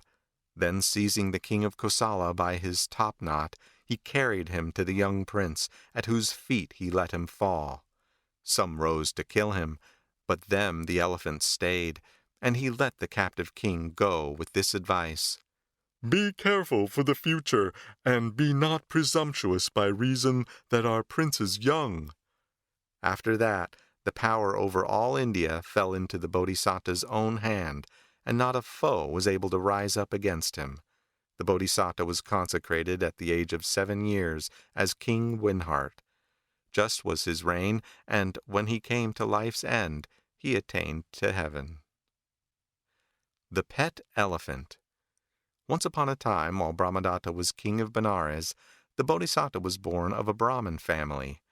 On growing up, he left his worldly home and took to the religious life, and in time became the leader of a company of 500 anchorites, who all lived together in the region of Himalaya. Amongst these anchorites was a headstrong and unteachable person named Indasamana Gota. He had a pet elephant. The Bodhisatta sent for him when he found this out, and asked if he really did keep a young elephant. Yes, the man said, he had an elephant which lost its dam. Well, said the Bodhisatta, when elephants grow up they kill even those who foster them, so you had better not keep it any longer. But I can't live without him, my teacher, was the reply. Oh well, said the Bodhisatta, you'll live to repent it. Howbeit, he still reared the creature, and by it grew to an immense size. It happened once that the anchorites had all gone far afield to gather roots and fruits in the forest, and they were absent for several days. At the first breath of the south wind, this elephant fell in a frenzy. Destruction to this hut, thought he. I'll smash the water jar. I'll overturn the stone bench. I'll tear up the pallet. I'll kill the hermit, and then off I'll go. So he sped into the jungle and waited, watching for their return. His master came first, laden with food for his pet. As soon as he saw him, he hastened up, thinking all was well. Out rushed the elephant from the thicket, and seizing him in his trunk, dashed him to the ground, then with a blow on the head crushed the life out of him, and madly trumpeting, he scampered into the forest. The other anchorites brought this news to the Bodhisatta. Said he, we should have no dealings with the bad. And then he repeated these 2 verses. Friendship with evil let the good eschew. The good who know what duty bids them do, they will work mischief, be it soon or late, even as the elephant his master slew. But if a kindred spirit thou shalt see, in virtue, wisdom, learning, like to thee, choose such a one to be thine own true friend.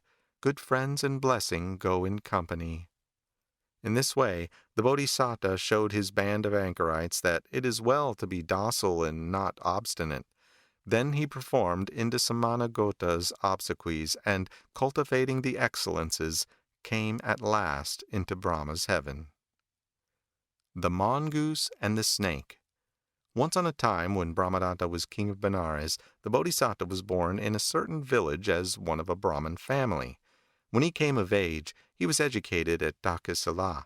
Then, renouncing the world, he became a recluse, cultivated the faculties and the attainments, and dwelt in the region of Himalaya, living upon wild roots and fruits which he picked up in his goings to and fro.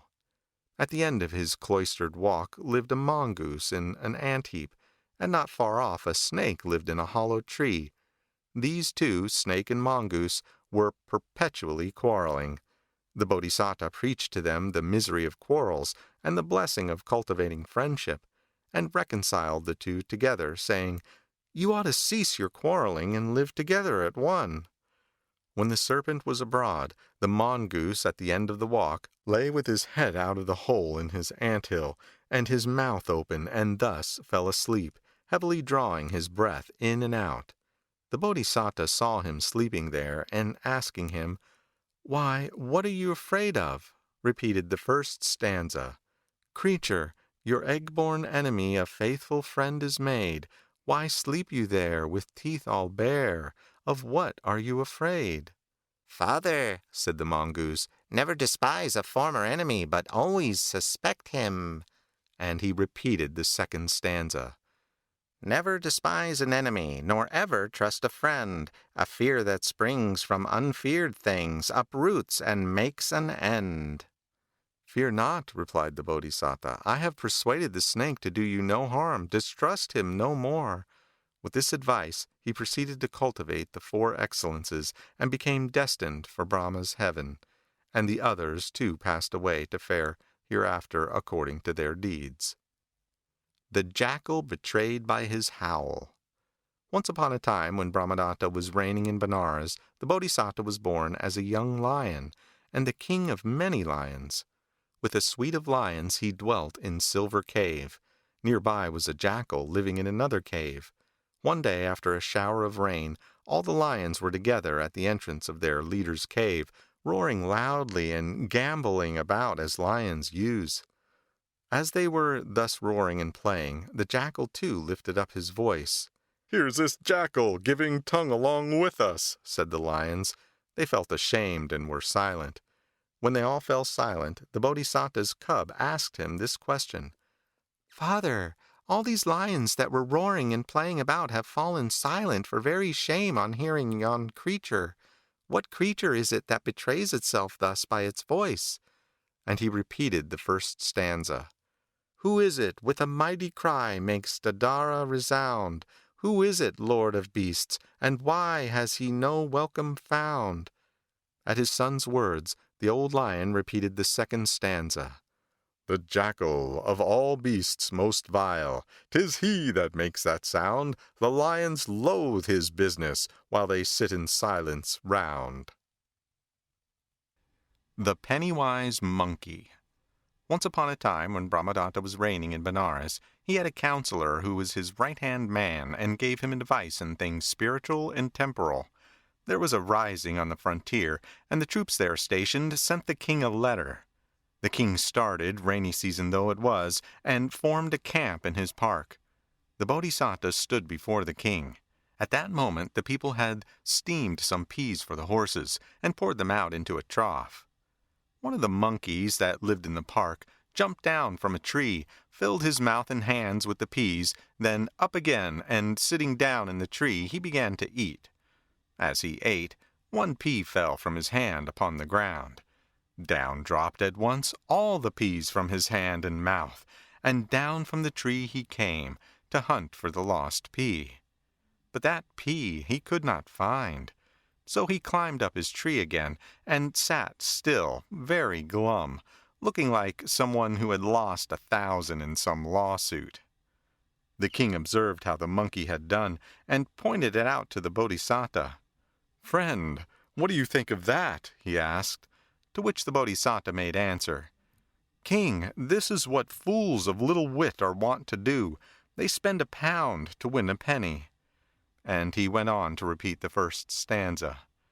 A foolish monkey living in the trees, O king, when both his hands were full of peas, has thrown them all away to look for one. There is no wisdom, sire, in such as these. Then the Bodhisattva approached the king, and, addressing him again, repeated the second stanza. Such are we, O mighty monarch, such all those that greedy be, losing much to gain a little, like the monkey and the pea. On hearing this address, the king turned and went straight back to Benares. And the outlaws, hearing that the king had set forth from his capital to make mincemeat of his enemies, hurried away from the borders. The Incomparable Archer. Once upon a time, when Brahmadatta was king of Benares, the Bodhisattva was conceived as the son of the queen consort. She was safely delivered, and on his name day they gave him the name of Asadisa Kumara, Prince Peerless. About the time he was able to walk, the queen conceived one who was also to be a good being. She was safely delivered, and on the name day they called the babe Brahmadatta Kumara, or Prince Heaven Sent. When Prince Peerless was 16, He went to Takasila for his education. There, at the feet of a world-famed teacher, he learnt the 3 Vedas and the 18 accomplishments. In the science of archery, he was peerless, and he returned to Benares. When the king was on his deathbed, he commanded that Prince Peerless should be king in his stead, and Prince Brahmadatta the viceroy.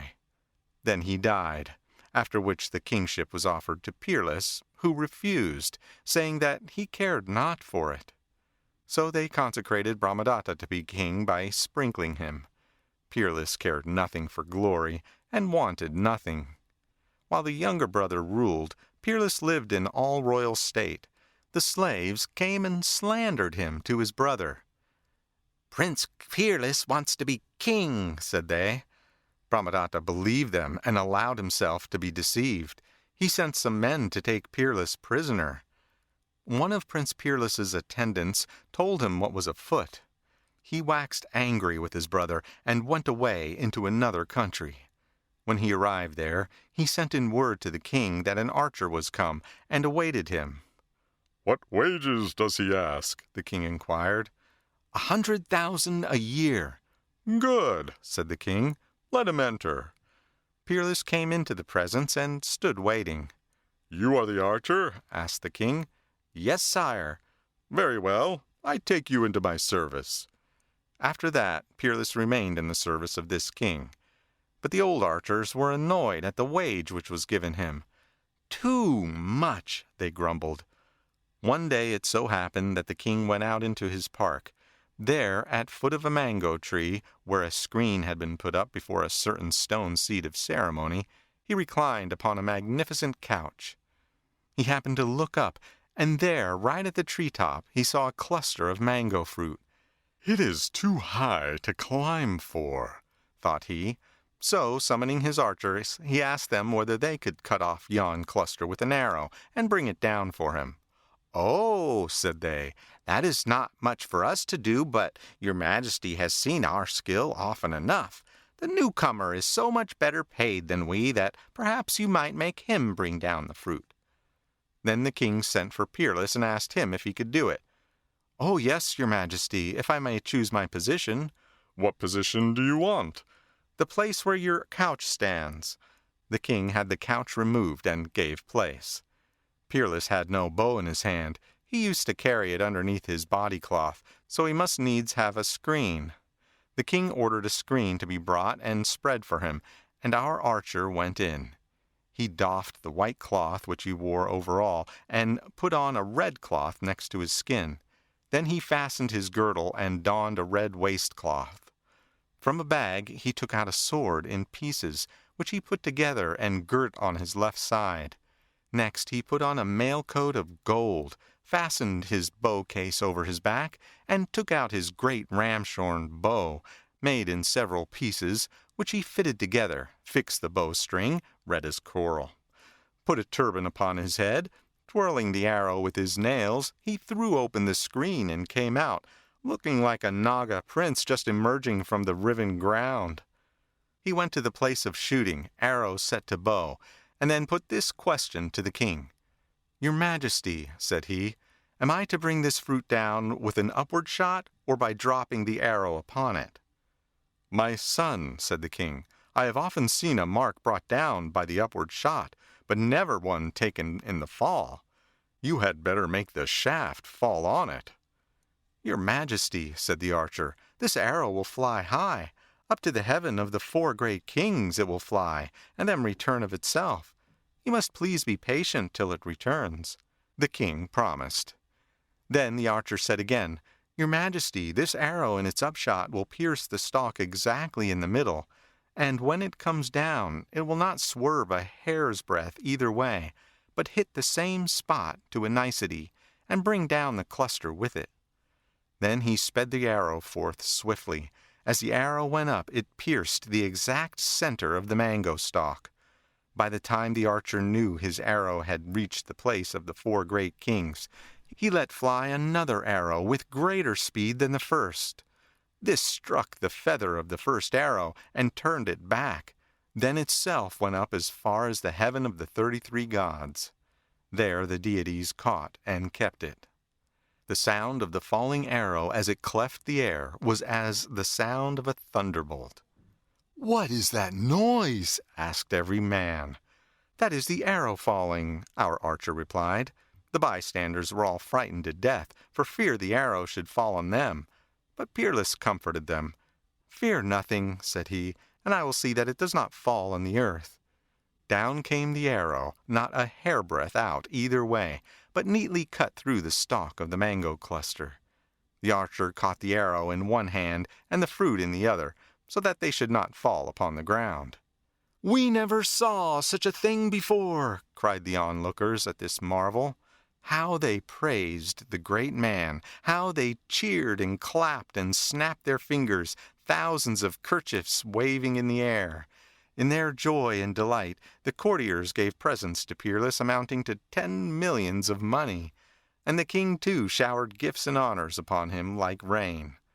While the Bodhisattva was receiving such glory and honor at the hands of this king, 7 kings who knew that there was no Prince Peerless in Benares drew a leaguer around the city and summoned its king to fight or yield. The king was frightened out of his life. Where is my brother? He asked. He is in the service of a neighboring king, was the reply. If my dear brother does not come, said he, I am a dead man. Go fall at his feet in my name, appease him, bring him hither. His messengers came and did their errand. Peerless took leave of his master and returned to Benares.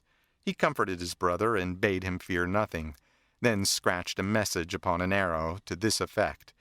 I, Prince Peerless, am returned. I mean to kill you all with one arrow which I will shoot at you. Let those who care for life make their escape. This he shot so that it fell upon the very middle of a golden dish, from which the 7 kings were eating together. When they read the writing, they all fled, half dead with fright. Thus did our prince put to flight 7 kings, without shedding even so much blood as a little fly might drink. Then, looking upon his younger brother, he renounced his lusts and forsook the world, cultivated the faculties and the attainments, and at his life's end came to Brahma's heaven. The Magic Treasures. Once upon a time, when Brahmadatta was reigning in Benares, 4 Brahmins, brothers, of the land of Kasi, left the world and became hermits. They built themselves 4 huts in a row in the highlands of the Himalaya, and there they lived. The eldest brother died, and was born as Saka. Knowing who he had been, he used to visit the others every 7 or 8 days, and lend them a helping hand.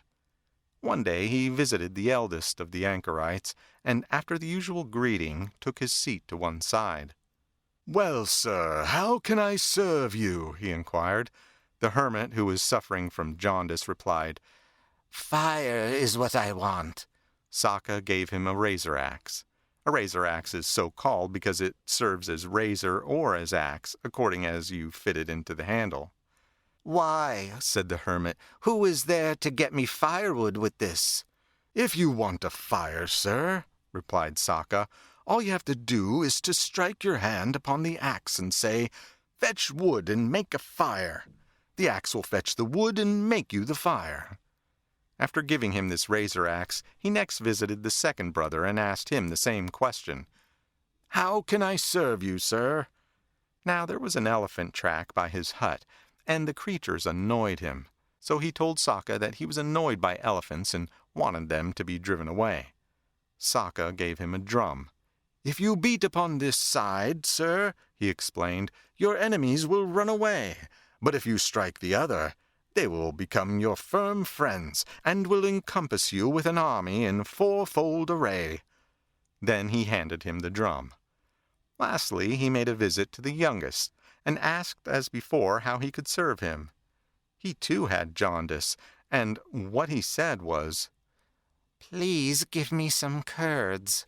Saka gave him a milk bowl with these words, Turn this over if you want anything, and a great river will pour out of it, and will flood the whole place, and it will be able even to win a kingdom for you. With these words he departed.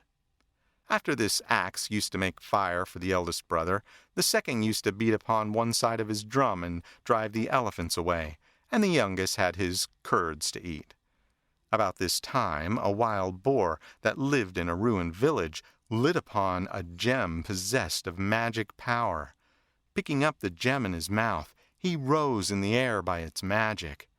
From afar he could see an isle in mid-ocean, and there he resolved to live. So descending, he chose a pleasant spot beneath a fig tree, and there he made his abode. One day he fell asleep under the tree, with the jewel lying in front of him. Now a certain man from the Kasi country, who had been turned out of doors by his parents as a ne'er-do-well, had made his way to a seaport, where he embarked on shipboard as a sailor's drudge. In mid-sea the ship was wrecked, and he floated upon a plank to this island. As he wandered in search of fruit, he espied our boar fast asleep.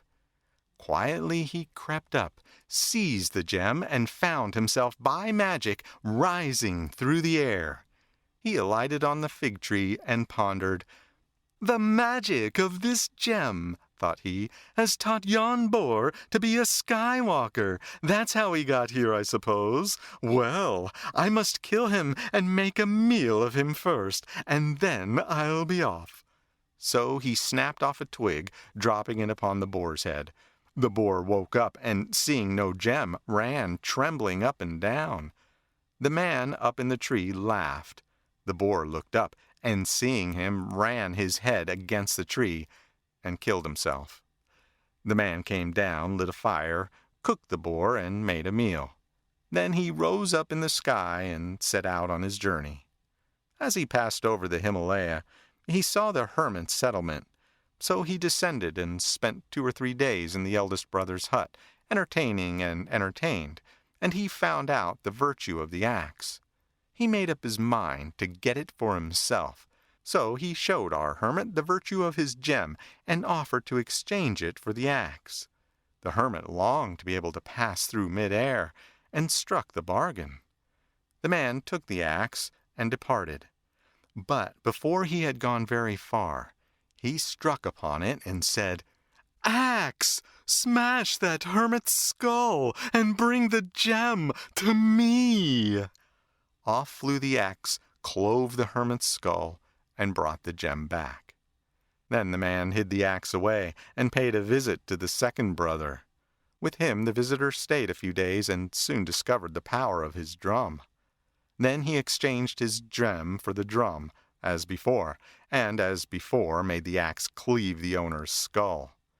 After this he went on to the youngest of the 3 hermits, found out the power of the milk bowl, gave his jewel in exchange for it, and as before sent his axe to cleave the man's skull. Thus he was now owner of jewel, axe, drum, and milk bowl, all 4. He now rose up and passed through the air. Stopping hard by Benares, he wrote a letter which he sent by a messenger's hands, that the king must either fight him or yield. On receipt of this message, the king sallied forth to seize the scoundrel. But he beat on one side of his drum, and was promptly surrounded by an army in 4-fold array.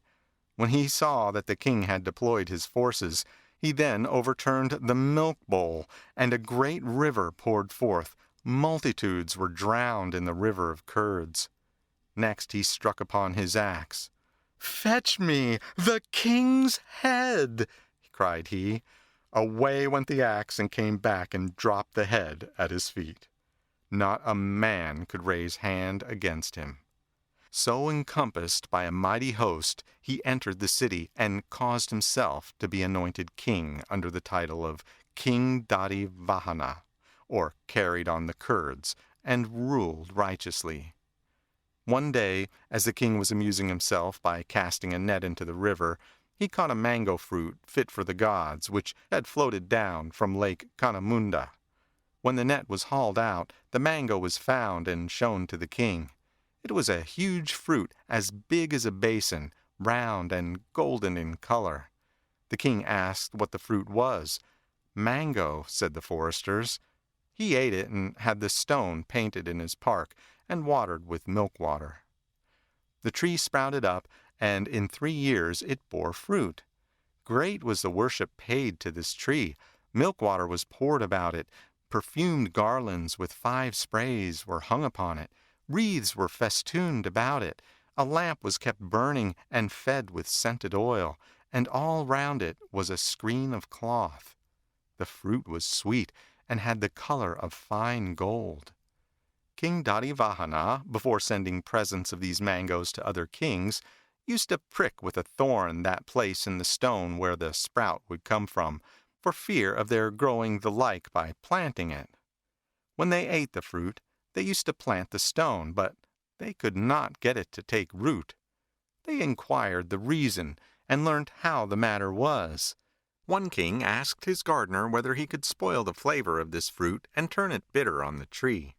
Yes, the man said he could. So his king gave him 1,000 pieces and sent him on his errand. So soon as he had arrived in Benares, the man sent a message to the king that a gardener was come. The king admitted him to the presence. After the man had saluted him, the king asked, "You are a gardener?" "Yes, sire," said the man, and began to sound his own praises.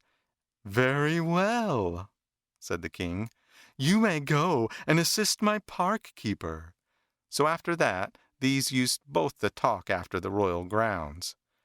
The newcomer managed to make the park look more beautiful by forcing flowers and fruit out of their season. This pleased the king, so that he dismissed the former keeper and gave the park into sole charge of the new one. No sooner had this man got the park into his own hands than he planted nymphs and creepers about the choice mango tree. By and by the nymphs sprouted up. Above and below, root with root, and branch with branch, these were all entangled with the mango tree. Thus this tree, with its sweet fruit, grew bitter as the bitter-leaved nymph by the company of this noxious and sour plant. As soon as the gardener knew that the fruit had gone bitter, he took to his heels. King Dadivahana went a-walking in his pleasance, and took a bite of the mango fruit. The juice in his mouth tasted like nasty nymph. Swallow it he could not, so he coughed and spat it out. Now at that time the Bodhisattva was his temporal and spiritual counselor. The king turned to him. "Wise sir, this tree is as carefully cared for as ever, and yet its fruit has gone bitter. What's the meaning of it?" And asking this question, he repeated the first stanza. "Sweet was once the mango's savor, sweet its scent, its color gold. What has caused this bitter flavor? For we tend it as of old." The Bodhisattva explained the reason in the second stanza. "Round about the trunk entwining, branch with branch, and root with root, see the bitter creeper climbing. That is what has spoiled your fruit. So you see, bad company will make the better follow suit." On hearing this, the Bodhisattva caused all the nymphs and creepers to be removed, and their roots pulled up. The noxious soil was all taken away, and the sweet earth put in its place. And the tree was carefully fed with sweet water, milk water, scented water. Then, by absorbing all this sweetness, its fruit grew sweet again. The king put his former gardener in charge of the park, and after his life was done, passed away to fare according to his deserts. The Ass in the Lion's Skin. Once upon a time, when Brahmadatta was reigning in Benares, the Bodhisattva was born in a farmer's family, and when he grew up he got a livelihood by tillage. At the same time there was a merchant who used to go about hawking goods, which a donkey carried for him.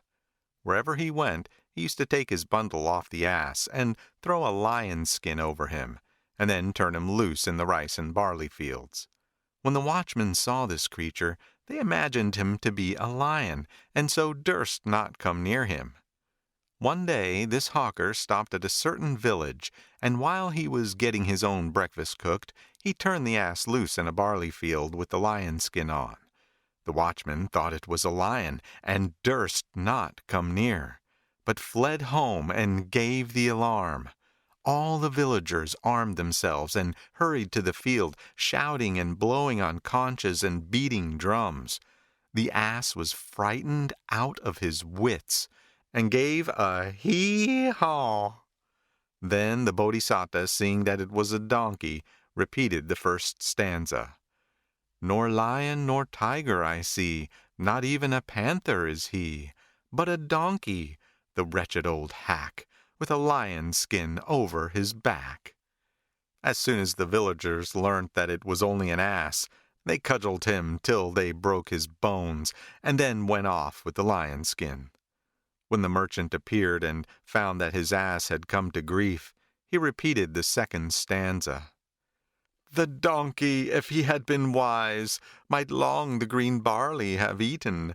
A lion's skin was his disguise, but he gave a hee-haw and got beaten. As he was in the act of uttering these words, the ass expired. The merchant left him and went his way. The Priest in Horse Trappings. Once upon a time, when the king Brahmadatta was reigning in Benares, the Bodhisattva was born of his chief queen. He came of age, and his father passed away, and then he became king and ruled in righteousness. The Bodhisattva had a family priest named Ruhaka, and this Ruhaka had an old Brahmin woman to wife. The king gave the Brahmin a horse accoutred with all its trappings, and he mounted the horse and went to wait upon the king. As he rode along on the back of his richly caparisoned steed, the people on this side and that were loud in its praise. "See that fine horse," they cried. "What a beauty!" When he came home again, he went into his mansion and told his wife. "Good wife," said he, "our horse is passing fine. Right and left the people are all speaking in praise of it." Now his wife was no better than she should be, and full of deceit. So she made reply to him thus. Ah, husband, you do not know wherein lies the beauty of this horse. It is all in his fine trappings. Now, if you would make yourself fine like the horse, put his trappings on yourself and go down into the street, prancing along horse fashion, you will see the king, and he will praise you, and all the people will praise you. This fool of a Brahmin listened to it all, but did not know what she proposed. So he believed her, and did as she said. All that saw him laughed aloud. "There goes a fine professor," said they all, and the king cried shame on him. "Why, my teacher," said he, "has your bile gone wrong?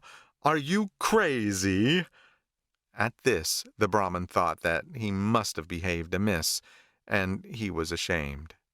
So he was wroth with his wife, and made haste home, saying to himself, "The woman has shamed me before the king and all his army. I will chastise her and turn her out of doors." But the crafty woman found out that he had come home in anger. She stole a march on him, and departed by a side door, and made her way to the palace, where she stayed 4 or 5 days. When the king heard of it, he sent for his priest, and said to him, "My teacher, all womankind are full of faults. You ought to forgive this lady." And with intent to make him forgive, he uttered the first stanza. "Even a broken bowstring can be mended and made whole. Forgive your wife, and cherish not this anger in your soul." Hearing this, Ruhaka uttered the second.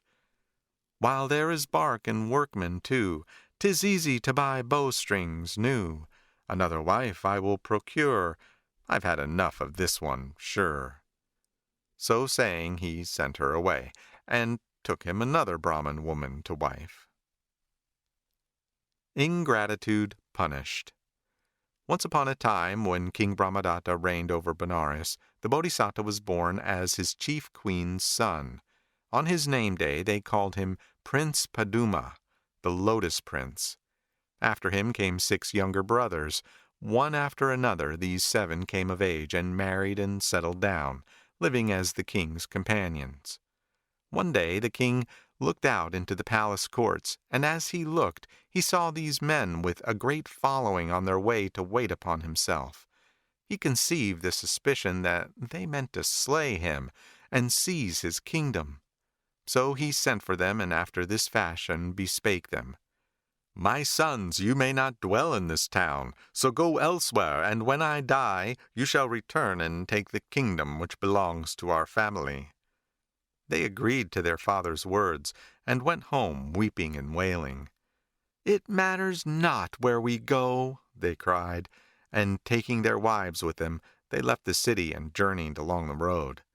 By and by they came to a wood, where they could get no food or drink, and being unable to bear the pangs of hunger, they determined to save their lives at the woman's cost. They seized the youngest brother's wife and slew her. They cut her body into 13 parts and ate it. But the Bodhisattva and his wife set aside one portion and ate the other between them.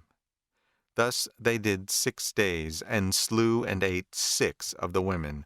And each day the Bodhisattva set one portion aside, so that he had 6 portions saved. On the 7th day, the others would have taken the Bodhisattva's wife to kill her, but instead he gave them the 6 portions which he had kept. Eat these, said he. Tomorrow I will manage. They all did eat the flesh, and when the time came that they fell asleep, the Bodhisattva and his wife made off together. When they had gone a little space, the woman said, Husband, I can go no further. So the Bodhisattva took her upon his shoulders, and at sunrise he came out of the wood. When the sun was risen, said she, Husband, I am thirsty. There is no water, dear wife, said he.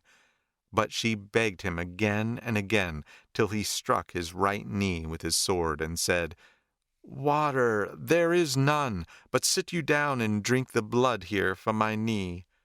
And so she did. By and by they came to the mighty Ganges. They drank, they bathed, they ate all manner of fruits, and rested in a pleasant spot. And there, by a bend of the river, they made a hermit's hut, and took up their abode in it. Now it happened that a robber in the regions of Upper Ganges had been guilty of high treason.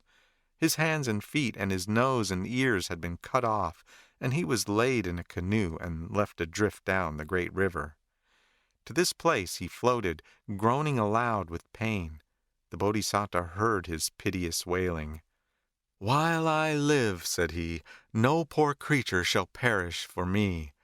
And to the river bank he went and saved the man. He brought him to the hut, and with astringent lotions and ointments he tended his wounds. But his wife said to herself, Here is a nice lazy fellow he has fetched out of the Ganges to look after. And she went about spitting for disgust at the fellow. Now when the man's wounds were growing together, the Bodhisattva had him to dwell there in the hut along with his wife, and he brought fruits of all kinds from the forest to feed both him and the woman. And as they thus dwelt together, the woman fell in love with the fellow and committed sin. Then she desired to kill the Bodhisattva, and said to him, Husband, as I sat on your shoulder when I came out from the forest, I saw yon hill, and vowed that if ever you and I should be saved, and come to no harm, I would make offering to the Holy Spirit of the hill. Now the spirit haunts me, and I desire to pay my offering. Very good, said the Bodhisattva, not knowing her guile. He prepared an offering, and delivering to her the vessel of offering, he climbed the hilltop.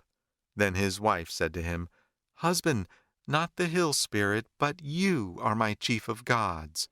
Then in your honor first of all I will offer wild flowers, and walk reverently round you, keeping you on the right, and salute you. And after that I will make my offering to the mountain spirit.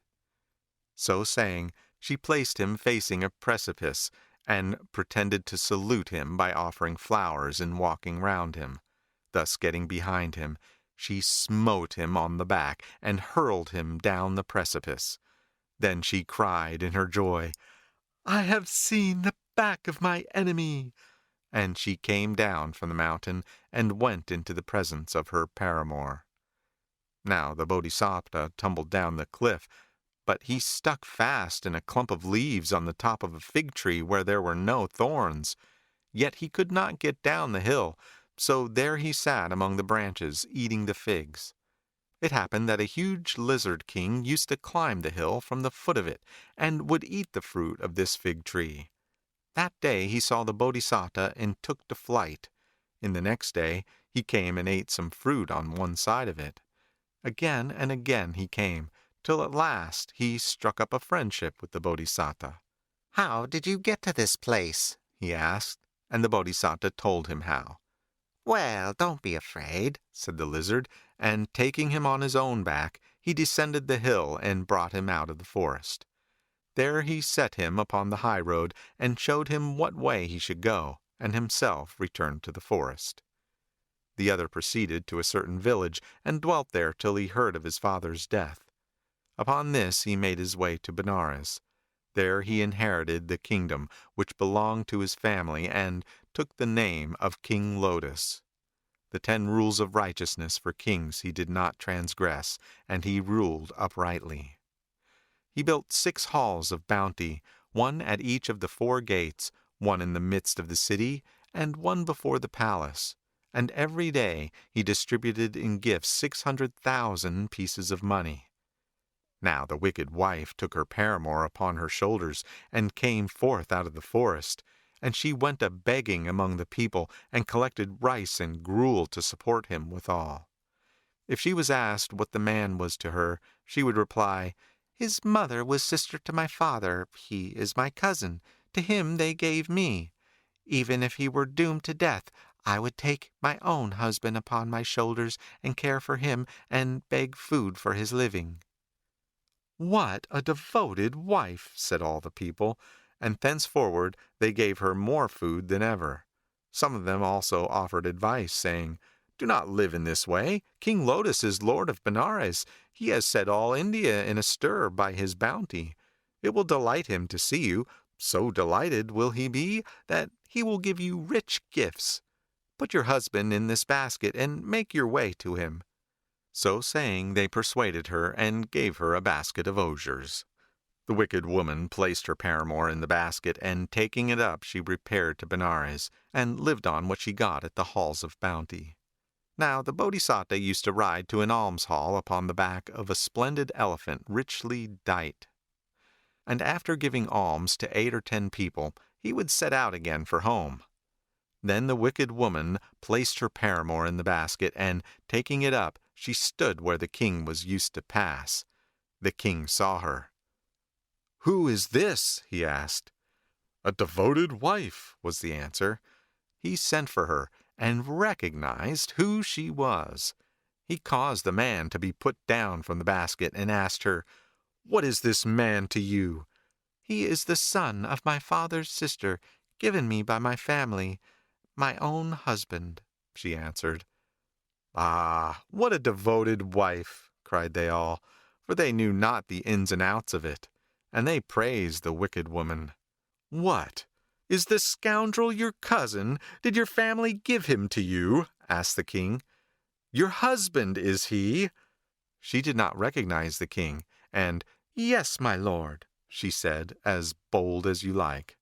"And is this the king of Benares' son? Are you not the wife of Prince Lotus, the daughter of such and such a king, your name so and so? Did you not drink the blood from my knee? Did you not fall in love with this rascal, and throw me down a precipice? Ah, you thought that I was dead, and here you are with death written upon your own forehead, and here I am, alive." Then he turned to his courtiers. "Do you remember what I told you when you questioned me? My 6 younger brothers slew their 6 wives and ate them, but I kept my wife unhurt, and brought her to Ganges' bank, where I dwelt in a hermit's hut. I hauled a condemned criminal out of the river and supported him. This woman fell in love with him, and threw me down a precipice, but I saved my life by showing kindness.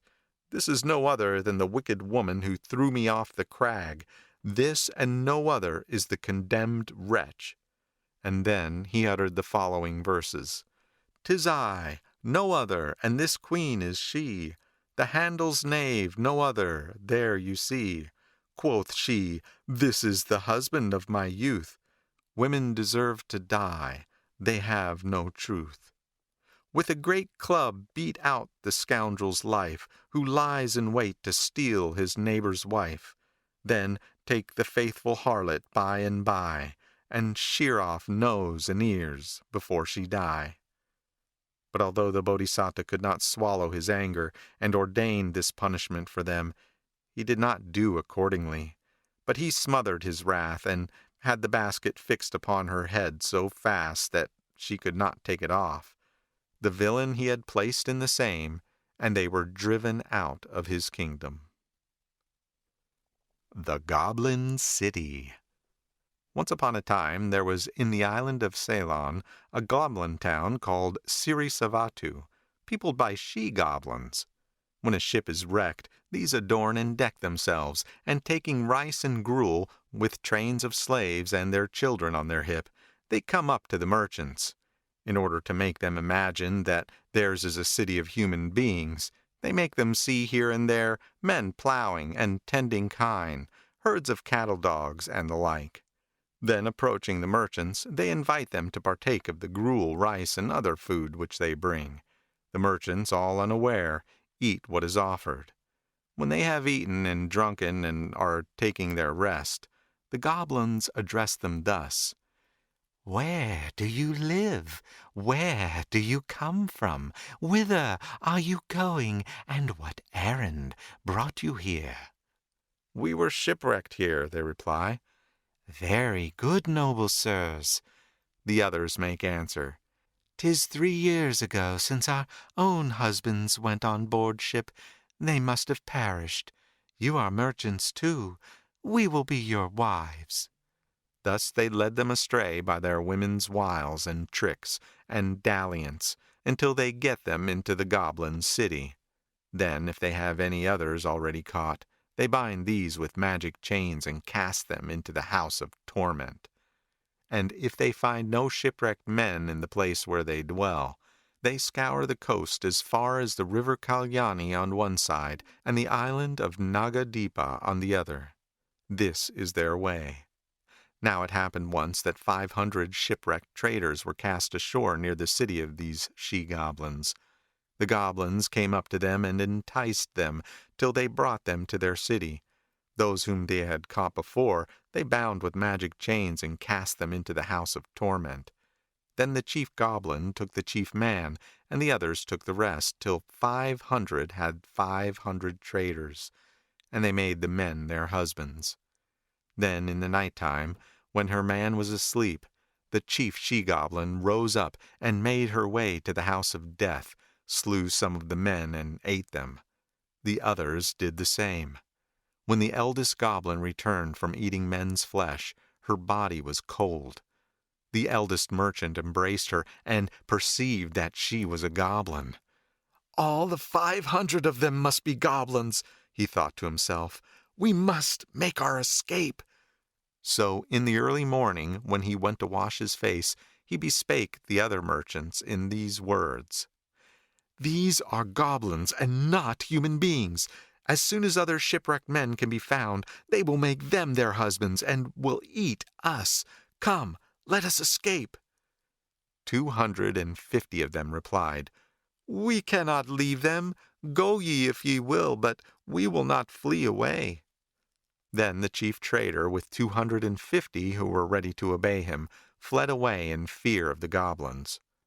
Now at that time the Bodhisattva had come into the world as a flying horse, white all over, and beaked like a crow, with hair like munja grass, possessed of supernatural power, able to fly through the air. From Himalaya he flew through the air until he came to Ceylon. There he passed over the ponds and tanks of Ceylon, and ate the paddy that grew wild there. As he passed on thus, he thrice uttered human speech filled with mercy, saying, "Who wants to go home? Who wants to go home?" The traders heard this saying and cried, "We are going home, master," joining their hands and raising them respectfully to their foreheads. "Then climb upon my back," said the Bodhisattva. Thereat some of them climbed up, some laid hold of his tail, and some remained standing, with a respectful salute. Then the Bodhisattva took up even those who stood still saluting him, and conveyed all of them, even 250, to their own country, and set down each in his own place. Then he went back to his place of dwelling. And the she-goblins, when other men came to that place, slew those 250 who were left, and devoured them. The Telltale Parrot. Once upon a time, when Brahmadatta was king of Benares, the Bodhisattva came into the world as a young parrot. His name was Radha, and his younger brother was named Potapada. While they were yet quite young, both of them were caught by a fowler and handed over to a Brahmin in Benares. The Brahmin cared for them as if they were his children, but the Brahmin's wife was a wicked woman. There was no watching her. The husband had to go away on business, and addressed his young parrots thus: "Little dears, I am going away on business. Keep watch on your mother in season and out of season. Observe her whether or not any man visits her." So off he went, leaving his wife in charge of the young parrots. As soon as he was gone, the woman began to do wrong. Night and day the visitors came and went. There was no end to them. Potapada, observing this, said to Radha, "Our master gave this woman into our charge, and here she is doing wickedness. I will speak to her." "Don't," said Radha. But the other would not listen. "Mother," said she, "why do you commit sin?" How she longed to kill him! But making as though she would fondle him, she called him to her. "Little one, you are my son. I will never do it again. Hear then the dear." So she came out. Then she seized him, crying, "What? You preach to me? You don't know your measure." And she wrung his neck and threw him into the oven. The Brahmin returned. When he had rested, he asked the Bodhisattva, "Well, my dear, what about your mother? Does she do wrong or no?" And as he asked the question, he repeated the first couplet: "I come, my son, the journey done, and now I am at home again. Come, tell me, is your mother true? Does she make love to other men?" Radha answered, "Father dear, the wise speak not of things which do not conduce to blessing, whether they have happened or not." And he explained this by repeating the second couplet: "For what he said, he now lies dead, burnt up beneath the ashes there. It is not well the truth to tell, lest Potapata's fate I share." Thus did the Bodhisattva hold forth to the Brahmin. And he went on, "This is no place for me to live in either." Then, bidding the Brahmin farewell, he flew away to the woods. The Choice of a Husband. Once upon a time, when Brahmadatta ruled in Benares, the Bodhisattva was born as a Brahmin's son. He came of age and received his education at Takasila. Then, on returning, he became a famous teacher. Now there was a Brahmin who had 4 daughters. These 4 were wooed by 4 persons, as told above. The Brahmin could not decide to whom to give them. "I will inquire of the teacher," thought he, "and then he shall have them to whom they should be given." So he came into the teacher's presence and repeated the first couplet: "One is good, and one is noble. One has beauty, one has years. Answer me this question, Brahmin: of the 4, which best appears?" Hearing this, the teacher replied, "Even though there be beauty and the like qualities, a man is to be despised if he fail in virtue. Therefore the former is not the measure of a man. Those that I like are the virtuous." And in explanation of this matter, he repeated the second couplet: "Good is beauty, to the aged show respect, for this is right. Good is noble birth, but virtue, that is my delight." When the Brahmin heard this, he gave all his daughters to the virtuous wooer. The Foolhardy Crow. Once upon a time, while Brahmadatta reigned as king in Benares, the Bodhisattva became a marsh crow and dwelt by a certain pool. His name was Viraka the Strong. There arose a famine in Kasi. Men could not spare for food for the crows, nor make offering to goblins and nagas. One by one the crows left the famine-stricken land and betook them to the woods. A certain crow named Savitaka, who lived at Benares, took with him his lady crow and went to the place where Virika lived, making his abode beside the same pool. One day this crow was seeking food about the pool. He saw how Virika went down into it and made a meal of some fish, and afterwards came up out of the water again and stood drying his feathers. "Under the wing of that crow," thought he, "plenty of fish are to be got. I will become his servant." So he drew near. "What is it, sir?" asked Virika. "I want to be your servant, my lord," was the reply. Virika agreed, and from that time the other served him. And from that time Virika used to eat enough fish to keep him alive, and the rest he gave to Savitaka as soon as he had caught them. And when Savitaka had eaten enough to keep him alive, he gave what was over to his wife. After a while pride came into his heart. "This crow," said he, "is black, and so am I, in eyes and beak and feet too. There is no difference between us. I don't want his fish. I will catch my own." So he told Virika that for the future he intended to go down to the water and catch fish himself. Then Virika said, "Good friend, you do not belong to a tribe of such crows as are born to go into the water and catch fish.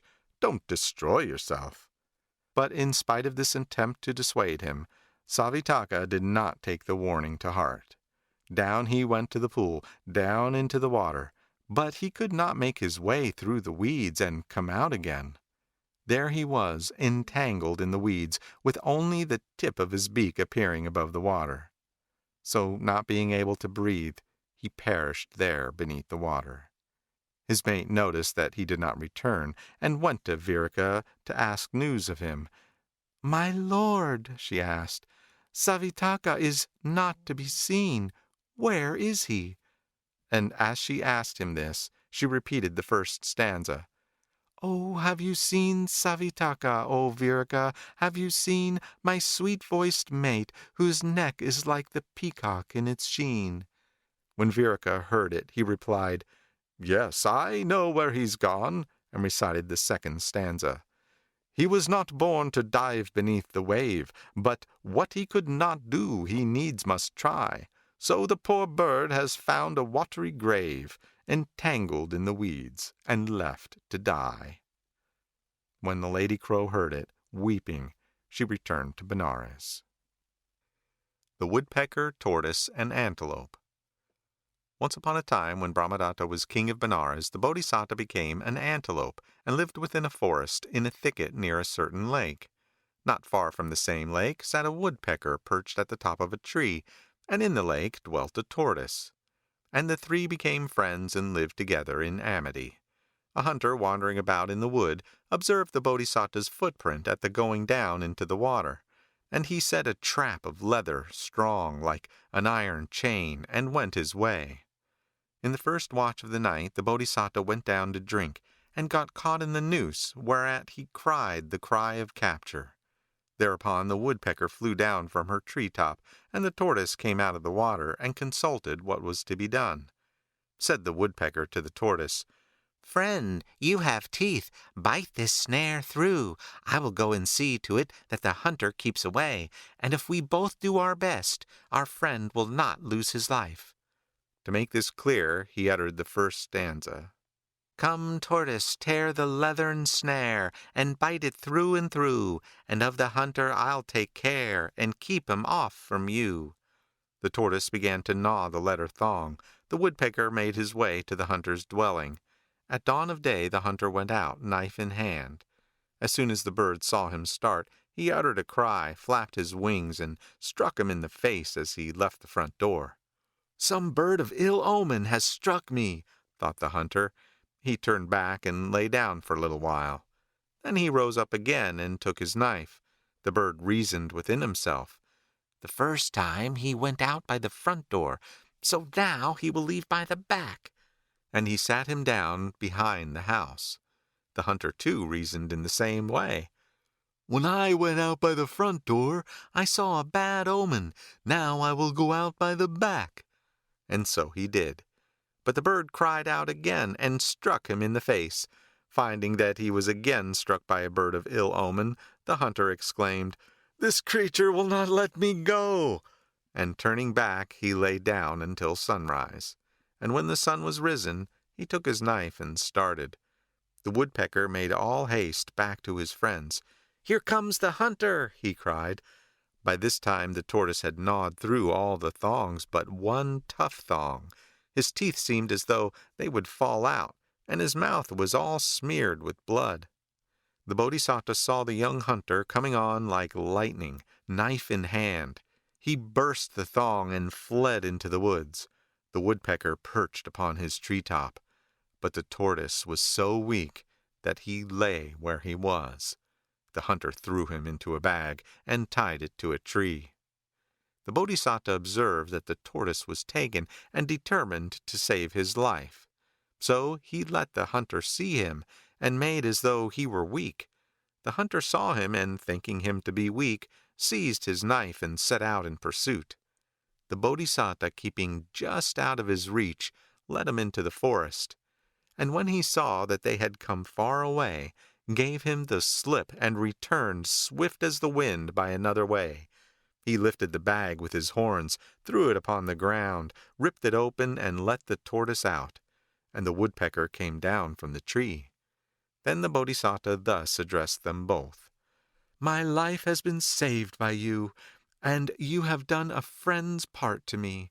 Now the hunter will come and take you. So do you, friend woodpecker, migrate elsewhere with your brood, and you, friend tortoise, dive into the water."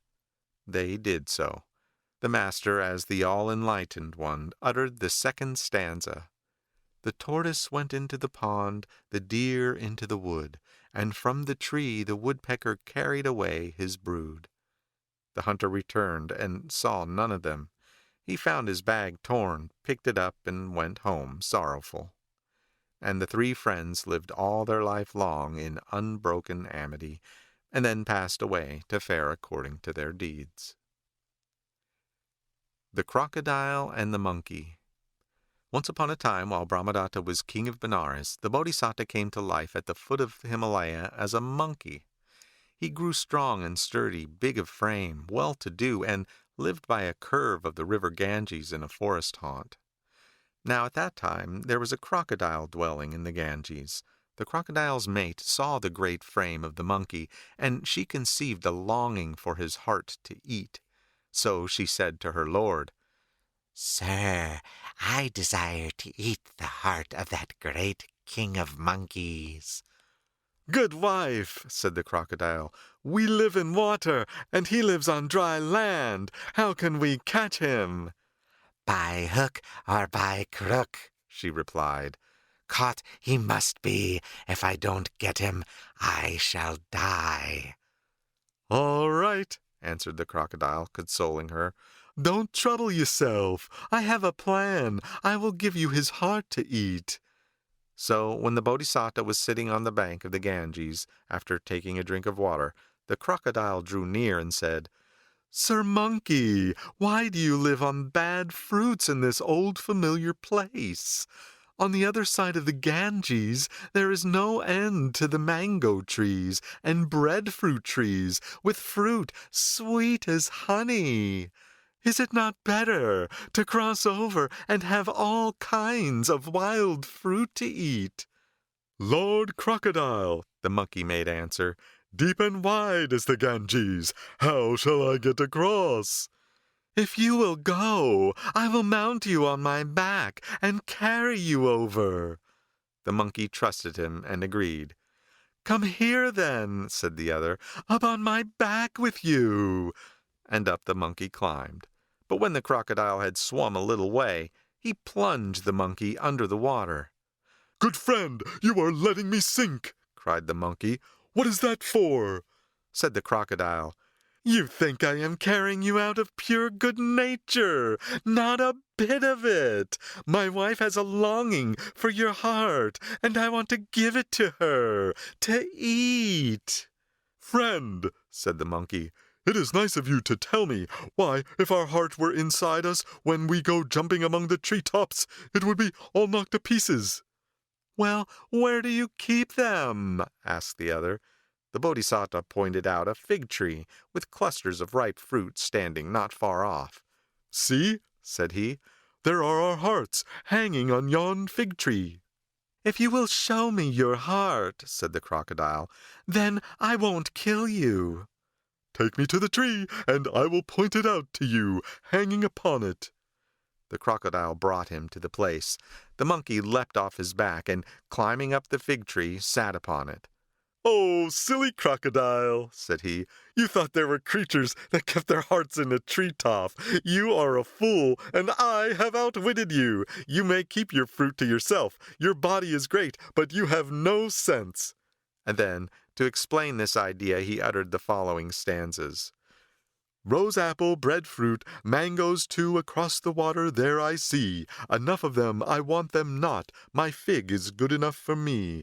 Great is your body, verily, but how much smaller is your wit. Now go your ways, Sir Crocodile, for I have had the best of it." The crocodile, feeling as sad and miserable as if he had lost 1,000 pieces of money, went back sorrowing to the place where he lived. The Brahmin and the Acrobat. Once upon a time, while Brahmadatta was reigning in Benares, the Bodhisattva was born as one of a family of poor acrobats that lived by begging. So when he grew up, he was needy and squalid, and by begging he lived. There was at the time, in a certain village of Kasi, a Brahmin whose wife was bad and wicked, and did wrong. And it befell that the husband went abroad one day upon some matter, and her lover, watching his time, went to visit the house. After she had received him, he said, "I will eat a bit before I go." So she made ready the food, and served up rice hot with sauce and curry, and gave it to him, bidding him eat. She herself stood at the door, watching the Brahmin's coming. And while the lover was eating, the Bodhisattva stood waiting for a morsel. At that moment the Brahmin set his face for home, and his wife saw him drawing nigh, and ran in quickly. "Up, my man, he's coming!" And she made her lover go down into the storeroom. The husband came in. She gave him a seat, and water for washing the hands, and upon the cold rice that was left by the other, she turned out some hot rice, and set it before him. He put his hand into the rice, and felt that it was hot above and cold below. "This must be someone else's leavings," thought he, and so he asked the woman about it in the words of the first stanza. "Hot at top and cold at bottom. Not alike it seems to be. I would ask you for the reason. Come, my lady, answer me." Again and again he asked, but she, fearing lest her deed should be discovered, held her peace. Then a thought came into our tumbler's mind. "The man down in the storeroom must be a lover, and this is the master of the house. The wife says nothing for fear that her deed be made manifest. So ho! I will declare the whole matter, and show the Brahmin that a man is hidden in his larder." And he told him the whole matter, how that when he had gone out from his house another had come in, and had done evil, how he had eaten the first rice, and the wife had stood by the door to watch the road, and how the other man had been hidden in the storeroom, and in so saying he repeated the second stanza. "I am a tumbler, sir, I came on begging here intent. He that you seek is hiding in the storeroom where he went." By his topknot he haled the man out of the storeroom, and bade him take care not to do the like again, and then he went away.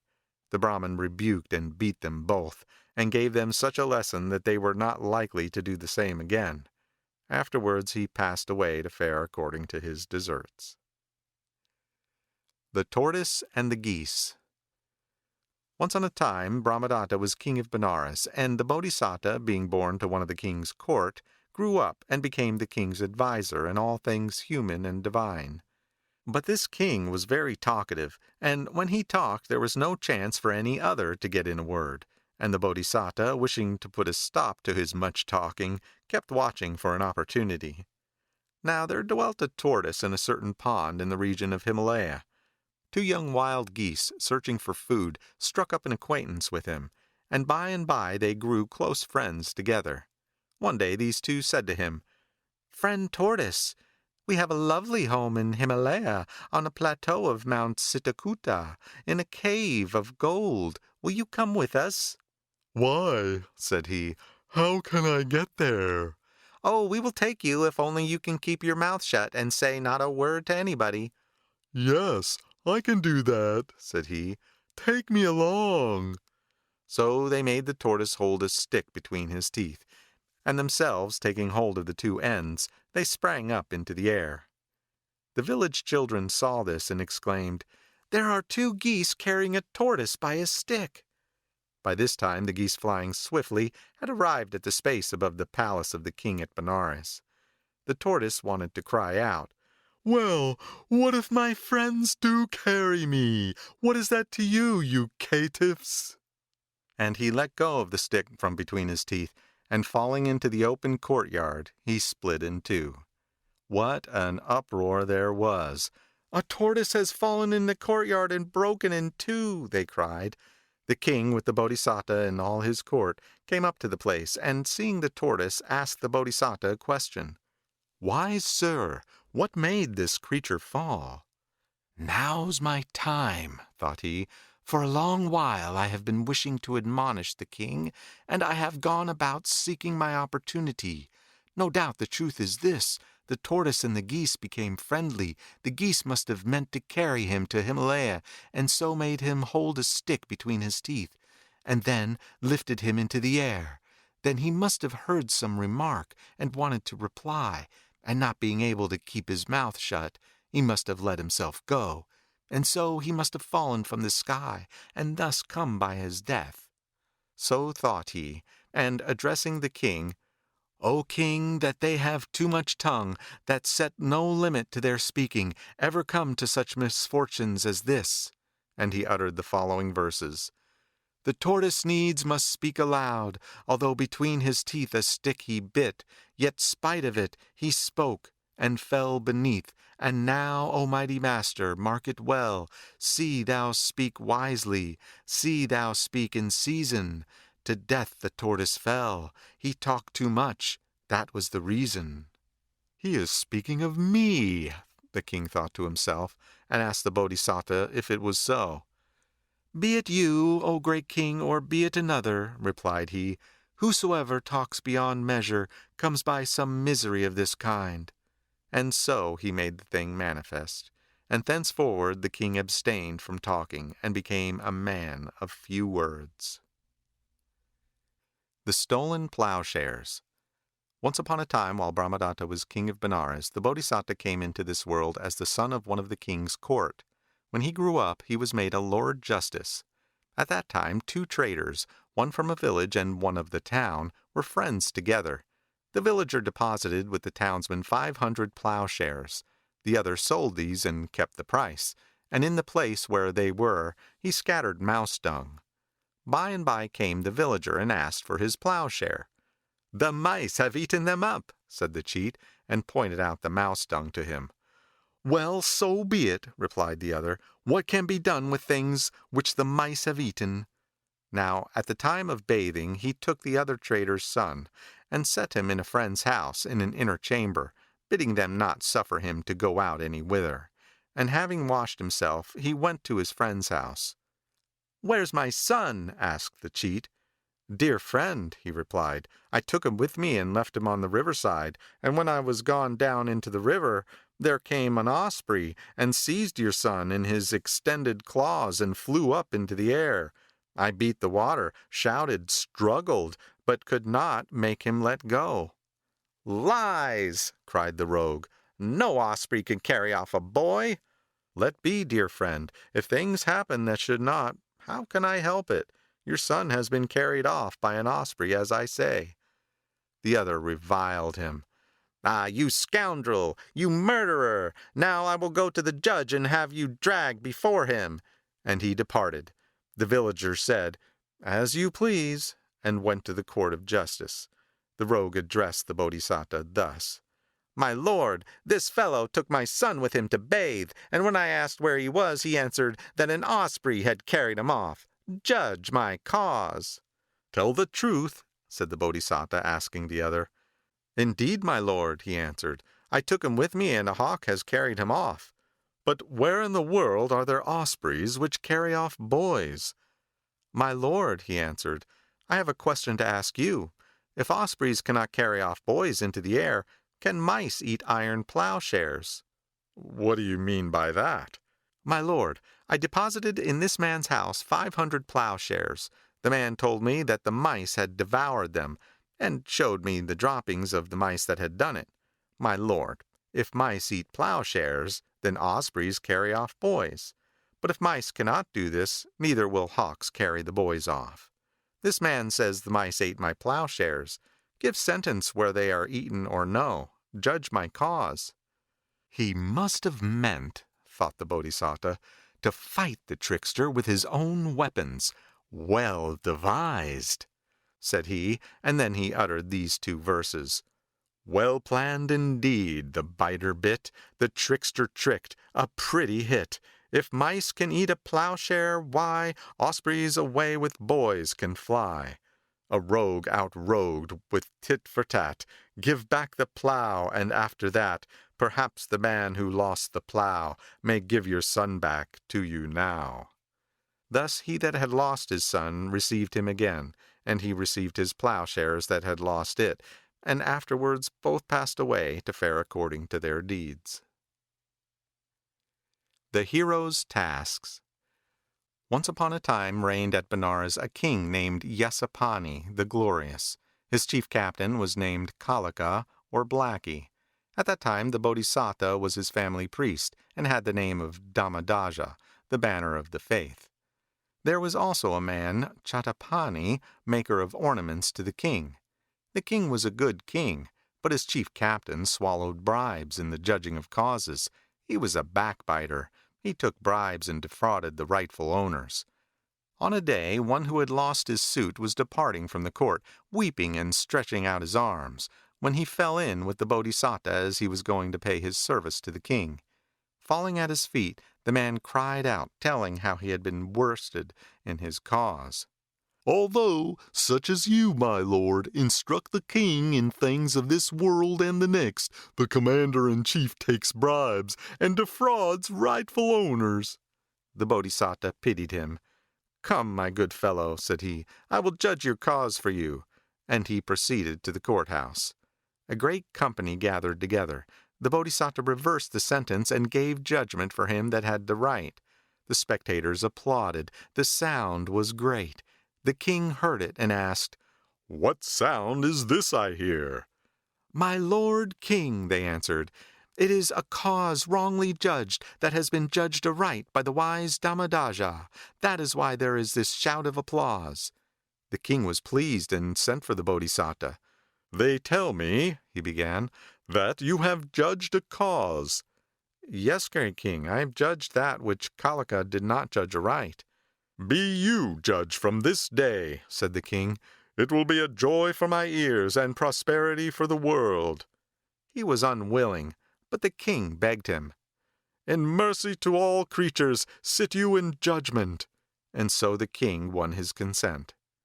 From that time Kalika received no presents, and losing his gains he spoke calumny of the Bodhisattva before the king, saying, O mighty king, the wise Dhamadaja covets your kingdom. But the king would not believe, and bade him say not so. If you do not believe me, said Kalika, look out of the window at the time of his coming. Then you will see that he has got the whole city into his own hands. The king saw the crowd of those that were about him in his judgment hall. There is his retinue, thought he. He gave way. What are we to do, captain? He asked. My lord, he must be put to death. How can we put him to death without having found him out in some great wickedness? There is a way, said the other. What way? Tell him to do what is impossible, and if he cannot, put him to death for that. But what is impossible to him? My lord king, replied he, it takes 2 years, or twice 2, for a garden with good soil to bear fruit, being planted and tended. Send for him and say, 'We want a garden to disport ourselves in tomorrow. Make us a garden.' This he will not be able to do, and we will slay him for that fault." The king addressed himself to the Bodhisattva. "Wise sir, we have sported long enough in our old garden. Now we crave to sport in a new. We shall sport tomorrow. Make us a garden. If you cannot make it, you must die." The Bodhisattva reasoned. "It must be that Kalika has set the king against me, because he gets no presents. If I can," he said to the king, "O mighty king, I will see to it." And he went home. After a good meal he lay upon his bed thinking. Sakka's place grew hot. Sakka, reflecting, perceived the Bodhisattva's difficulty. He made haste to him, entered his chamber, and asked him, "Wise sir, what think you on?" poised the while in mid-air. "Who are you?" asked the Bodhisattva. "I am Sakka." "The king bids me make a garden. That is what I am thinking upon." "Wise sir, do not trouble. I will make you a garden like the groves of Nandana and Sitalata. In what place shall I make it?" "In such and such a place," he told him.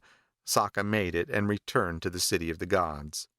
Next day the Bodhisattva beheld the garden there in very truth, and sought the king's presence. "O king, garden is ready. Go to your sport." The king came to the place and beheld a garden girt with a fence of 18 cubits, vermilion tinted, having gates and ponds, beautiful with all manner of trees, laden heavy with flowers and fruit. "The sage has done my bidding," said he to Kalika. "Now what are we to do?" "O mighty king," replied he, "if he can make a garden in one night, can he not seize upon your kingdom?" "Well, what are we to do?" "We will make him perform another impossible thing." "What is that?" asked the king. "We will bid him make a lake possessed of 7 precious jewels." The king agreed, and thus addressed the Bodhisattva. "Teacher, you have made a park. Make now a lake to match it, with the 7 precious jewels. If you cannot make it, you shall not live." "Very good, great king," answered the Bodhisattva. "I will make it if I can." Then Sakka made a lake of great splendor, having 100 landing places, 1,000 inlets, covered over with lotus plants of 5 different colors, like the lake in Nandana. Next day the Bodhisattva beheld this also, and told the king, "See, the lake is made." And the king saw it, and asked of Kalika what was to be done. "Bid him, my lord, make a house to suit it," said he. "Make a house, teacher," said the king to the Bodhisattva, "all of ivory, to suit with the park and the lake. If you do not make it, you must die." The Sakka made him a house likewise. The Bodhisattva beheld it next day, and told the king. When the king had seen it, he asked Kalika again what was to do. Kalika told him to bid the Bodhisattva make a jewel to suit the house. The king said to him, "Wise sir, make a jewel to suit with this ivory house. I will go about looking at it by the light of the jewel. If you cannot make one, you must die." Then Sakka made him a jewel too. Next day the Bodhisattva beheld it and told the king. When the king had seen it, he again asked Kalika what was to be done. "Mighty king," answered he, "I think that there is some divinity who does each thing that the Brahmin Dhammadhaja wishes. Now bid him make something which even a divinity cannot make. Not even a deity can make a man with all 4 virtues. Therefore bid him make a keeper with these 4. So the king said, "Teacher, you have made a park, a lake, and a palace, and a jewel to give light. Now make me a keeper with 4 virtues to watch the park. If you cannot, you must die." "So be it," answered he. "If it be possible, I will see to it." He went home, had a good meal, and lay down.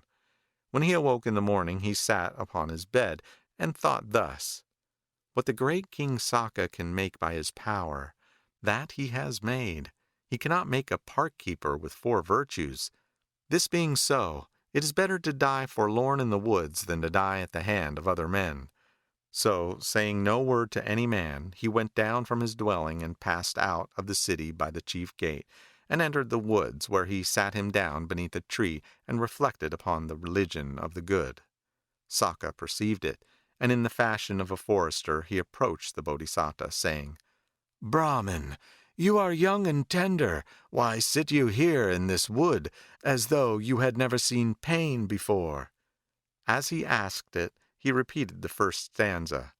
"You look as though your life must happy be, yet the wild woods you would homeless go, like some poor wretch whose life was misery, and pine beneath this tree in lonely woe."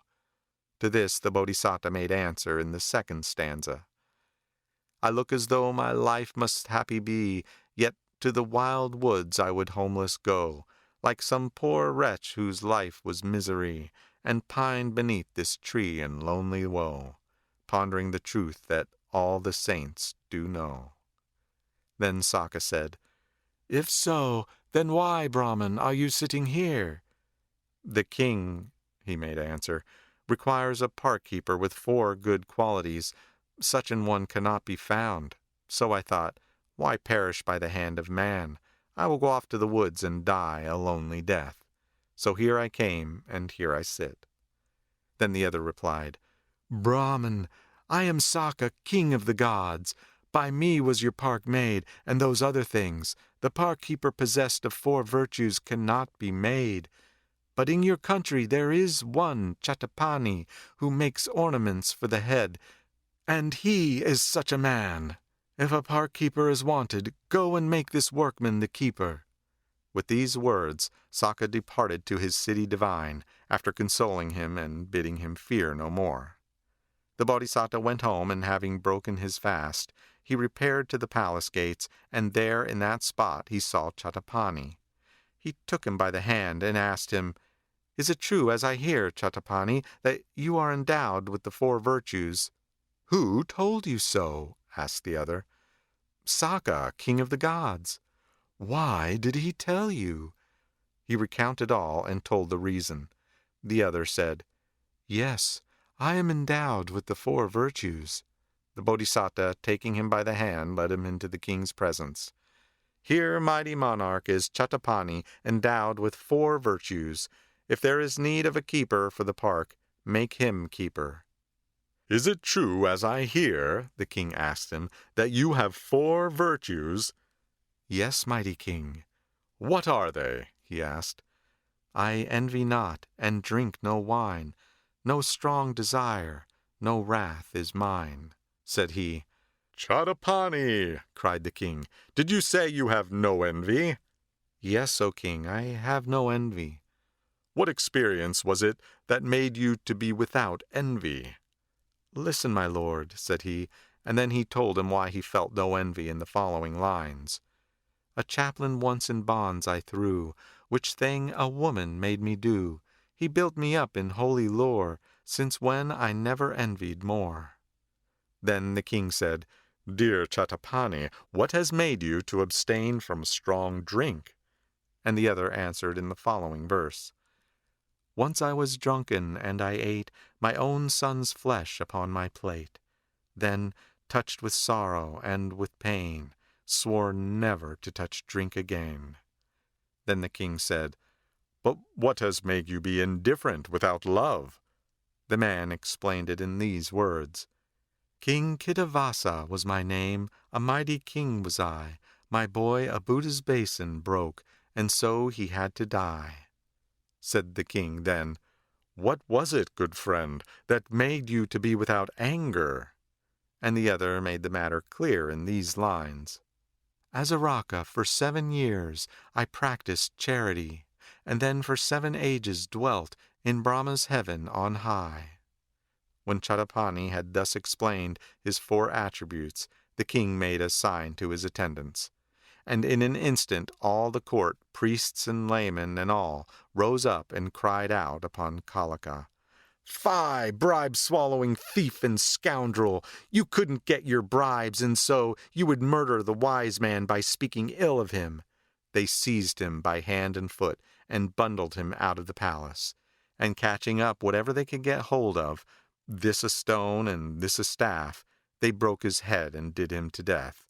And dragging him by the feet, they cast him upon a dunghill.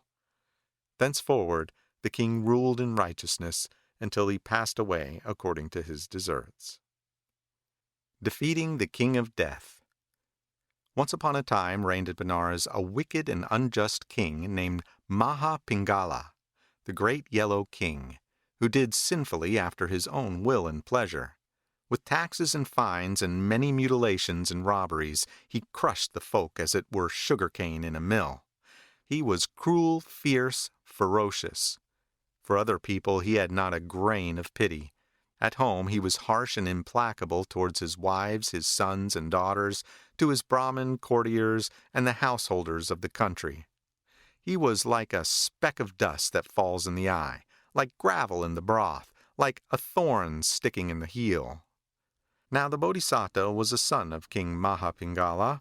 After this king reigned for a long time, he died. When he died, all the citizens of Benares were overjoyed and laughed a great laugh. They burnt his body with 1,000 cartloads of logs, and quenched the place of burning with thousands of jars of water, and consecrated the Bodhisattva to be king. They caused a drum of rejoicing to beat about the streets for joy that they had got them a righteous king. They raised flags and banners, and decked out the city. At every door was set a pavilion, and scattering parched corn and flowers, they sat them down upon the decorated platforms under fine canopies, and did eat and drink. The Bodhisattva himself sat upon a fine divan on a great raised dais, in great magnificence, with a white parasol stretched above him. The courtiers and householders, the citizens and the doorkeepers stood around their king. But one doorkeeper, standing not far from the king, was sighing and sobbing. "Good porter," said the Bodhisattva, observing him, "all the people are making merry for joy that my father is dead, but you stand weeping. Come, was my father good and kind to you?"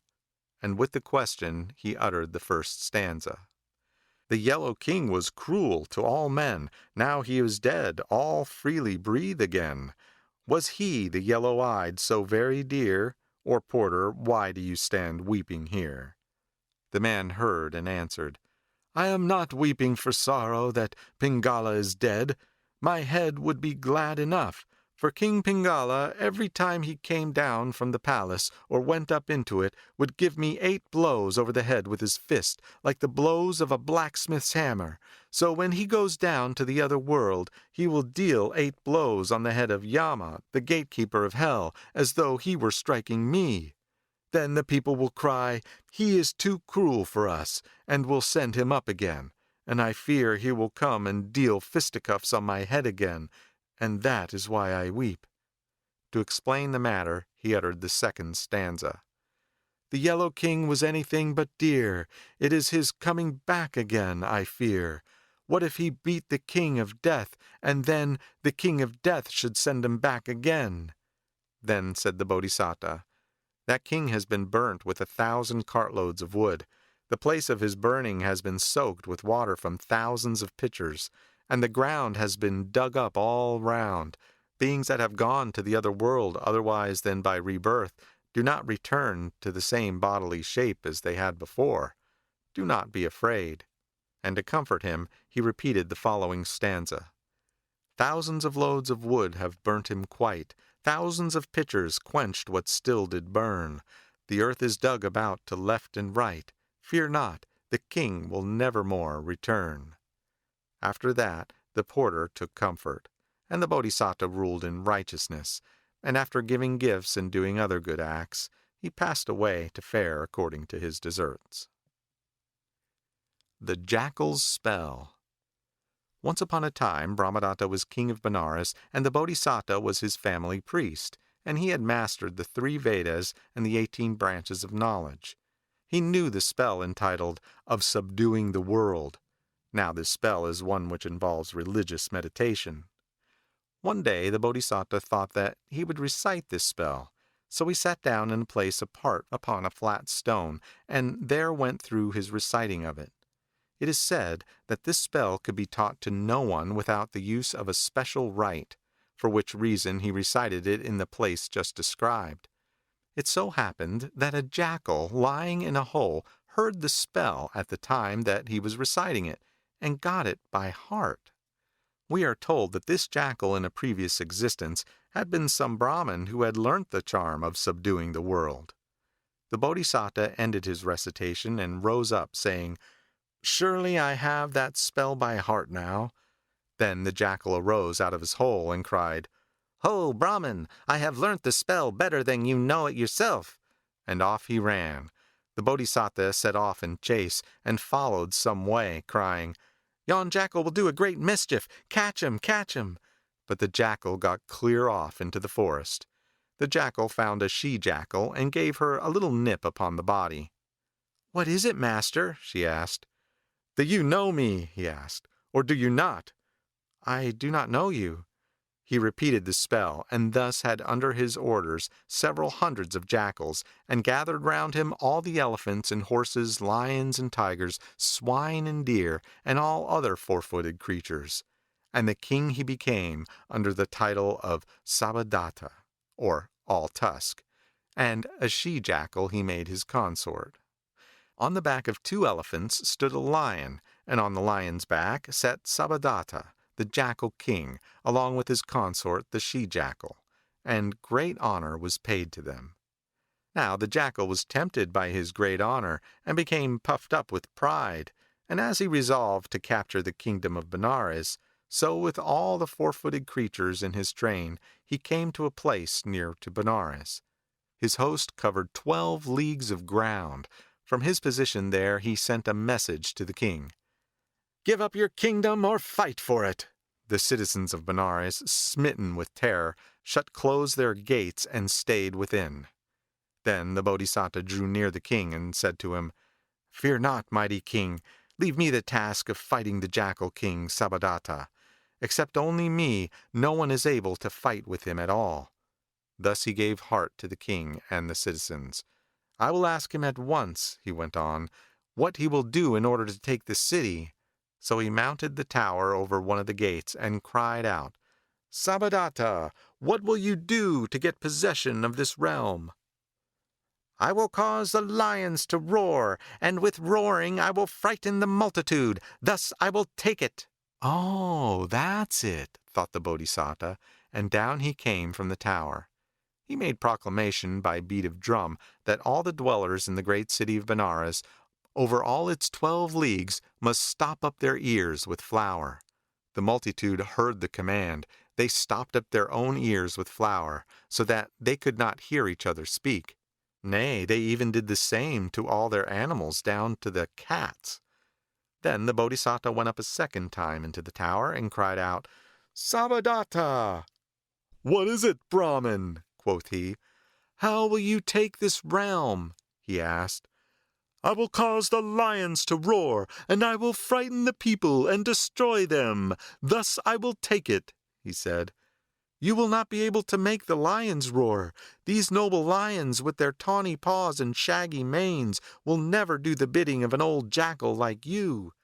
The jackal, stubborn with pride, answered, "Not only will other lions obey me, but I will make this one, upon whose back I sit, roar alone." "Very well," said the Bodhisattva. "Do it if you can." So he tapped with his foot on the lion which he sat upon to roar, and the lion, resting his mouth upon the elephant's temple, roared thrice, without any manner of doubt. The elephants were terrified, and dropped the jackal down at their feet. They trampled upon his head and crushed it to atoms. Then and there Sabadatta perished, and the elephants, hearing the roar of the lion, were frightened to death, and wounding one another, they all perished there. The rest of the creatures, deer and swine, down to the hares and cats, perished then and there, all except the lions, and these ran off and took to the woods. There was a heap of carcasses covering the ground for 12 leagues. The Bodhisattva came down from the tower and had the gates of the city thrown open. By beat of drum he caused proclamation to be made throughout the city. Let all the people take the flour from out of their ears, and they that desire meat, meat let them take. The people all ate what meat they could fresh, and the rest they dried and preserved. It was at this time, according to tradition, that people first began to dry meat. The Judas-Tree. Once on a time, Brahmadatta, the king of Benares, had 4 sons. One day they sent for the charioteer and said to him, "We want to see a Judas-Tree. Show us one." "Very well, I will," the charioteer replied. But he did not show it to them all together. He took the eldest at once to the forest in the chariot, and showed him the tree at the time when the buds were just sprouting from the stem. To the second he showed it when the leaves were green, to the third at the time of blossoming, and to the fourth when it was bearing fruit. After this it happened that the 4 brothers were sitting together, and someone asked, "What sort of tree is the Judas-Tree?" Then the first brother answered, "Like a burnt stump." And the second cried, "Like a banyan tree." And the third, "Like a piece of meat."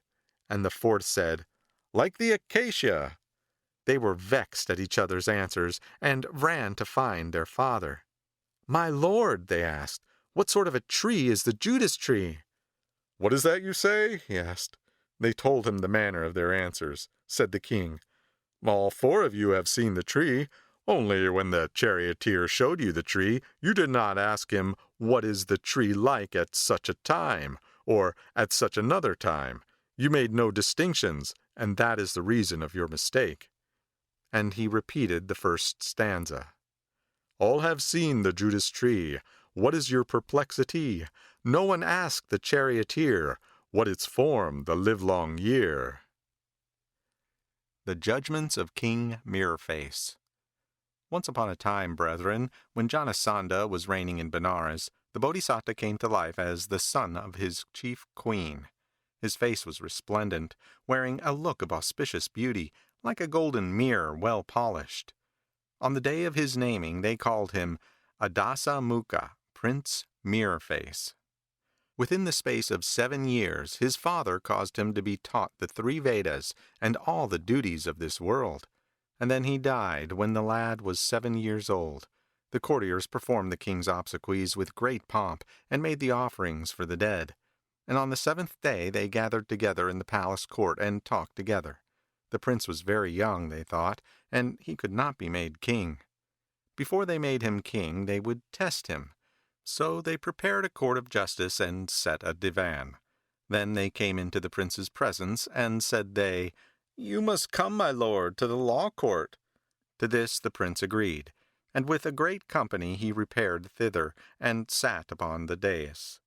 Now at the time when the king sat down for judgment, the courtiers had dressed up a monkey in the garb of a man who is skilled in the lore which tells what are good sites for a building.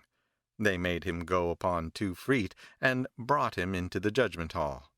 "My lord," said they, "in the time of the king your father, this man was one who divined by magic as to desirable sites, and well did he know his art. Down in the earth as deep as 7 cubits he can see a fault. By his help there was a place chosen for the king's house. Let the king provide for him and give him a post." The prince scanned him from head to foot. "This is no man, but a monkey," he thought, "and monkeys can destroy what others have made, but of themselves can neither make anything nor carry out such a thing." And so he repeated the first stanza to his court. "It is not a clever builder, but an ape with a wrinkled face. He can destroy what others make. That is the way of his race." "It must be so, my lord," said the courtiers, and took him away. But after a day or 2 they dressed this same creature in grand clothes, and brought him again to the judgment hall. "In the king your father's time, my lord, this was a judge who dealt justice. Him should you take to help you in the awarding of justice." The prince looked at him. Thought he, "A man with mind and reason is not so hairy as all that. This witless ape cannot dispense justice." And he repeated the second stanza. "There is no wit in this hairy creature. He breeds no confidence. He knows not, as my father taught. The animal has no sense." "So it must be, my lord," said the courtiers, and led him away. Yet once again did they dress up the very same monkey, and bring him to the hall of judgment. "Sire," said they, "in the time of the king your father, this man did his duty to father and mother, and paid respect to old age and his family. Him you should keep with you." Again the prince looked at him and thought, "Monkeys are fickle of mind, such a thing they cannot do." And then he repeated the third stanza. "One thing Dasaratha has taught me, no help such a creature would send to father or mother, to sister or brother, or any who call him friend." "So must it be, my lord," answered they, and took him away again. And they said amongst themselves, "'Tis a wise prince, he will be able to rule." And they made the Bodhisattva king, and throughout the city by beat of drum they made proclamation, saying, "The edicts of King Mirrorface." From that time the Bodhisattva reigned righteously, and his wisdom was noised abroad throughout all India. To show forth the matter of this wisdom of his, these 14 problems were brought to him to decide. An ox, a lad, a horse, a basket knight, a squire, a light o' love, and a young dame, a snake, a deer, a partridge, and a sprite, a snake, ascetics, a young priest I name. This happened as we shall now explain. When the Bodhisattva was inaugurated king, a certain servant of King Janasandha named Gamani Kanda thus considered within himself, "This kingdom is glorious if it be governed by aid of those who are of an age with the king. Now I am old, and I cannot wait upon a young prince, so I will get me a living by farming in the country." So he departed from the city a distance of 3 leagues, and abode in a certain village. But he had no oxen for farming, and so, after rain had fallen, he begged the loan of 2 oxen from a friend. All day long he plowed with them, and then he gave them grass to eat, and went to the owner's house to give them back again. At the moment it happened that the owner sat at meat with his wife, and the oxen entered the house quite at home. As they entered, the master was raising his plate, and the wife putting hers down. Seeing that they did not invite him to share the meal, Gamani Kanda departed without formally making over the oxen. During the night, thieves broke into the cow-pen and stole the oxen away. Early on the morrow, the owner of these oxen entered the cowshed, but cattle there were none. He perceived that they had been stolen away by thieves. "I'll make Gamani pay for it," thought he, and to Gamani he went. "I say, return me my oxen," cried he. "Are they not in their stall?" "Now did you return them to me?" "No, I didn't." "Here's the king's officer, come along." Now this people have a custom that they pick up a bit of stone or a potsherd and say, "Here's the king's officer, come along." If any man refuses to go, he is punished. So when Gamani heard the word officer, he went along. So they went together towards the king's court. On the way they came to a village where dwelt a friend of Gamani's. Said he to the other, "I say, I am very hungry. Wait here till I go in and get me something to eat." And he entered his friend's house. But his friend was not at home. The wife said, "Sir, there is nothing cooked. Wait but a moment, I will cook at once and set before you." She climbed a ladder to the grain store, and in her haste she fell to the ground. And as she was 7 months gone with child, a miscarriage followed. At that moment in came the husband, and saw what had happened. "You have struck my wife," cried he, "and brought her labor upon her untimely. Here's a king's officer for you, come along." And he carried him off. After this they went on, the 2 of them, with Gamani between. As they went, there was a horse at a village gate, and the groom could not stop it, but it ran along with them. The horsekeeper called out to Gamani, "Uncle Kanda Gamani, hit the horse with something and head him back." Gamani picked up a stone and threw it at the horse. The stone struck his foot, and broke it like the stalk of a castor oil plant. Then the man cried, "Oh, you have broken my horse's leg! Here's a king's officer for you!" And he laid hold of him. Gamini was thus 3 men's prisoner. As they led him along, he thought, "These people will denounce me to the king. I can't pay for the oxen, much less the fine for causing an untimely birth.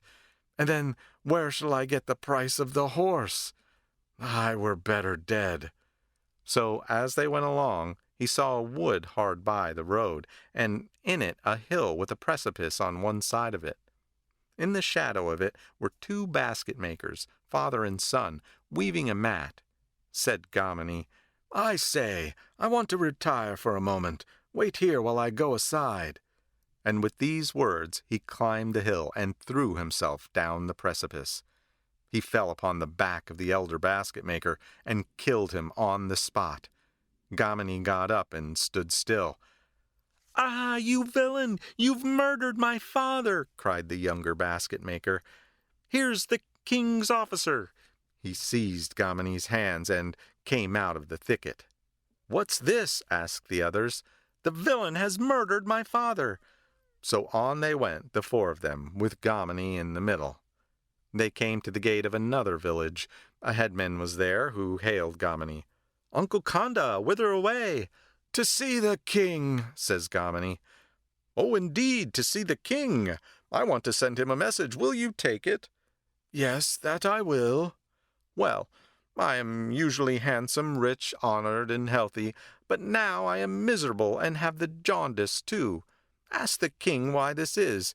He is a wise man, so they say. He will tell you, and you can bring me his message again." To this the other agreed.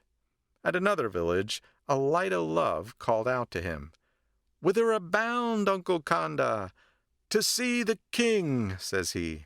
"They say the king is a wise man. Take him a message from me," says the woman.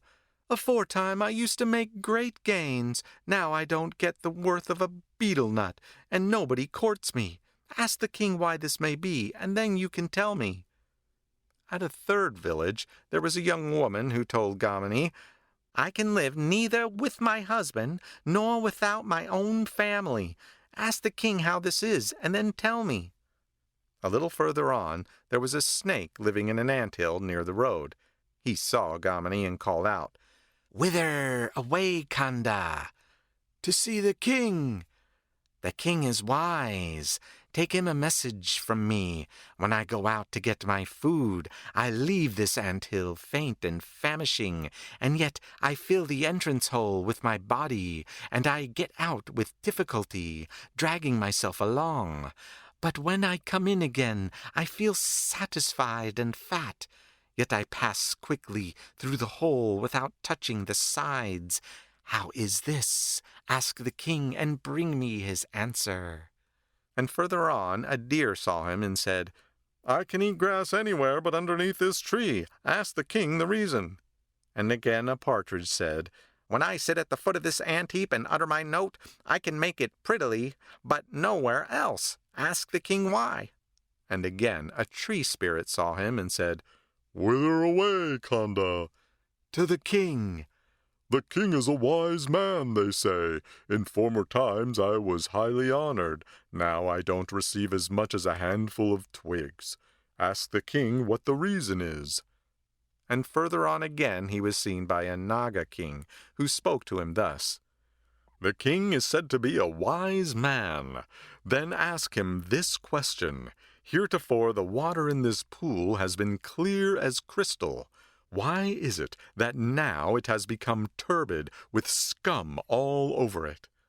Further on, not far from a town, certain ascetics who dwelt in a park saw him and said in the same way, "They say the king is wise. Of yore there were in this park sweet fruits in plenty. Now they have grown tasteless and dry. Ask him what the reason is."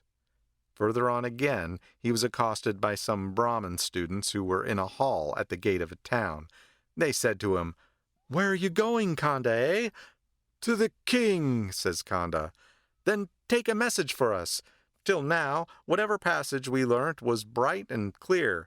Now it does not stay with us. It is not understood, but all is darkness. It is like water in a leaky jar.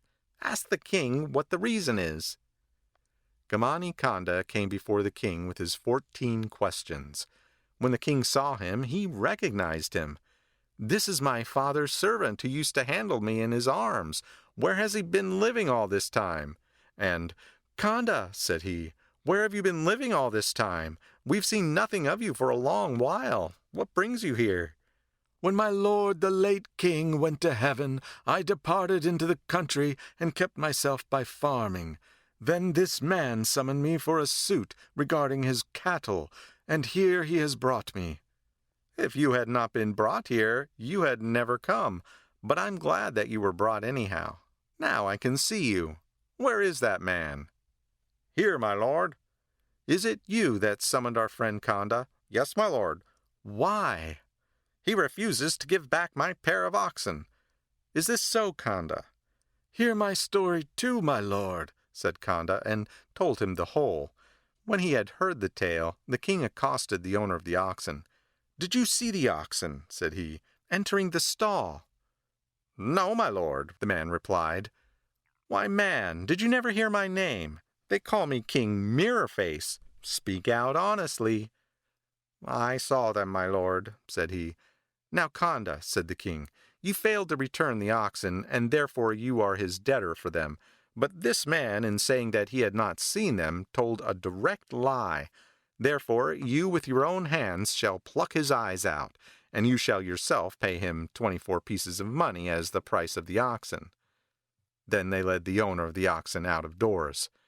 "If I lose my eyes, what do I care for the money?" thought he, and he fell at Gamani's feet and besought him, "Oh, Master Kanda, keep those 24 pieces, and take these too."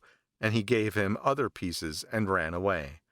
The second man said, "My lord, this fellow struck my wife and made her miscarry." "Is this true, Kanda?" asked the king. Kanda begged for a hearing and told the whole story. "Did you really strike her and cause her to miscarry?" asked the king.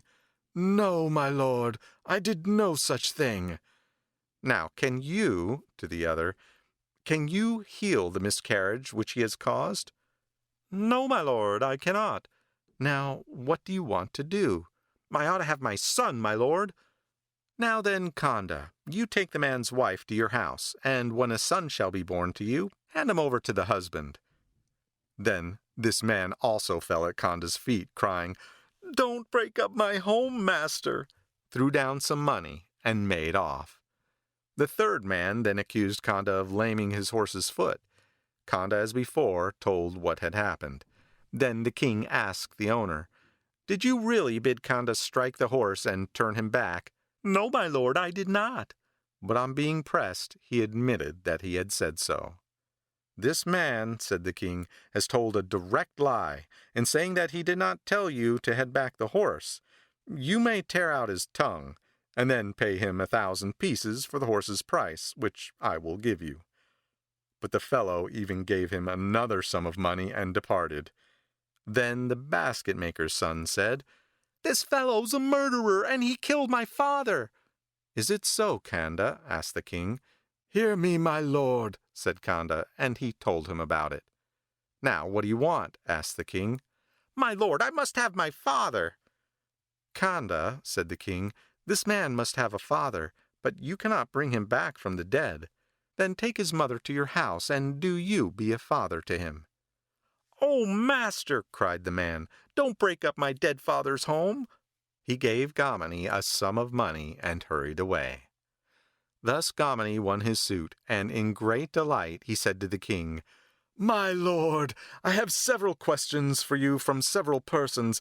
May I tell you them?" "Say on," said the king. So Gamani told them all in reverse order, beginning with the young Brahmins.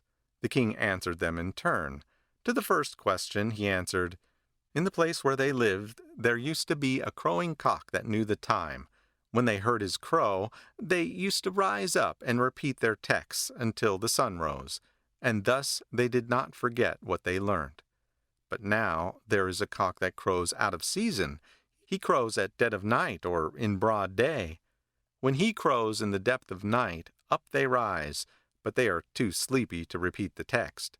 When he crows in broad day, they rise up, but they have not the chance to repeat their texts.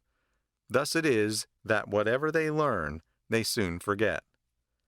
To the second question he answered, formerly these men used to do all the duties of the ascetic, and they induced the mystic trance. Now they have neglected the ascetic's duties, and they do what they ought not to do. The fruits which grow in the park they give to their attendants. They live in a sinful way, exchanging their alms. This is why this fruit does not grow sweet. If they once more with one consent do their duty as ascetics, again the fruit will grow sweet for them. Those hermits know not the wisdom of kings. Tell them to live the ascetic life.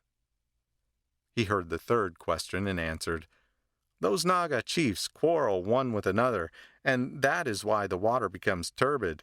If they make friends as before, the water will be clear again. After hearing the fourth, the tree spirit, said he, used formerly to protect men passing through the wood, and therefore it received many offerings. Now it gives them no protection, and so it receives no offerings. If it protects them as before, it will receive choice offerings again. It knows not that there are kings in the world. Tell it then to guard the men who go up into that wood.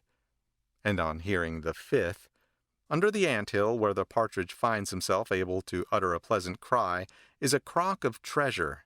Dig it up and get it. To the sixth he answered, On the tree under which the deer found he could eat grass is a great honeycomb. He craves the grass on which this honey has dropped, and so he can eat no other. You get the honeycomb, send the best of it to me, and eat the rest yourself. Then, on hearing the seventh, Under the snake's ant-hill lies a large treasure crock, and there he lives guarding it. So when he goes out, from greed for this treasure, his body sticks fast. But after he has fed, his desire for the treasure prevents his body from sticking, and he goes in quickly and easily. Dig up the treasure and keep it. Then he replied to the eighth question. Between the villages where dwell the young woman's husband and her parents lives a lover of hers in a certain house. She remembers him, and her desire is toward him. Therefore she cannot stay in her husband's house, but says she will go and see her parents. And on the way she stays a few days with her lover. When she has been at home a few days, again she remembers him, and saying she will return to her husband, she goes again to her lover. Go, tell her there are kings in the land. Say she must dwell with her husband, and if she will not, let her have a care. The king will cause her to be seized, and she will die. He heard the ninth, and to this he said, The woman used formerly to take a price from the hand of one, and not to go with another until she was off with him, and that is how she used to receive much. Now she has changed her manner, and without leave of the first she goes with the last, so that she receives nothing, and none seek after her. If she keeps to her old custom, it will be as it was before. Tell her that she should keep to that. On hearing the tenth, he replied, That village headman used once to deal justice indifferently, so that men were pleased and delighted with him, and in their delight they gave him many a present. This is what made him handsome, rich, and honored. Now he loves to take bribes, and his judgment is not fair. So he is poor and miserable and jaundiced. If he judges once again with righteousness, he will be again as he was before. He knows not that there are kings in the land. Tell him that he must use justice in giving judgment. And Gamanikanda told all these messages as they were told him. And the king, having resolved all these questions by his wisdom, like Buddha omniscient, gave rich presents to Gamanikanda, and the village where Kanda dwelt he gave to him as a Brahmin's gift, and let him go. Kanda went out of the city and told the king's answer to the Brahmin youths and the ascetics, to the Naga and to the tree spirit. He took the treasure from the place where the partridge sat, and from the tree beneath which the deer did eat. He took the honeycomb and sent honey to the king. He broke into the snake's ant-hill and gathered the treasure out of it. And to the young woman, and to the light o' love, and the village headman, he said even as the king had told him. Then he returned to his own village and dwelt there so long as he lived, and afterward passed away to fare according to his deserts. And King Mirrorface also gave alms and wrought goodness, and finally, after his death, attained to heaven. The Crab and the Elephant. Once on a time, when Brahmadatta was king of Benares, there was a great lake in Himalaya, wherein was a great golden crab. Because he lived there, the place was known as the Crab Tarn. The crab was very large, as big round as a threshing floor. It would catch elephants and kill and eat them. And from fear of it, the elephants durst not go down and browse there. Now the Bodhisatta was conceived by the mate of an elephant, and leader of a herd, living hard by this crab tarn.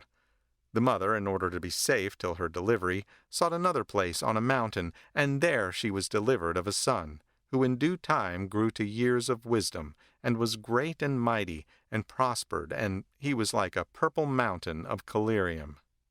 He chose another elephant for his mate, and he resolved to catch this crab. So with his mate and his mother he sought out the elephant herd, and finding his father, proposed to go and catch the crab. "You will not be able to do that, my son," said he. But he begged the father again and again to give him leave, till at last he said, "Well, you may try." So the young elephant collected all the elephants beside the crab tarn, and led them close by the lake. "Does the crab catch them when they go down, or while they are feeding, or when they come up again?" They replied, "When the beasts come up again." "Well then," said he, "do you all go down to the lake and eat whatever you see and come up first? I will follow last behind you." And so they did. Then the crab, seeing the Bodhisatta coming up last, caught his feet tight in his claw, like a smith who seizes a lump of iron in a huge pair of tongs. The Bodhisatta's mate did not leave him, but stood there close by him. The Bodhisatta pulled at the crab, but could not make him budge. Then the crab pulled and drew him towards himself. In deadly fear the elephant roared the cry of capture, hearing which all the other elephants in deadly terror ran off trumpeting and dropping excrement. Even his mate could not stand, but began to make off. Then, to tell her how he was held a prisoner, he uttered the first stanza, hoping to stay her from her flight. "Gold-clawed creature with projecting eyes, tarn-bred, hairless, clad in bony shell, he has caught me, hear my woeful cries. Mate, don't leave me, for you love me well." Then his mate turned round and repeated the second stanza to his comfort. "Leave you? Never, never will I go, noble husband, with your years 60, all 4 quarters of the earth can show, none so dear as you have been of yore." In this way she encouraged him, and saying, "Noble sir, now I will talk to the crab a while to make him let you go," she addressed the crab in the third stanza.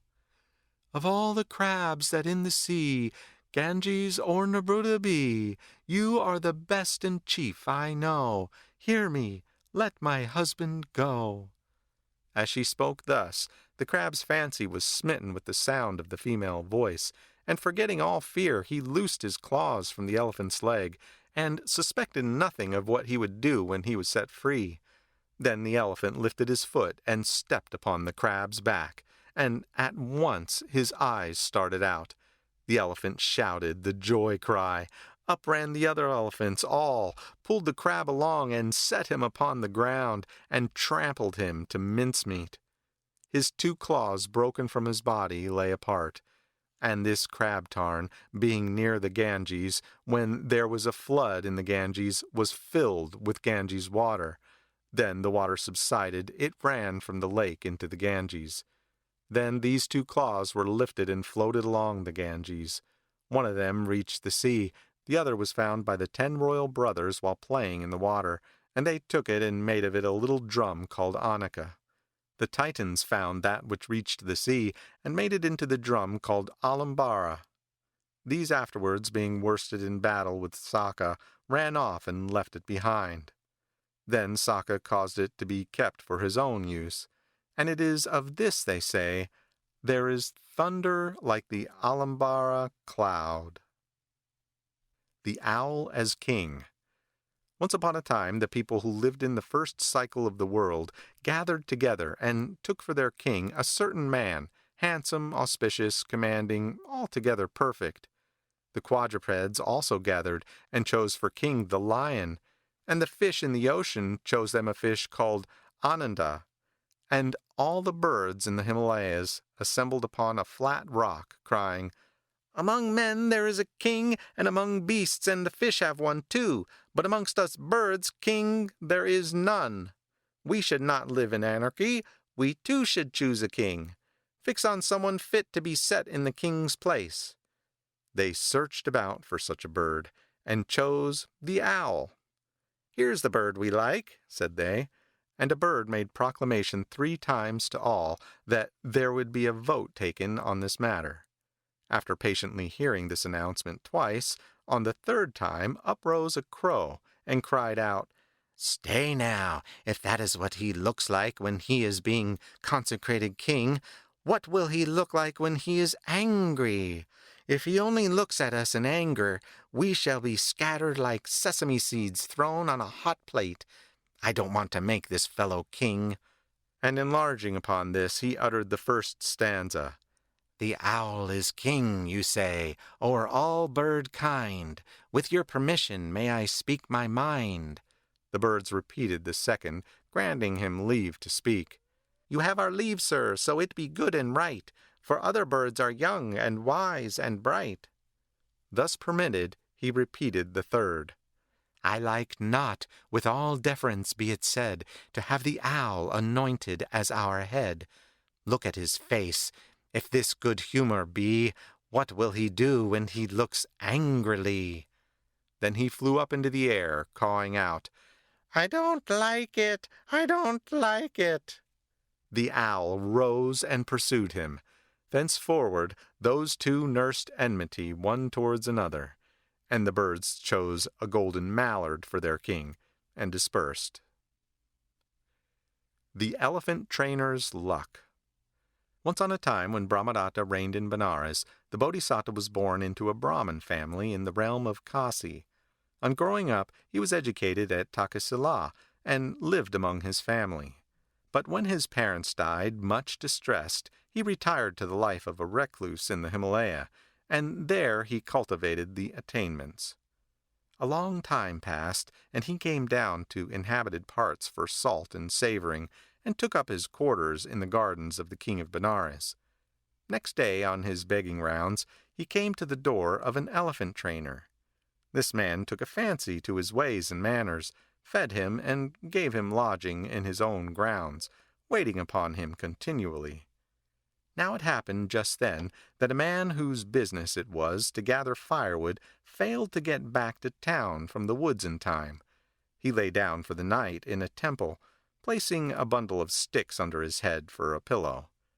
At this temple there were a number of cocks, quite free, which had perched close by on a tree. Towards morning, one of them, who was roosting high, let fall a dropping on the back of a bird below. "Who dropped that on me?" cried this one. "I did," said the first. "And why?" "Didn't think," said the other, and then did it again. Hereupon they both began to abuse each other, crying, "What power have you? "What power have you?" At last the lower one said, "Anybody who kills me and eats my flesh roasted on the coals gets 1,000 pieces of money in the morning." And the one above answered, "Pooh, pooh, don't boast about a little thing like that. Anybody who eats my fleshy parts will become king. If he eats my outside, he'll become commander-in-chief, or chief queen, according as he's man or woman. If he eats the flesh by my bones, he'll get the post of royal treasurer. If he be a householder, or if a holy man, will become the king's favorite." The stick-picker heard all this and pondered, "Now, if I become king, there will be no need of 1,000 pieces of money." Quietly he climbed the tree, caught the topmost cock, and killed him. He fastened him in a fold of his dress, saying to himself, "Now I will be king." As soon as the gates were opened, in he walked. He plucked the fowl and cleaned it and gave it to his wife, bidding her make the meat nice for eating. She got ready the meat with some rice and set it before him, bidding her lord eat. "Good wife," said he, "there's great virtue in this meat. By eating it I shall become king, and you my queen." So they took the meat and rice down to the Ganges bank, intending to bathe before eating it. Then, putting meat and rice down upon the bank, in they went to bathe. Just then a breeze stirred up the water, which washed away the meat. Down the river it floated till it came in sight of an elephant trainer, a great personage, who was giving his elephant a bath lower down. "What have we here?" said he, and picked it up. "It's fowl and rice, my lord," was the reply. He bade wrap it up and seal it, and sent it home to his wife, with a message not to open it till he returned. The stick-picker also ran off, with his belly puffed out with sand and water which he had swallowed. Now a certain ascetic who had divine vision, the family priest of the elephant trainer, was thinking to himself, My patron friend does not leave his post with the elephants. When will he attain promotion? As he thus pondered, he saw this man by his divine insight, and perceived what was a-doing. He went on before and sat in the patron's house. When the master returned, he greeted him respectfully and sat down on one side. Then, sending for the parcel, he ordered food and water to be brought for the ascetic. The ascetic took the rice which was offered, but not the meat, and said, "I will divide this meat." The master gave him leave. Then, separating the meat into portions, he gave to the elephant trainer the fleshy parts, the outside to his wife, and took the flesh about the bones for his own share. After the meal was over, he said, "On the 3rd day from this you will become king. Take care what you do." And away he went. On the 3rd day, a neighboring king came and beleaguered Benares. The king told his elephant trainer to dress in the royal robes, bidding him go mount his elephant and fight. He himself put on a disguise and mingled with the ranks. Swift came an arrow and pierced him, so that he perished then and there. The trainer, learning that the king was dead, sent for a great quantity of money and beat the drum, proclaiming, "Let those who want money advance and fight." The warrior host, in a twinkling, slew the hostile king. After the king's obsequies, the courtiers deliberated who was to be made king. Said they, "While our king was yet alive, he put his royal robes upon the elephant trainer. This very man has fought and won the kingdom. To him the kingdom shall be given." And they consecrated him king, and his wife they made the chief queen. The Bodhisattva became his confidant. The Wishing Cup. Once upon a time, when Brahmadatta was reigning in Benares, the Bodhisattva was born as a rich merchant's son, and after his father's death took his place. In his house was buried a treasure of 400 million. He had an only son. The Bodhisattva gave alms and did good until he died, and then he came to life again as Sakka, king of the gods. His son proceeded to make a pavilion across the road, and sat down with many friends round him to drink. He paid 1,000 pieces to runners and tumblers, singers and dancers, and passed his time in drinking, gluttony, and debauchery. He wandered about, asking only for song, music, and dancing, devoted to his boon companions, sunk in sloth. So in a short time he squandered all his treasure of 400 millions, all his property, goods, and furniture, and got so poor and miserable that he had to go about clad in rags. Sakka, as he meditated, became aware how poor he was.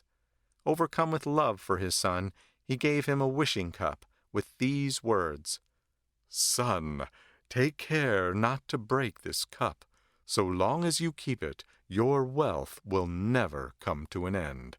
So take good care of it." And then he returned to heaven. After that the man did nothing but drink out of it. One day he was drunk and threw the cup into the air, catching it as it fell.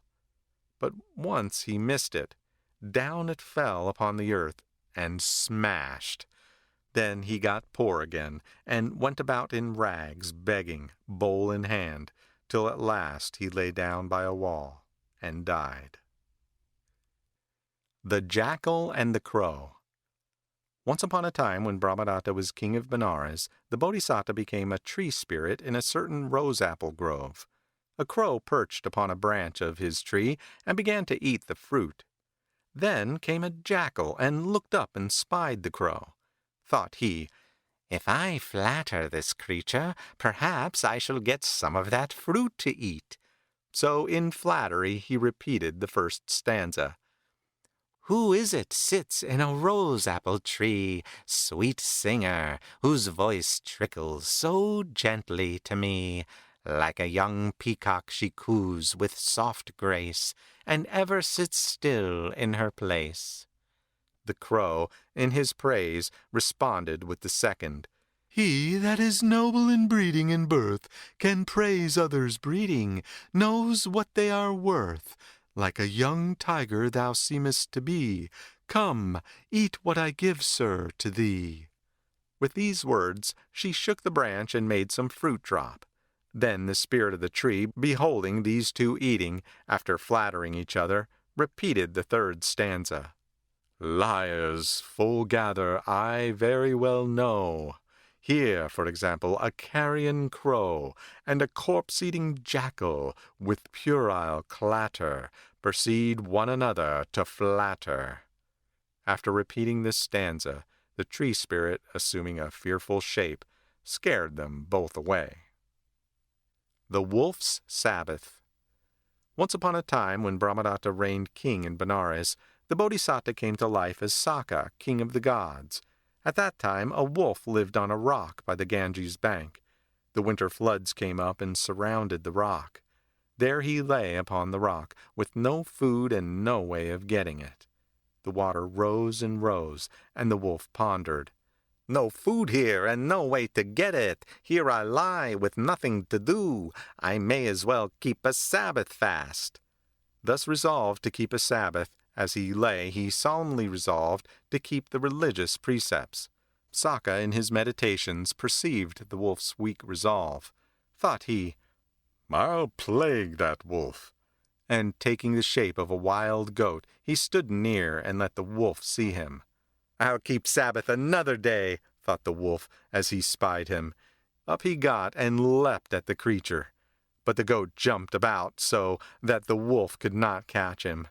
When our wolf saw that he could not catch him, he came to a standstill and went back, thinking to himself as he lay down again, "Well, my Sabbath is not broken after all." Then Sakka, by his divine power, hovered above in the air. Said he, "What have such as you, all unstable, to do with keeping a Sabbath? You didn't know that I was Sakka, and wanted a meal of goat's flesh." And thus plaguing and rebuking him, he returned to the world of the gods. The King and the Fruit Girl. Once upon a time, when Brahmadatta was king at Benares, the Bodhisattva was his minister and his temporal and spiritual adviser. Now one day the king stood at an open window looking into the palace court, and at this very moment the daughter of a fruiterer, a beautiful girl in the flower of her youth, stood with a basket of jujubes on her head, crying, "Jujubes, ripe jujubes, who'll buy my jujubes?" But she did not venture into the royal court. And the king no sooner heard her voice than he fell in love with her, and when he learned that she was unmarried, he sent for her and raised her to the dignity of chief queen, and bestowed great honor upon her. Now she was dear and pleasing in the king's eyes, and one day the king sat eating jujubes in a golden dish, and the queen Sujata, when he saw the king eating jujubes, asked him, saying, "My lord, what in the world are you eating?" And she uttered the first stanza. "What is this egg-shaped fruit, my lord, so pretty and red of hue, in a gold dish set before thee? Pray tell me where they grew." And the king was wroth and said, "O daughter of a greengrocer, dealer in ripe jujubes, do you not recognize the jujubes, the special fruit of your own family?" And he repeated two stanzas. Bareheaded and meanly clad, my queen, thou once didst feel no shame to fill thy lap with the jujube fruit, and now thou dost ask its name. Thou art eaten up with pride, my queen, thou findest no pleasure in life. Begone and gather thy jujubes again, thou shalt be no longer my wife. Then the Bodhisattva thought, no one except myself will be able to reconcile this pair. I will appease the king's anger and prevent him from turning her out of doors. Then he repeated the fourth stanza. These are the sins of a woman, my lord, promoted to high estate. Forgive her and cease from thine anger, O king, for 'twas thou didst make her great.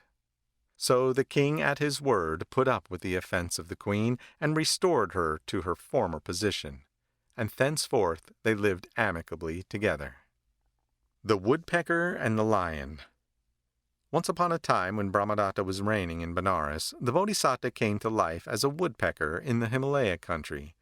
Now a certain lion, while devouring his prey, had a bone stick in his throat. His throat swelled up so that he could not take any food, and severe pains set in. Then this woodpecker, while intent on seeking its own food, as it was perched on a bough, saw the lion and asked him, saying, "Friend, what ails you?" He told him what was the matter, and the bird said, "I would take the bone out of your throat, friend, but I dare not put my head into your mouth for fear you should eat me up." Do not be afraid, friend. I will not eat you up. Only save my life.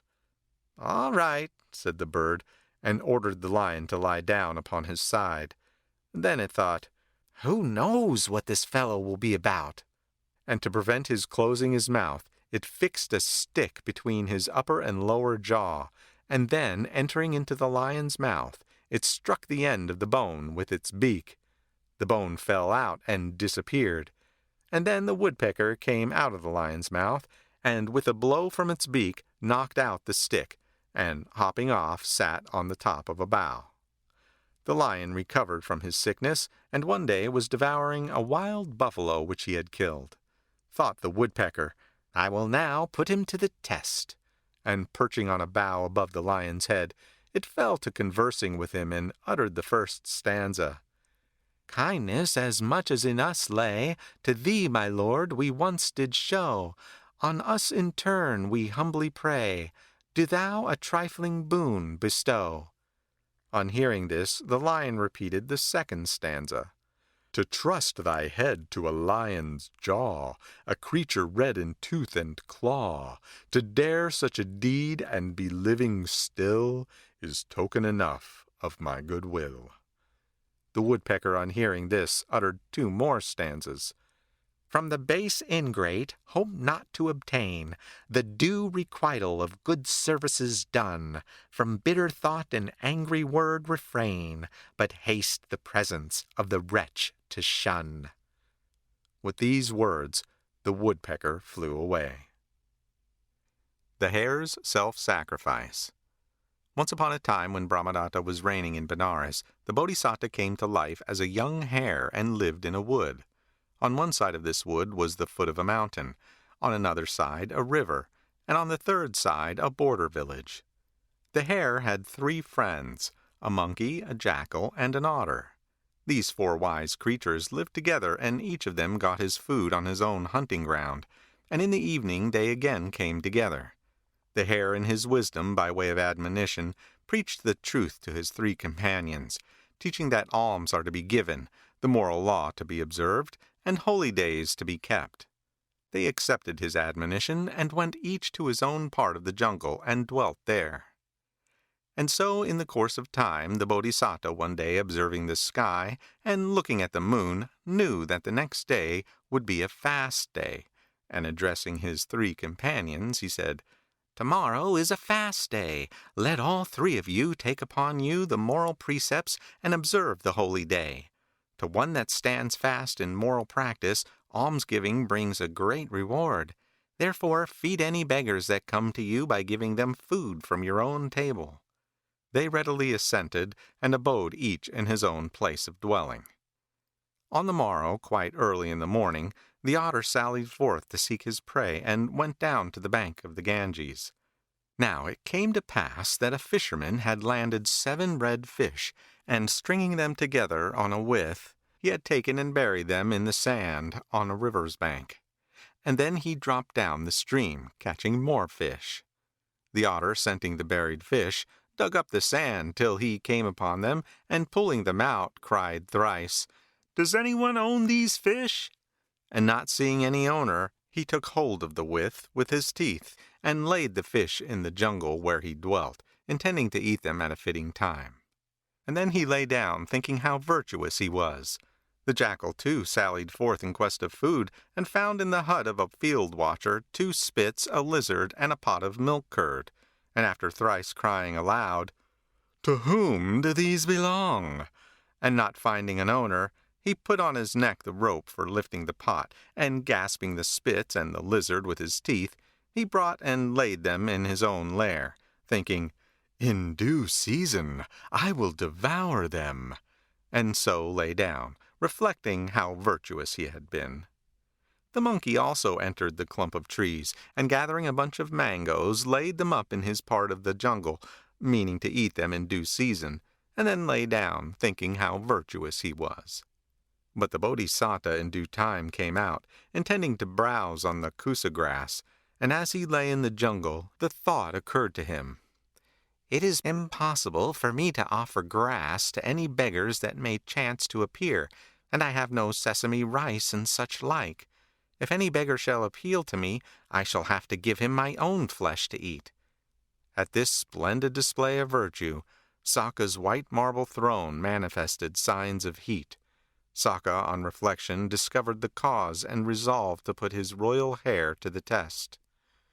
First of all, he went and stood by the otter's dwelling place, disguised as a Brahmin, and being asked why he stood there, he replied, "Wise sir, if I could get something to eat after keeping the fast, I would perform all my ascetic duties." The otter replied, "Very well, I'll give you some food." And as he conversed with him, he repeated the first stanza. 7 red fish I safely brought to land from Ganges' flood. O Brahmin, eat thy fill, I pray, and stay within this wood. The Brahmin said, "Let be till tomorrow. I will see to it by and by." Next he went to the jackal, and when asked by him why he stood there, he made the same answer. The jackal, too, readily promised him some food, and in talking with him repeated the second stanza. "A lizard jar of curds, the keeper's evening meal. 2 spits of roasted flesh withal I wrongfully did steal. Such as I have I give to thee, O Brahmin, eat, I pray, if thou shouldst deign within this wood a while with us to stay." Said the Brahmin, "Let be till tomorrow. I will see to it by and by." Then he went to the monkey, and when asked what he meant by standing there, he answered just as before. The monkey readily offered him some food, and in conversing with him gave utterance to the third stanza.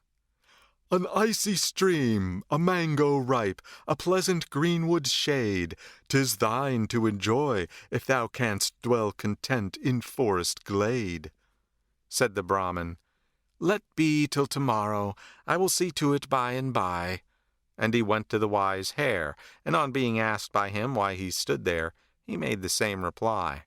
The Bodhisattva, on hearing what he wanted, was highly delighted, and said, "Brahmin, you have done well in coming to me for food. This day I will grant you a boon that I have never granted anyone before, but you shall not break the moral law by taking animal life.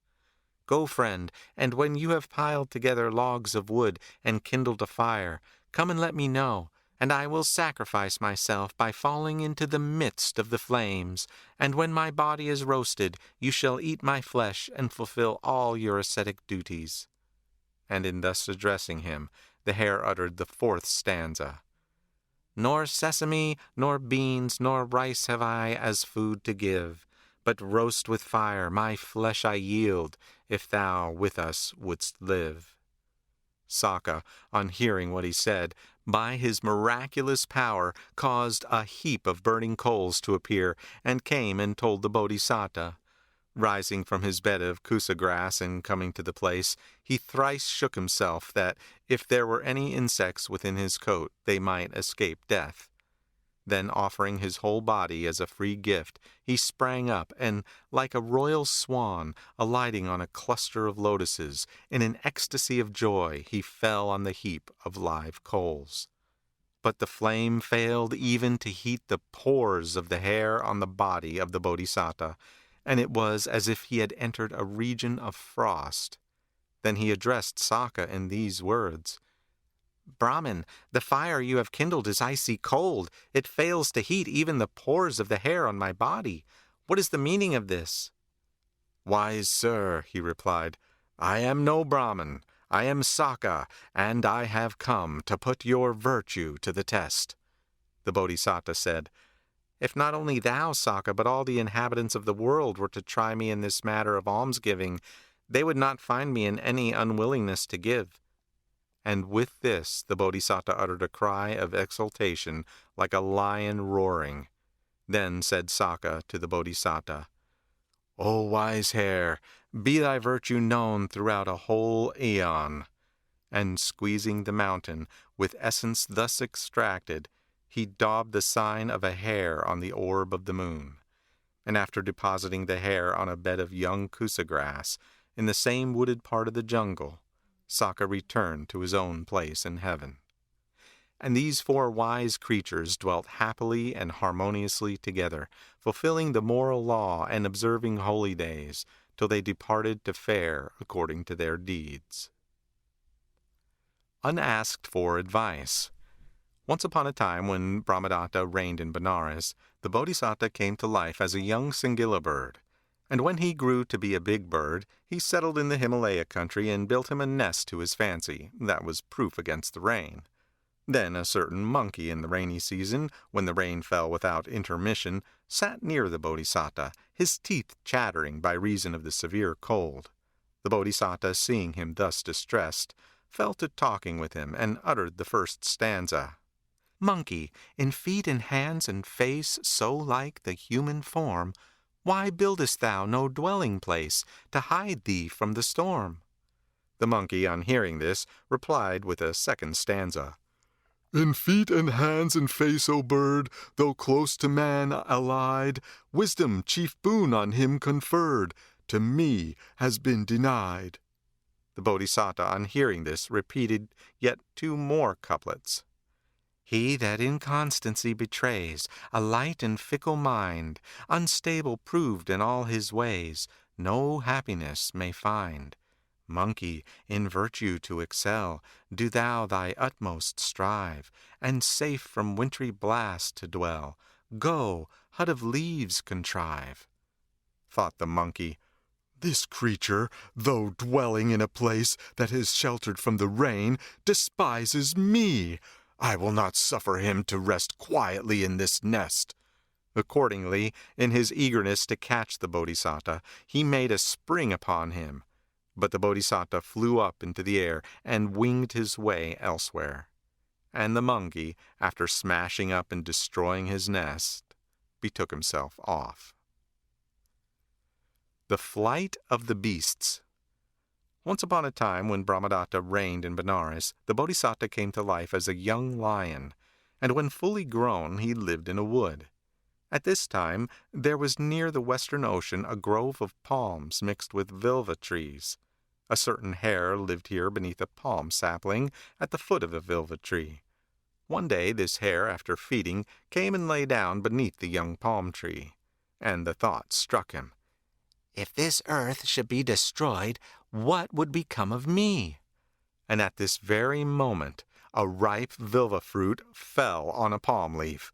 At the sound of it the hare thought, "This solid earth is collapsing," and started up. He fled, without so much as looking behind him. Another hare saw him scampering off as if frightened to death, and asked the cause of his panic flight. "Pray, don't ask me," he said. The other hare cried, "Pray, sir, what is it?" and kept running after him. Then the hare stopped a moment, and without looking back said, "The earth here is breaking up," and at this the second hare ran after the other. And so first one and then another hare caught sight of him running, and joined in the chase, till 100,000 hares all took to flight together. They were seen by a deer, a boar, an elk, a buffalo, a wild ox, a rhinoceros, a tiger, a lion, and an elephant. And when they asked what it meant, and were told that the earth was breaking up, they too took flight. So by degrees this host of animals extended to the length of a full league. When the Bodhisattva saw this headlong flight of the animals, and heard the cause of it was that the earth was coming to an end, he thought, "The earth is nowhere coming to an end. Surely it must be some sound which was misunderstood by them, and if I don't make a great effort, they will all perish. I will save their lives." So with the speed of a lion, he got before them to the foot of a mountain, and lion-like roared 3 times. They were terribly frightened at the lion, and stopping in their flight, stood all huddled together. The lion went amongst them and asked why they were running away. "The earth is collapsing," they answered. "Who saw it collapsing?" he said. "The elephants know all about it," they replied. He asked the elephants. "We don't know," they said. "The lions know." But the lion said, We don't know. The tigers know. The tigers said, "The rhinoceroses know." The rhinoceroses said, "The wild oxens know." The wild oxen said, The buffaloes. The buffaloes, The elks. the elks, The boars. the boars. The deer. The deer said, "We don't know. The hares know." When the hares were questioned, they pointed to one particular hare and said, "This one told us." So the Bodhisattva asked, "Is it true, sir, that the earth is breaking up?" "Yes, sir, I saw it," said the hare. "Where," he asked, "were you living when you saw it?" "Near the ocean, sir, in a grove of palms mixed with vilva trees. For as I was laying beneath the shade of a palm sapling at the foot of a vilva tree, methought, if this earth should break up, where shall I go? And at that very moment I heard the sound of the breaking up of the earth, and I fled." Thought the lion, "A ripe vilva fruit evidently must have fallen on a palm leaf and made a thud." And this hare jumped to the conclusion that the earth was coming to an end and ran away. I will find out the exact truth about it. So he reassured the herd of animals and said, "I will take the hare and go find out exactly whether the earth is coming to an end or not in the place pointed out by him. Until I return, do you stay here." Then, placing the hare on his back, he sprang forward with the speed of a lion, and putting the hare down in the palm grove, he said, "Come, show us the place you meant." "I dare not, my lord," said the hare. "Come, don't be afraid," said the lion. The hare, not venturing to go near the vilva tree, stood afar off and cried, "Yonder, sir, is the place of dreadful sound." And so saying, he repeated the first stanza. "From the spot where I did dwell issued forth a fearful thud. What it was I could not tell, nor what caused it understood." After hearing what the hare said, the lion went to the foot of the vilva tree and saw the spot where the hare had been lying beneath the shade of the palm tree, and the ripe vilva fruit that fell on the palm leaf. And having carefully ascertained that the earth had not broken up, he placed the hare on his back, and with the speed of a lion soon came again to the herd of beasts. Then he told them the whole story and said, "Don't be afraid." And having thus reassured the herd of beasts, he let them go. Verily, if it had not been for the Bodhisattva at that time, all the beasts would have rushed into the sea and perished. It was all owing to the Bodhisattva that they escaped death. The Conceited Mendicant. Once upon a time the Bodhisattva was born in a merchant family and plied his trade. At that time a certain religious mendicant, clad in a leather garment, in going his rounds for alms, came to the ram's fighting ground, and on seeing a ram falling back before him, he fancied it did this as a mark of respect, and did not himself retire. "In the whole world," thought he, "this ram alone recognizes my merits." and raising his joined hands in respectful salutation, he stood and repeated the first stanza. The kindly beast obeisance makes before the high caste Brahmin versed in holy lore, good honest creature Thon, famous above all other beasts, I vow. At this moment the wise merchant sitting in his stores to restrain the mendicant uttered the second stanza. Brahmin, be not so rash as this beast to trust, else he will haste to lay thee in the dust. For this the ram falls back, to gain an impetus for his attack. While this wise merchant was still speaking, the ram came on at full speed, and striking the mendicant on the thigh knocked him down. He was maddened with the pain, and lay groaning. The master, to explain the incident, gave utterance to the third stanza. With broken leg and bowl for alms upset, his damaged fortune he will sore regret. Let him not weep with outstretched arms in vain. Haste to the rescue ere the priest is slain.